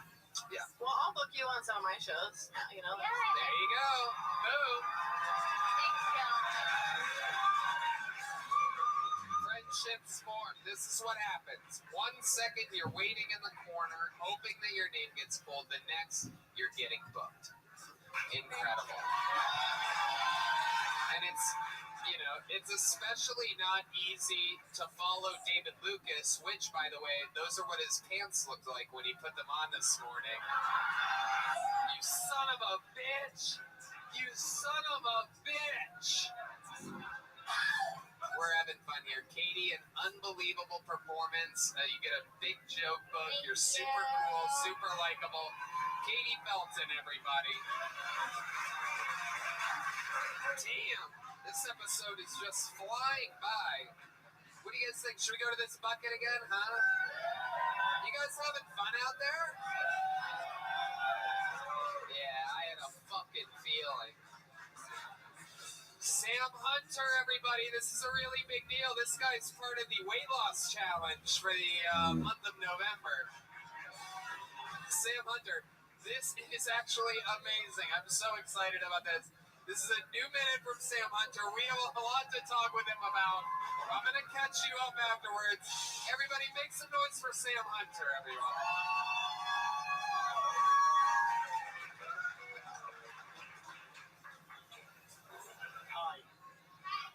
Hi.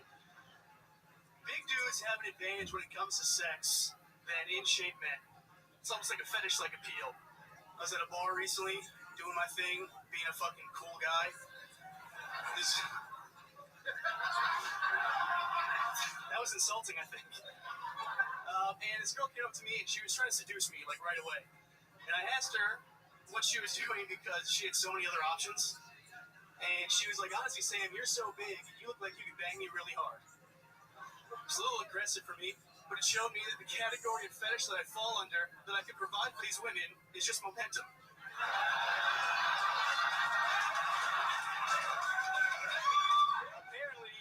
Apparently, my double average mass multiplied by my velocity equals enough momentum that with a single thrust, I can send this bitch into a different dimension.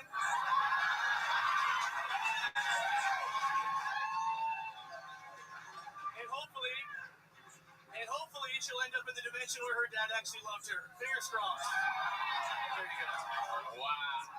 Sam Hunter getting a standing ovation from Michael Gonzalez. Everybody, this is a man that in 1 week has turned his entire stage presence around. This is incredible. Now, let me catch you guys up to the Sam Hunter situation here.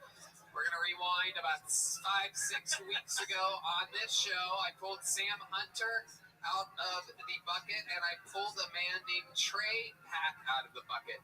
That day, they weighed 335 pounds, Sam did, and Trey Pack weighed 396 pounds.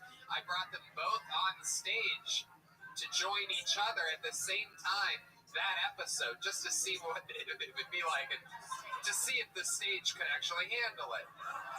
And then once they were up here, I came up with a great idea. I said, why don't we do a thing where for the whole month of October, you guys try to lose weight, come back in 4 or 5 weeks, we'll weigh you guys in again, and for every pound that you lose, I'll give you $10, courtesy of Kill Tony. Now, I specifically, hold on, wait, I love it. There it is. The scale is back, everybody. For those of you just listening to the podcast. Fuck that. Okay, so then they weighed in a month later. First, I asked Sam, what have you done to help lose weight? A couple of the people that were here last week are literally dying of laughter right now. And he named all these things that he did.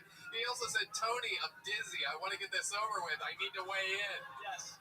And when Sam weighed in, remember, his original weight was, I mean, this is absolute comedy at its finest. Sam Hunter originally weighed in at 335 pounds, and then up here dizzy, a month later, he weighed in at 363 pounds.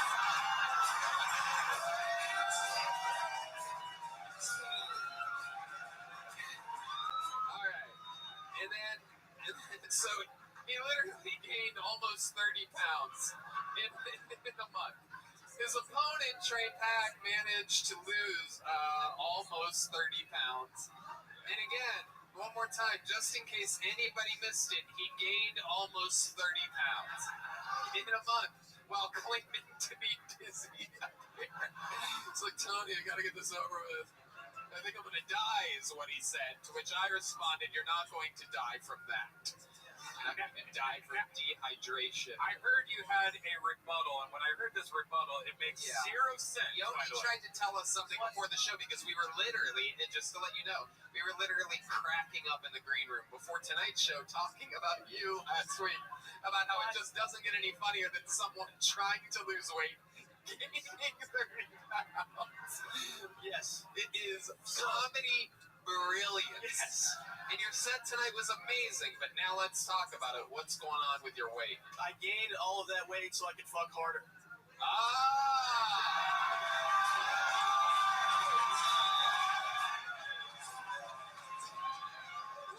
Oh, a standing ovation from the guys that butt fuck each other. Very cool.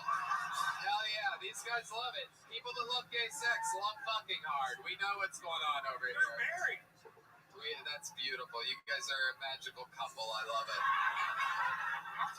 So Sam Hunter, this is absolutely incredible. So you also, another fun fact, that the type of shit that you can't make up, is that after he weighed in, he grabbed something with his notes and stuff off the stage, and I looked at it. It was a bag of Swedish fish. Yes. Because he couldn't wait to weigh in, because that's what he was craving, was literal fucking Swedish fish. And you might be thinking, oh, that's hilarious because he's a comedian. He brought the Swedish fish up here to be funny. He did not do that to be funny. No. He literally just feeded his Swedish fish immediately next to him so that he could eat them to be happy, to bring himself joy. Yes. Yes. It is absolutely incredible. Did you eat those Swedish fish, Sam? Dude, no. I was way too embarrassed. I gave it to another person. Are you serious? So I took this. I'm not fucking with you. Wait. Let me just remind you that the more serious you say you take it, the funnier it becomes. Perfect. So every time you're like, no, you don't even know. Like, I sort of die inside every fucking time. But please scratch this itch that I have Tell me how seriously you tried at the weight challenge. The weight loss challenge, I'm sorry. I'd like to state an appeal to this challenge. Right, Yeah, right. What are you peeling? What are you peeling? Fruit by the foot? That's not. So, I had eyewitness sources that said this very scale in front of me was taken out of the box and then placed on the stage. All right, so what you're saying, it wasn't calibrated, right? Wait, listen. Calibrated? Yeah, but it's like the word you're looking for. Calibrated. Right, so Calibrated. Calibrated. Oh my God. So what you're saying is that it wasn't. So maybe the weight wasn't How right. many of the rednecks should get on the scale right now?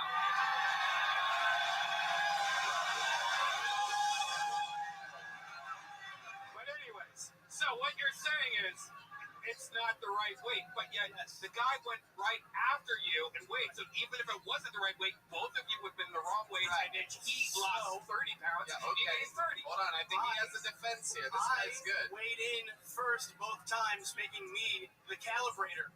So his results after me would have been accurate. No, because we did it before you even got on stage. We The were first playing time, on it. you calibrated the scale? Both nights, both times we were jumping on it. Hold on. Jumping on it. Redman. Everybody else that got on the scale both times said that was their weight. Do you want to get on it right now? Should we see a 1 week update? Absolutely not. Come on. Absolutely not. Please. No. Sam, you literally, for the sake of all that is comedy, you have to. For my 335, 363. The only reason you wouldn't get on the scale is if you think you weigh more than 363. So you're sort of laughing. What did you eat this week?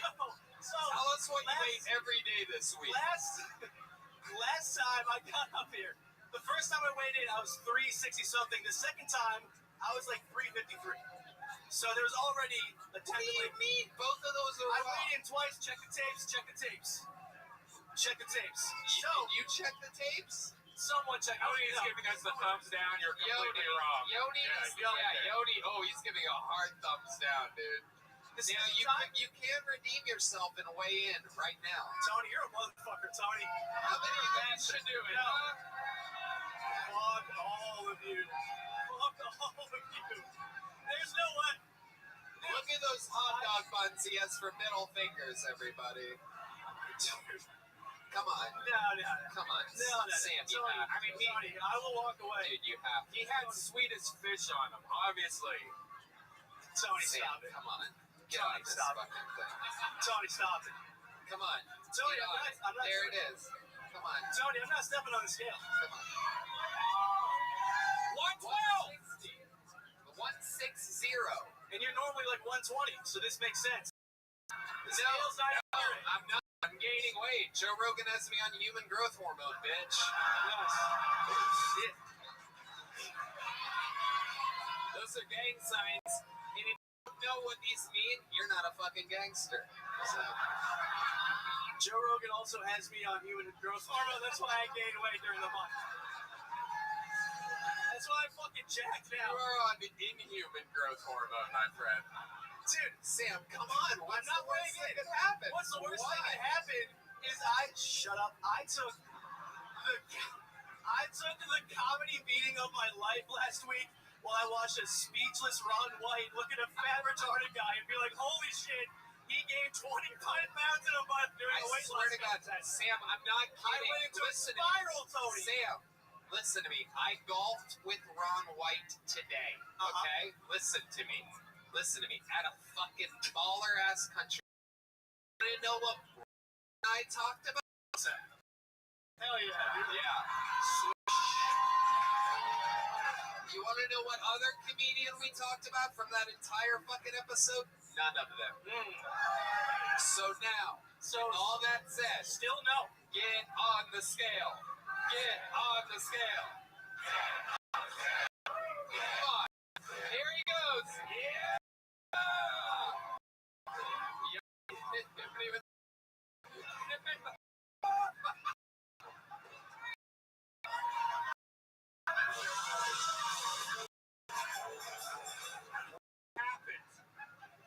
It's 364.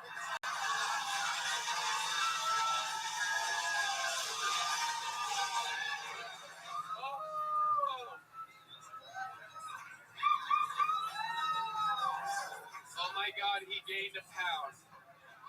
He gained a fucking pound since last week. Dude, this is unbelievable. The train is off the tracks. Sam, take us through your day. Let's figure out what is going wrong with your weight loss plan.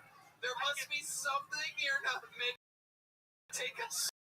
This fucking, we all want to know, is the world's worst diet plan ever. This is incredible. You're averaging about a pound a day, by the way. Yes. This week, pound for the. So what was? That's progress. That is. That is. So right now, I would go from gaining 25 to only gaining 4. That's pretty good. That is true. I'm steering the ship. That is true. That's right. We good at this. This is how we rationalize the American economy and everything. I love it. We can rationalize all day. Well, technically, there is growth. What about progress? Sam. Yeah. The final level of this, we've spent way too much time with you. It's just so goddamn amazing. Take us through like a day. Like you wake up, what's breakfast like for you? A pound of Swedish fish. Yeah. Start off, pound of Swedish fish. Dude, I'm telling you. GB fire. Tubing? No, I guess hanging out. What milk are you using with this fiber cereal? Unsweetened vanilla almond milk, 35 calories per serving. Okay, that's good. All right, let's move on to after breakfast snack. Today, so the literally you're not gonna believe me when I tell you the truth, motherfucker. I know, I'm probably not. So go ahead. So I took last week and I immediately started drinking bourbon because I worked off last month and gained 25 pounds. I'm not gonna do it again. So wait a second. Yeah. So I had. Wow. I drank about a gallon of water. Proceeded to go to the gym. Did you have egg yellows or whites? Yellows, bro. I'm not fucking. Yeah, that's right. It's all right. It's all right. Go to the gym. Then what happens? Go to the gym. Thanks, man. 20 minutes of cardio, lift, sauna. Yeah. Go back to the crib. Yeah. Smack one out. Okay. And, okay. And then this kind of fun day. I had gluten-free mac and cheese. Gluten isn't really what you need to avoid at this point. It's the mac and cheese. Yeah, it's mostly the mac and cheese. I would have to agree. Yeah. I would have to agree. Wow. One box? Yeah, 1 box. Have you ever tried you eat them? Do you a little butter in it? Just like for you? Right. Only today. Family size? God damn it, Red Man. It is. There's nothing worse than getting fat jokes by Red Man over here. It's really. Is that really all you ate? Today, I'm telling you.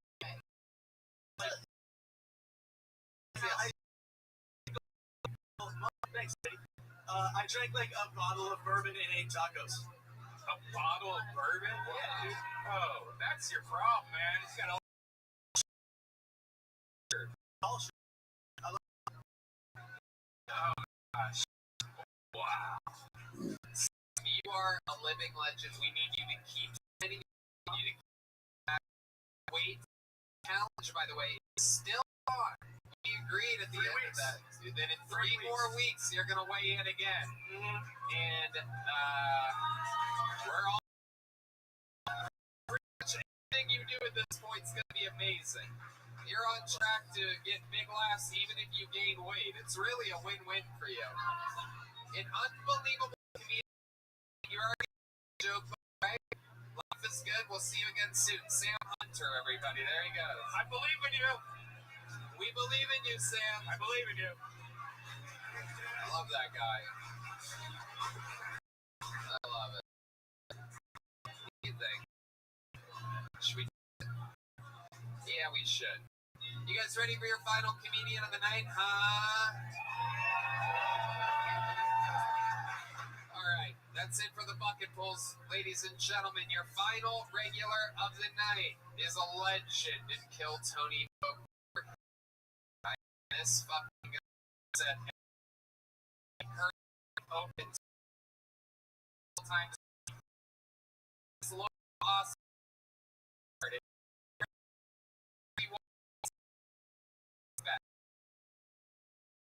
A lot of people say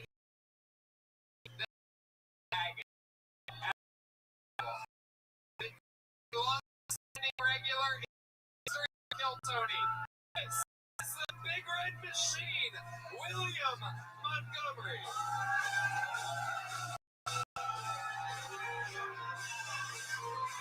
Oh my goodness. It really is the real William Montgomery.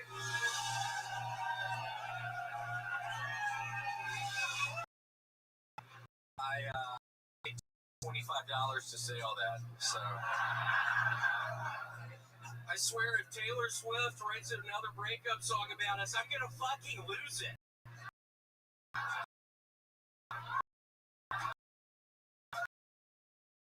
I'm seeing the limit. Get over me already.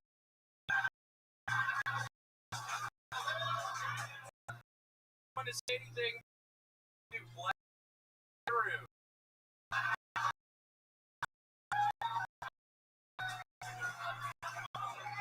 Granted, it was my fetish, but she was into it. Dad is actually for malpractice.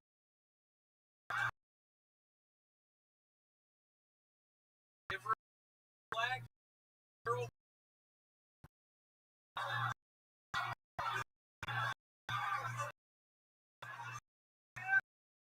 Said.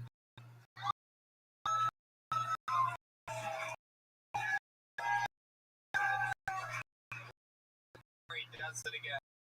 Machine, the Vanilla Gorilla, the Memphis Madman, the Tennessee Man, Tennessee Tickler, the Tennessee Tickler. Many more nicknames you have, am I correct? What are some more nicknames? Ooh, good one. That's a good one. Yeah, the Strawberry Twist. People always used to call me that. It's actually very endearing. So the raisin call me. I'm fully addicted. Fucking bread. I can't fucking. Stop eating it. For those of you that might not know, he got sober a few months ago and became addicted instead to raisin bread. Yeah, I can't get enough of it most of the fucking time. I fucking dream about it at night. This is expected. I can't get enough.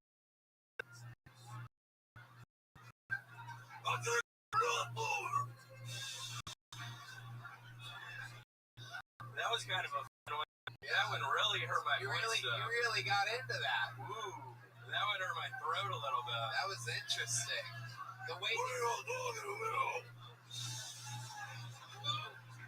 that really hurts my throat. Wow. That is still my throat.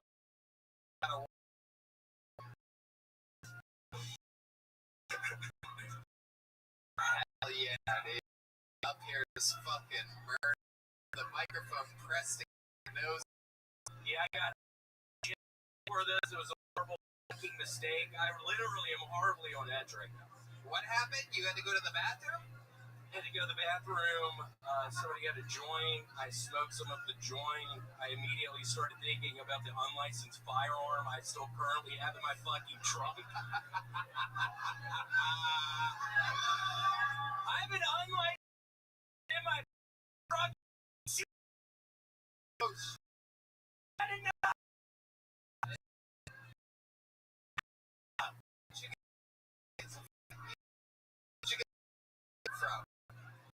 From this bridge, 100 fucking versus expensive. That's a very good. Yeah, $1,500 for a little black pistol. Wow, where'd you get $1,500? God, I had to fucking take it from somebody. I've been going to the goddamn. That's really I got. I've been losing it recently. PBS shit. Some dude under a bridge. You sell Another guy? Another guy under a fucking bridge. Is it the same? No, it's a different fucking bridge. Bridge. What the fuck are you talking about? How can it be the same bridge? You think I'm going to the same fucking bridge? You think I'm going to the same fucking bridge every day? It seems like you would. I go to 2 bridges every fucking day, Red Band. I go to fucking 2 of them. I can't get I hang out in them now. You ever get raisin bread under the bridge? Yeah, sometimes. How did you actually put hot concrete for and it warms it up very nice. do you Down there, it's fun. Nice. do you love that shit at all? Yeah, I love that shit. Okay. I fucking love being under the bridge with my friends, stealing a bunch of shit from CVS, eating up raisin bread. It's pretty bad. What about your why a bad week? I can't get out of the fucking bed. Why not? I sleep till 6, 7 at night. Oh my god. Wow, are you a little bit depressed? Yeah, I mean, it's really right now. I almost got caught this recently. I had to call my dad. You're gonna get jail time. What's your Venmo? So people that don't want you to steal from CVS and donate money to you. Do you know what your I Venmo don't know is? what it is. You don't even know what your Venmo is. Yeah. Wow, William, a marketing feed, William Montgomery. Jesus Christ. What's wrong with you, dude? William Montgomery? Is that it? Is it William Montgomery 1, perhaps? No, I think it's like William Montgomery 16. Wow, perfect. Nothing better than having a password for your Venmo name.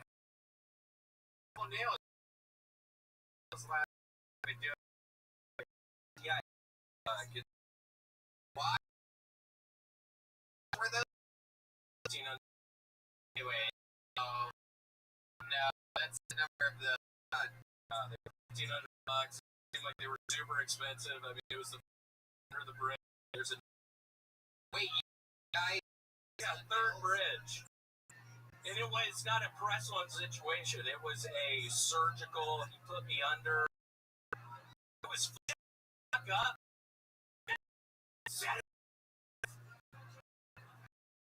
Young lady yelling.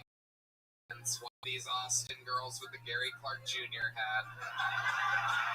Everyone trying to fit in. Everybody goes to this shop. Original. Love it. Really gonna have to shut the fuck up. I'm trying to have fun up here, and then you really fucking derail.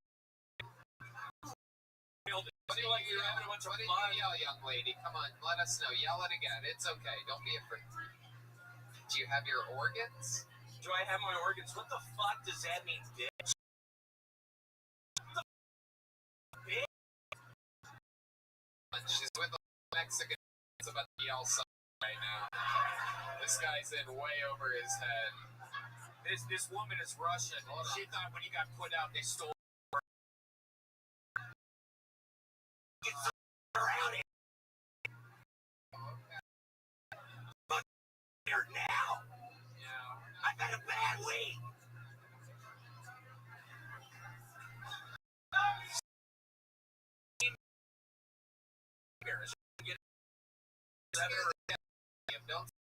Don't look right guys that tell her deeply happy.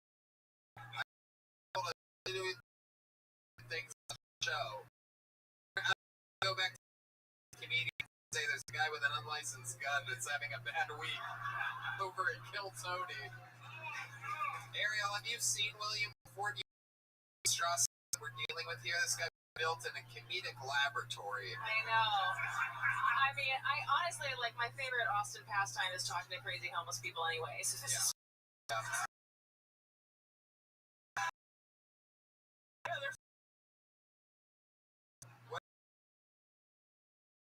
For the on South Coast. Oh. There is it's likely to be Congress. He doesn't. There's a really in Arizona and. Can anybody confirm this one? There's a really good one on Magnolia in 32nd. Magnolia in 32nd. I would go William. Spoiler alert, you want to really go low on your numbers here. There's one on Anderson in 3rd. There's one on Michael and Grant. You're just this one.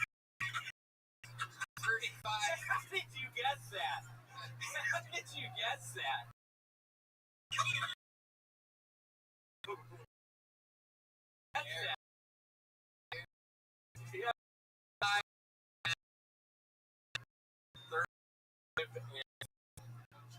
Yes, good old Phillips Street, one of the busier streets here in Austin. Traffic moves on Street. I don't know if you've been around there. Lots of businesses and landmarks. Dillard and Magnolia, really good over there. Magnolia again, famously a street in Burbank, California. Yeah. Not at all, I do believe, in Austin. Yeah, Dillard and Magnolia. Nope, nowhere. Literally not a street in the city. You could really almost say anything except for Magnolia, and we would have been like, there's probably a bridge there. Yeah, the one that... No job. Any of these...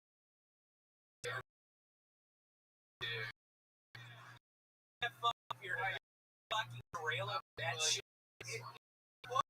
Like, fucking stop doing that. He's never been. He's trying to get me to stop doing that shit. He's been on the show for years. He's never been this close to physically assaulting. Close. Wow. Yeah, shut the fuck up, dude. Oh! You gotta shut up, Red. Oh, what are you gonna do? Suck my dick? Shut up. Red Man, that's so weird.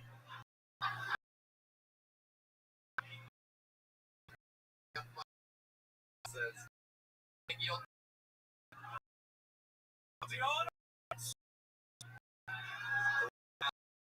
some noise in the watch. Oh my goodness. God. Come over here.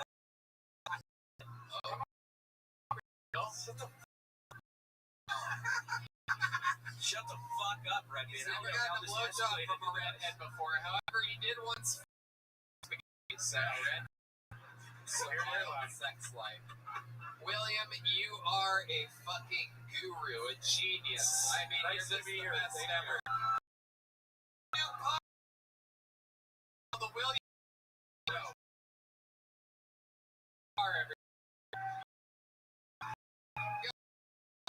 How loud can this place get for one of my newest comedy friends, Ariel Isaac Norman, everybody? Fuck yeah! Oh.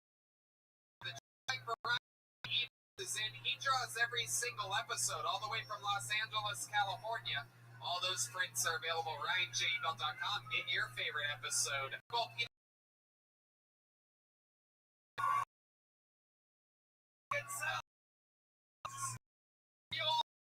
Well, great madness on the big. Thank you again to the Yellow Rose and the Red Rose. Incredible stuff. Thank you to everyone. Just a reminder that there will be a ton of merch for sale right in the corner of that room. You can unlock your phones and hang out for the Kill Tony official after party with the great local band, The Nether Hour, about to play up here. Thank you, live audience. Good night, everybody. Thanks, guys.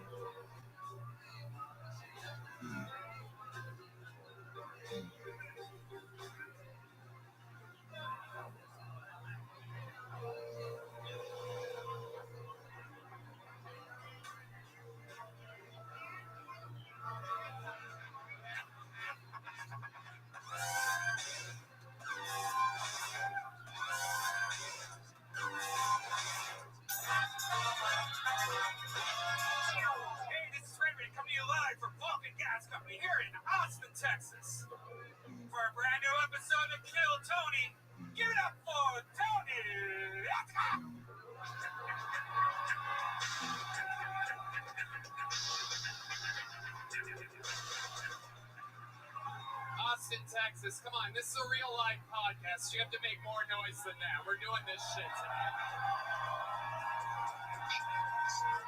Fuck yeah. We're doing this shit.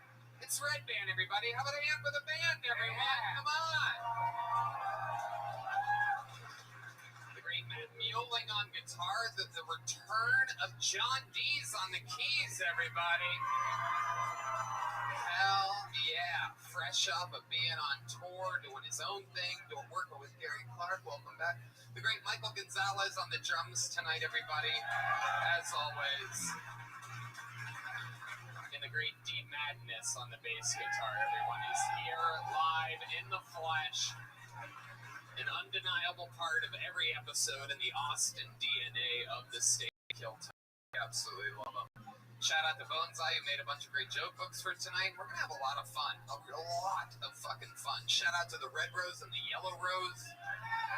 I was told that the general manager is here. Yes, he is. Drunk. Oh, he is a little person, so anything can happen tonight. Normally, I don't let you guys in on what I have up my sleeve for tonight, but there's that. That's happening. As always, brought to you by the Yellow Rose and the Red Rose and the band. Brought to you by Screwball Peanut Butter Whiskey. How many of you like peanut butter? Make some noise for peanut butter.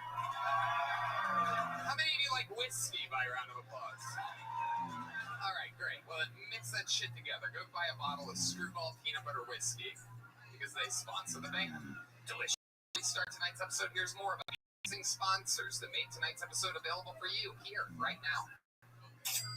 Hey there, auto mechanics and super cool do-it-yourself guys who work on their own cars. I want to tell you about a store with every auto part at the one-stop shop for everything auto parts. RockAuto.com for 20 years, they make you find the parts you need at the best possible prices. You know about this, Red Band. You know, I actually grew up and worked on my own cars. Would go to all the stores just to find one part. No more talking to counter guys who need to order your parts. You're not really sure what you're looking for. You never have quite what you need and all that hassle, and they still charge you storefront markups. At rockauto.com, you can easily find everything you need, and whether you're a mechanic, an auto shop, or just a car, access to the same equal price. You're a car, go to rockauto.com. All for your have so much fun. That's right. Once more, go to rockauto.com. Is already.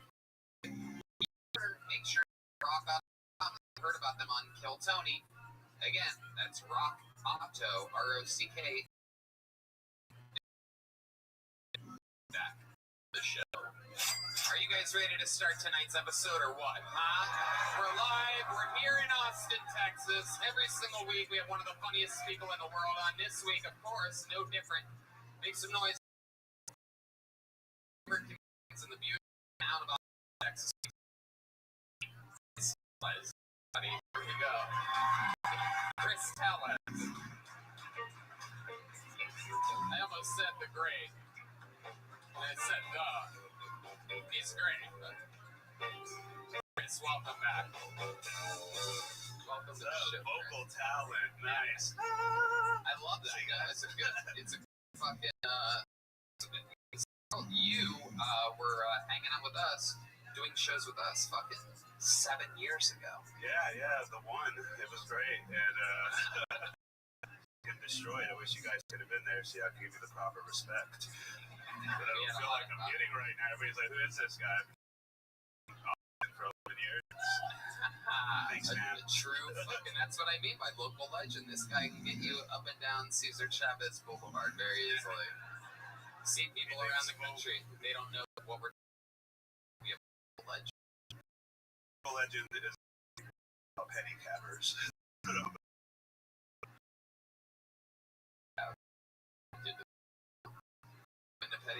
Do it? No, hell no. It's like dress ever. I like it because it's like modern day. bucks, and you can get them to do whatever you want. You ever been in a pedicab? I'd imagine. I don't even know what that you is. need to wheel your ass. No. I've been Oh, you mean the... Sorry, busy. Got a Yeah. fare already. Yeah. I have to tip extra. I always... Red to get hills. What did you do that? Wish I never said pedicabber. That fucking shit. It is. No, I love it. I get in the back of those pedicabs. They're like, where are we going? I'm like, San Antonio. Let's get the fuck out of here. All right.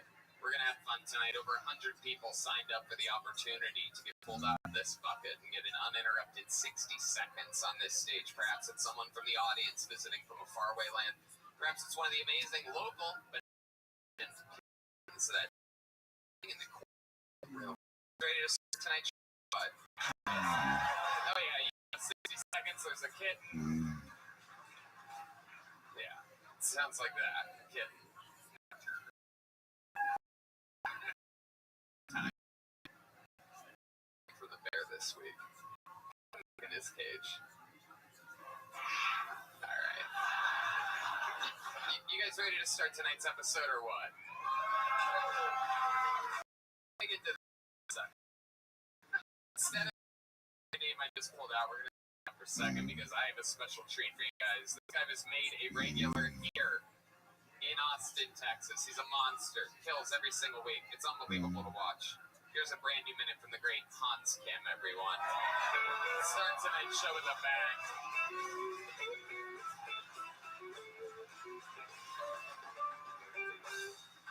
Hey, what's up? Good to be here in Texas. I love it here because there's so many big booty Latinas here.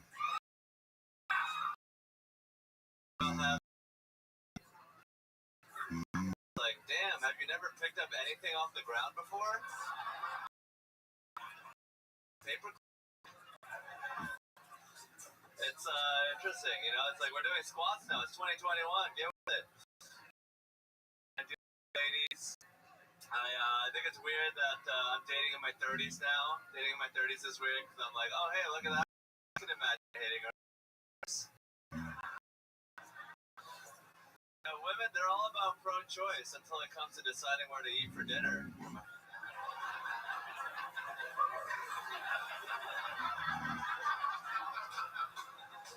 Why don't you choose a restaurant? Hey, I'm you. Wow. Was that a fake setup there at the end? Did you even have anything you wanted to go to with that hey up? Yeah. I'll say this hilarious joke on scissoring. Okay. Alright. Maybe we'll be lucky enough to do it. Oh. That's probably a good idea. That's probably a good choice. I love it. Hans, welcome back. Another fun new minute. Yeah, I really enjoyed it. Thank you for having me. Hell yeah, I love it. Sounds like stuff Elon Musk would program in robot. I had a lot of fun. Thank you for the enjoyment. Arigato. All right, there you go. Asian, those of you that didn't notice.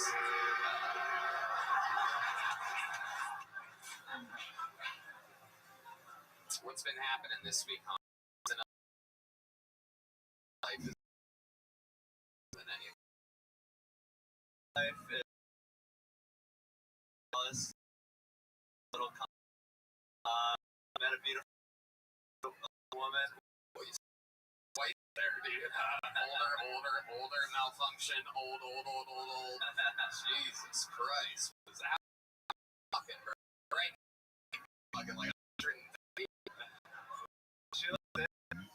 Oh shit. She was about 43. Wow. Strokes. Holy shit, when you were hanging out with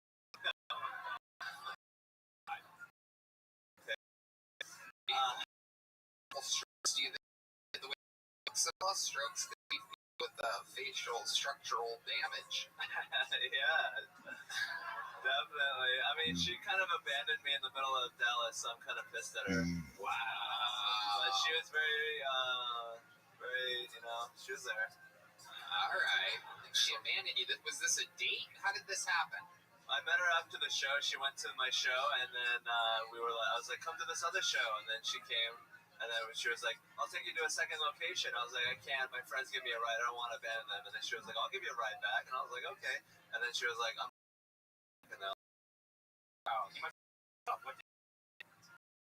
I touched. Whoa. Whoa, Hans. The way you said that, super creepy. I'm willing to bet he didn't touch that. It was pretty real. Was she driving when you touched her thigh? No, we were in the back seat. Her friends were in the front, and she would like legs, and I'm right here. Oh, That's very forward. Yeah. And I'd imagine you were probably sitting next to her in the backseat of a car, and I picture you sort of looking at her in the eyes while you do that. Am I right? Yeah. So your head is turned at a 90. Sort of right in the region of, I guess we call it molesting at that point, right? I think she was into it. It was pretty hot. I was man-spreading, which is a no-no, but it was sort of like in a sexual advance. Wow. Would 43 be the oldest woman you've ever hooked up with? No, actually, like 58. Oh, disgusting. Damn, Hans is into like reverse pedophilia or something like that. This is some fucking kinky shit, Hans. What'd you do with a 58-year-old, bro? You hooked up with a 58-year-old, too. Like about 26, 27. Whoa, damn. Cool, man. It was really, really hot. She did this thing where It's when you go to church afterwards. And then she sort of put her legs together, still having sex. Like, pretty sure that's where the rape referee would throw a flag. Like, we got a rape on the play. We got it. Raping. Legs closed. That's no longer the missionary position, my friend. That is the crucifixion, if anything. She has kids, right? Maybe she just has a really loose pussy. She's trying to squeeze it together. Oh my God, Red Band. Red Band still doesn't know how vaginas work, everybody. So she legs. What was that doing? Was that like making it? It changed the angle. It made it tight. It was just a totally different. Was it not tight before? No, it was adequately tight. Wow. Doesn't like it's. I wouldn't choose that small. That's how you describe. Are we gonna on this? That's adequately tight. You give it 4 months until you hear a bang in the fucking middle of the night. Adequately tight. Wow. Yeah. What else did you? This will be 58, 26. You said. I learned that just because we have sex once doesn't mean that other sex is guaranteed. Like it was. Did she die? Did you murder her? Because that doesn't mean it's not guaranteed. It is always weird when you have sex with a chick and then she dies from natural causes. Oh, no more? What? I didn't even get half her belongings in a marriage. I learned that women very mysterious. They have a mind of their own. Well, yeah, they do, dude. What the fuck? That might be the most insulting thing ever in the history.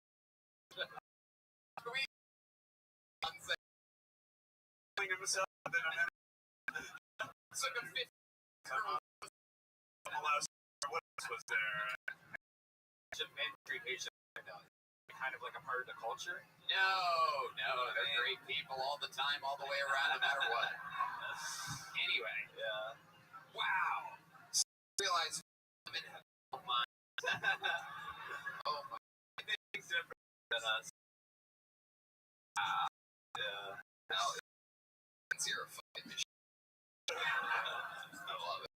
What else has been going on? What else did you do this week? I hung out with my friend Philip Garcia's house. Met his mother. We heard the Oh Kyle shit! Look at that! Oh shit! Oh my God! Keep your moms away from this man. the 58-year-old fucking dragon slayer over here. This fucking guy. Alright. What else? You do any shows? Any fun shows? I did some fun shows in Dallas Comedy Club. I did this show at LG. A bunch of Latino Mexican Americans.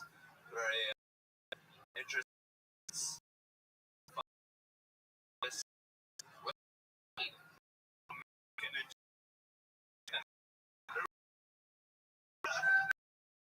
Vivacious. Wow.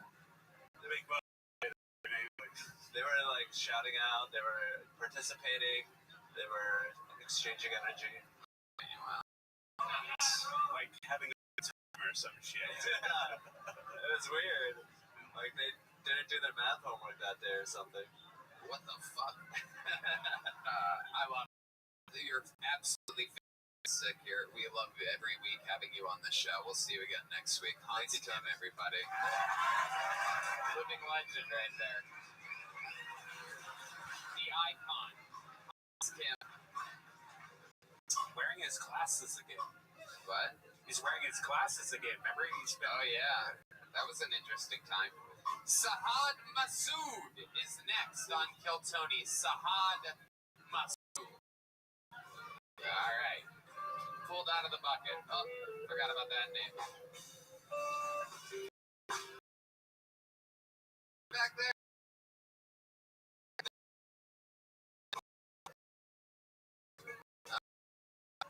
With this first name, Emilio Babbitt, perhaps. From the audience. Here he is. One more time for Emilio, everybody. Have you guys heard that old parable? People who live in glass houses should not throw their wives down the stairs. Jesus. I don't really want to. I don't want to talk. Everybody talks about Plan B, but I'm just gonna say this. Plan B. Okay, when it comes to contraceptives, Plan B definitely feels the best.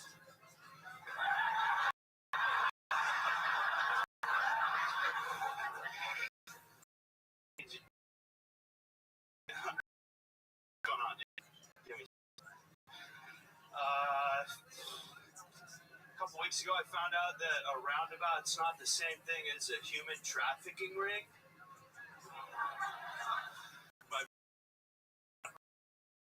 She's in a human trafficking. Why she left?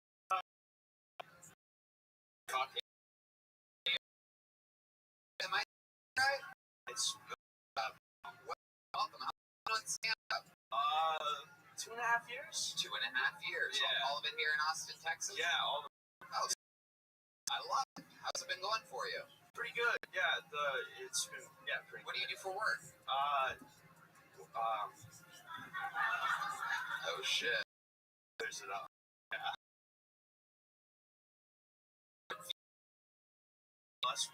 Okay.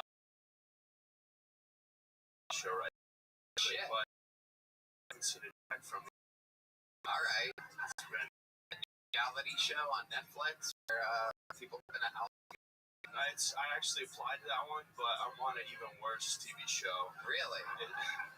It's a cooking show. It's the reboot of. It's a good show. I know that guy. It's Jared. Yeah. Boy. TV show. I don't know where the camera is, but I'm sorry, Jared. What's your role?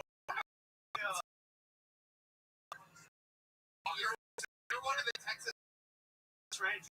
You were a fucking file victim or something like that. File. I guess you could either. Yeah, I play a Texas Ranger. His name's Haas Loveheart. Right. It's like the Deputy Dewey. Right. Young Haas Ranger who's he's a wisecracking. Wow. He doesn't follow the rules. That's cool. How long have you been acting for? Were you ever like not long? It's like maybe a month. Okay. Good. Yeah. Where's Ranger working? Do you CW. I told you guys already, it's a bad show. You're dressed like their old mascot. Yeah. You remember that guy? I don't. Yeah. I love that. Where do you get a turtleneck like that? I'm a big fan of turtlenecks. I want to know. Where do you get one like that? I miss myself, but that has gift from grandma all over it. That's a fucking girthy turtleneck. It has to be a gift. That's my theory on it. It makes my eyes pop, okay? It makes my... Let me see. Does it make my eyes pop? No. Eyes. Sports are 20. Play football or something? Yeah. Texas guy. What's he trying to do on me right now? Nothing. No, there's nothing. Give me a good one. No, relax. You're way too comfortable up here right now, Emilio. So what do you do for fun? We're trying to find out more about you. This is the part where you go and you're like, yes. Sex, I think. Yeah. Really? Is that your thing? You did mention Plan B. You did say dropped one deep at one point. Is that something that you do? Do you come inside of girls? I do, yeah. I've actually I've never worn a condom. What's that? I've never worn a condom. Never worn a condom once? Yeah. How many do you think we should put one on this guy right now? Who's got an extra condom? Somebody's got to have a condom out there, right? This is a Tony crowd for you. Fucking raw dog for life, dude. Hell yeah. Fucking to Chris. So. He knows the raw dog when he sees one. What can I say? All right. Old stinky dick over there. How many diseases do you have? Redman, there's no way his dick is stinkier than yours. What? Let's do a stink off. Whoa, stink off! Appeared. Show right now. Like what? Like where you? But let's do it for the stink off. I love it. Emilio, tell us more. Like, how many girls? What do you think? Do you think it's sexual? Not about masturbate all too? Never masturbate. You don't ever masturbate? No fucking player. Jordan, I mean, no. He's got a thing. I can't. That's the.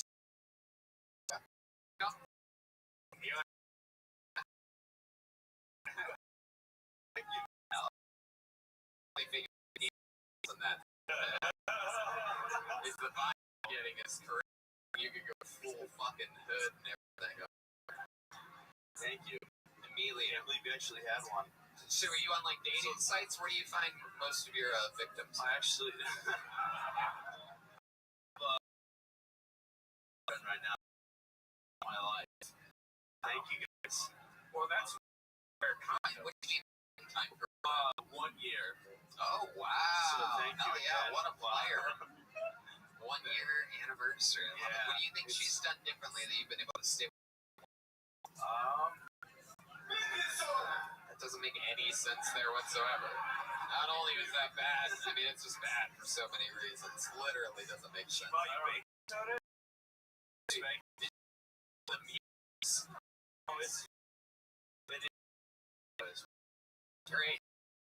On your way out of the question, it's bad for literally decades. Has you been with anyone besides you?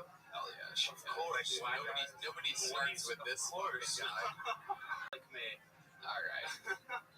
Emilio, you have a real vibe too, dude. Nice.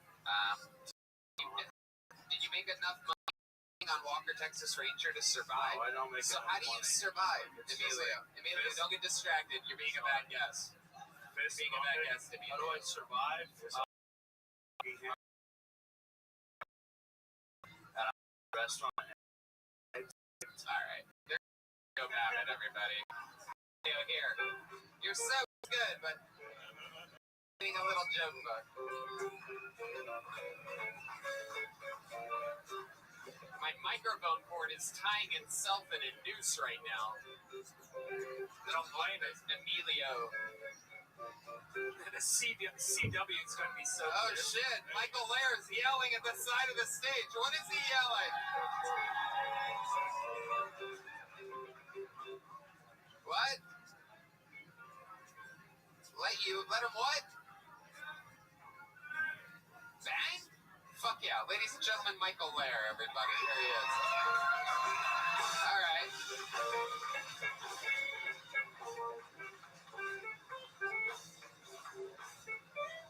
Michael Lair, Gentlemen, a guy that retired. is coming back on stage right now with his castaway beard.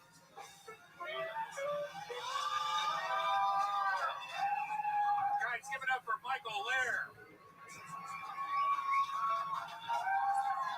Shut up. Thanksgiving is here. With it, the season of cultural appropriation. I'm tired of these fucking birds with their feathers trying to be Indians. You know what? I don't think Indians is a proper name. In fact, I don't think Native Americans is the proper name. I think we should go Indians Americans. Dan Americans. Because no matter what you are in America, we're all the same color. Butter. It just varies how much cocoa is in the butter. The President Biden is pardoning 2 turkeys for Thanksgiving. One for each part of our divided nation. You know what? Though Texas needs to take a close look at itself. Texas has executed 5 turkeys that later on went to be found to be ducks. Look, hey, we need to come together as a country, but it won't come with shaming people for their white privilege. Now, how exactly am I to account for my white privilege? How about this? Let me take all my black friends, and you take all your black friends, and we'll force them to fight each other. Then we'll see who's the most white privilege. Michael Lair, ladies and gentlemen, doing a literal drop-in. A literal drop-in. Fucking coming in, demanding "Let Me Bang" from the side stage, and I'm so sober, and I feel worse than ever. You look great. You look great. That outfit, was that the Don Knotts estate sale? What is that? It's great. That is. It really is. I love this new Obi-Wan Kenobi you're doing. You were supposed to be the chosen one. You were supposed to unite us, not divide us. I have the higher ground. May the first day win.